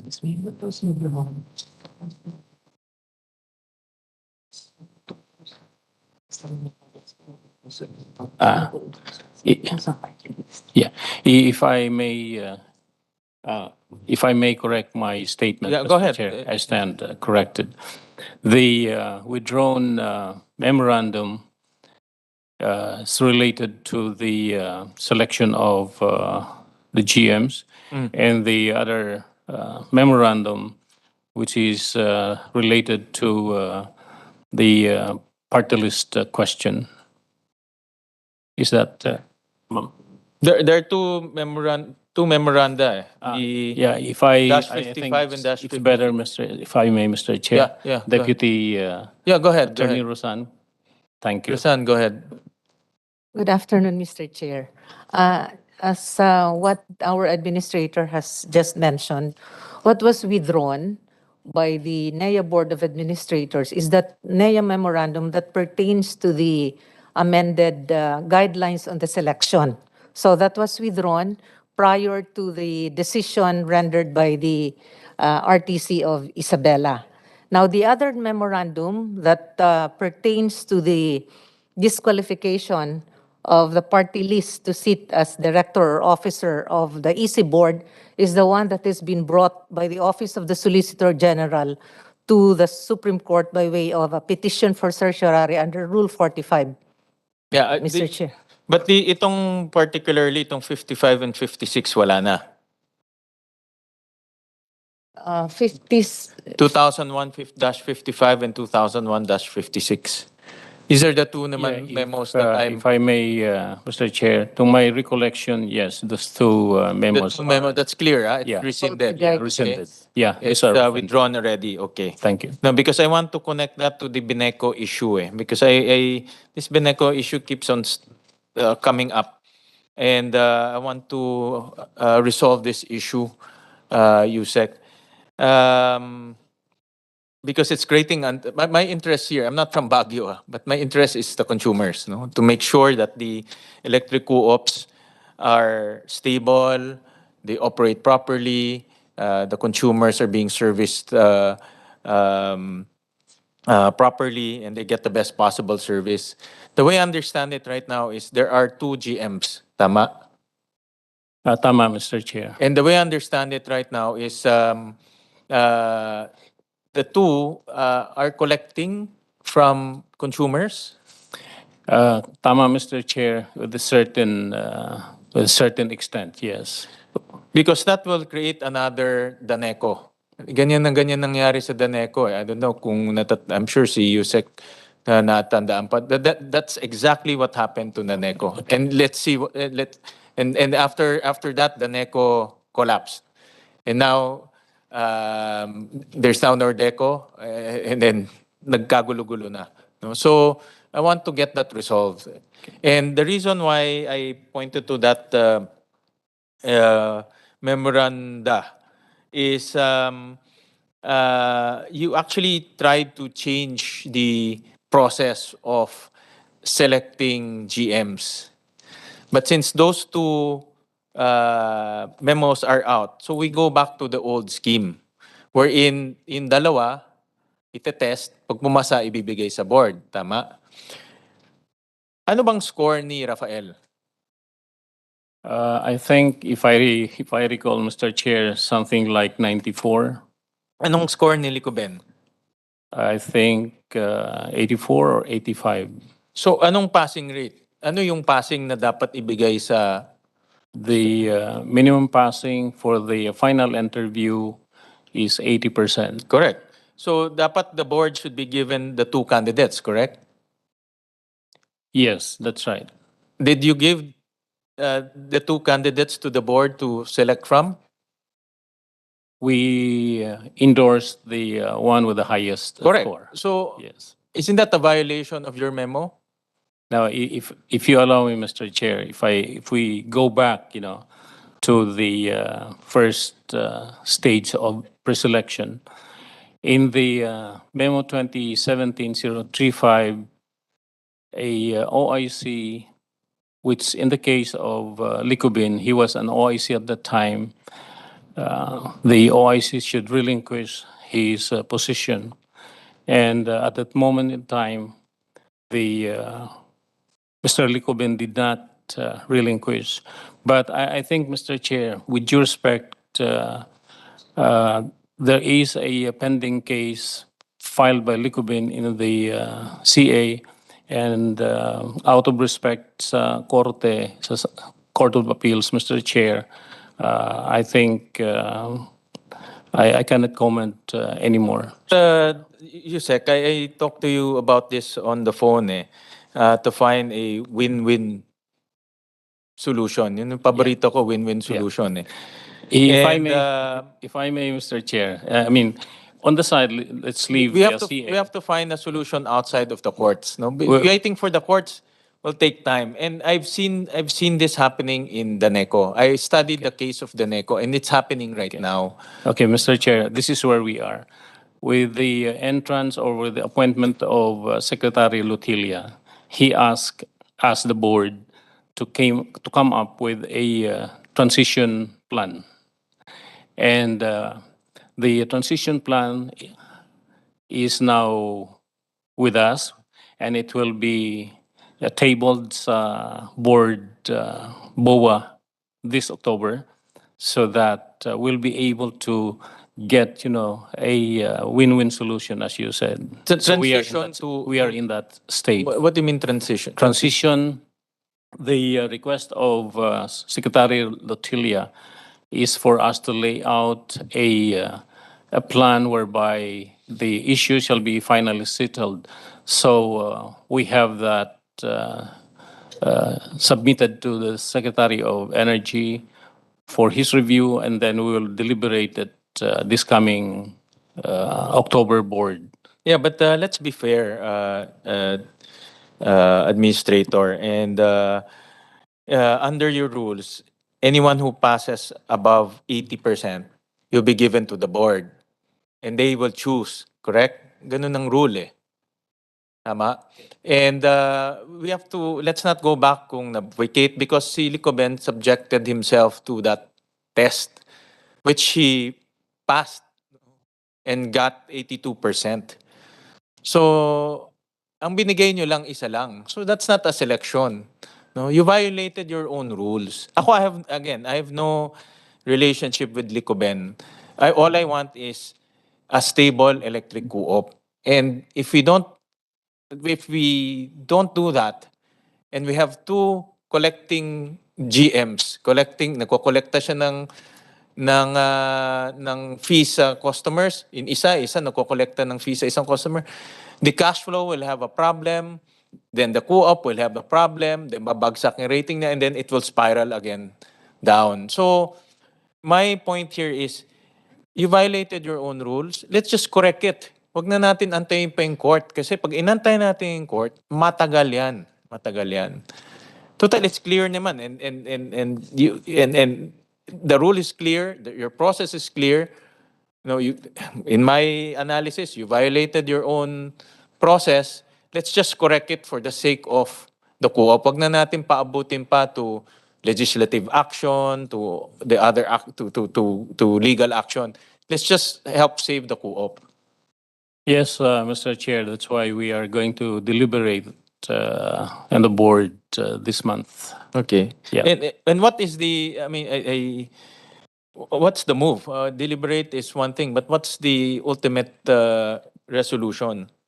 The ultimate resolution, Mr. Chair, given the financial standing of the cooperative, it has slide to yellow one, meaning the first thing to do, really, based on our analysis, is for GMRE to step out, and also for Engineer Licobin to give way, and NEA and CDA will conduct together a financial audit in the first place, and NEA would come in with a multi-sectoral members to look at the management, and if the financial statement standing of we have to trace the money.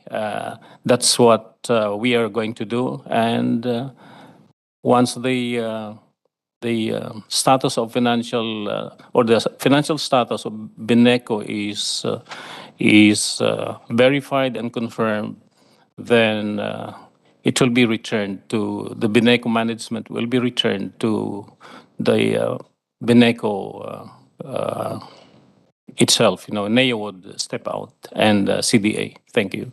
Well, Administrator, this is my analysis on the matter because nga of this, what happened. Now we're seeing cash flow problems. That's what because we've seen this in the past. No, it's no rocket science. We've seen this in the NECO. We've seen this in other electric co-ops which have two GMs. Ang problema kasi, like in the NECO, nagkaroon ng dalawang GM, nagkaroon pa ng dalawang board, dalawa ng ngolekta. So yung cash flow nahati. So yung binabayaran nilang isang buong generation, hindi nila mabayaran because it was split into two. The same will happen to this. That's what I'm trying to avoid. So my point there is, I think the easy solution is just follow your memorandum circular. No, whatever the memorandum circular says, just follow it. Let's just forget on what's happening. Tanggalin na natin yung mga kaso-kaso because that will take time, and then let them operate. No, and kung wala pa rin nangyari, if things are still bad, then NEA can take over. You have step-in rights. That's the the point there is, we created the problem eh. Tayo ang nag-create ng problem eh. No, by appointing two GMs. No, that's the problem. Well, you appointed one, but the other one is also legitimately qualified. No, so that's where we are right now. So the first thing is to arrest the cash flow by just appointing the GM that the board wants. No, kasi under the rule naman, pumasa naman yung dalawa. So sila na mamili. And then let them put the house in order. The house is in disarray right now. That's why nakikita natin yan. That's my analysis. But if you pursue yung mga ganyan pa, that will take time. My issue here is time. It will take time. And I said, on the record, I have no relationship with Licoben. I have no relationship with the board. All I want is a stable electric co-op so that we will not have problems in the future. Trust me, this will happen kasi it's something that we've seen in the past. No? Okay, Mr. Chair, I'll bring that up sa board meeting namin, and your suggestion and recommendation will be considered, Mr. Chair. Thank you, Yusek. Again, it's not. I don't want to. I'm just trying to avoid bigger problems. No. Kasi prior to all of this happening, it can be Licoben, it can be somebody else. Prior to this happening, it was a stable co-op. It was a co-op that is operating properly. No. Let me correct that, Mr. Chair. On the surface, yes, it is. But when we have done our 2017 to 2013 to 2017 audit, it shows otherwise. And then when we have done our 2018 to 2020 audit, it's the same. It shows, it doesn't show. Anyway. I know that. I know that anyway, also. I know that. But we will, as I've mentioned, if I may, Mr. Chair, your suggestion, I'll bring it up to the board for consideration. Thank you. I know about the anomalies also. Nasabi rin sa akin yan. If that is the case, there's also a process for NEA to step in. Let's use that process. We investigate, we bring it out, and then use that mode. Ang punto ko kasi is, we use a different mode to arrest a different problem. That's kaya naging issue yan. But if the problem is corruption, anomaly, then we use a different mode to go in. That's my point. So at least kami, wala rin kami masasabi because it was the right method to go in. It was the wrong method to go in. That's my when I was reviewing the documents, that's what I saw. Okay. No? That's noted, Mr. Chair. Thank you, Administrator, for that, and thank you for coming again. No, and well, those are my questions, and I thank everyone for joining us today, this afternoon. We have a lot of submissions, but we'll just give it to you instead of reading it. This is submissions from the different departments. We'll just send it to your liaison officer so you can just submit it to us. So, okay,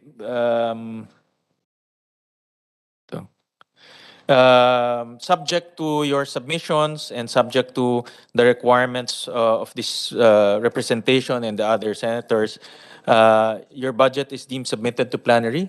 We'll just await for your submission so that we can continue our analysis. So thank you. This meeting is hereby suspended.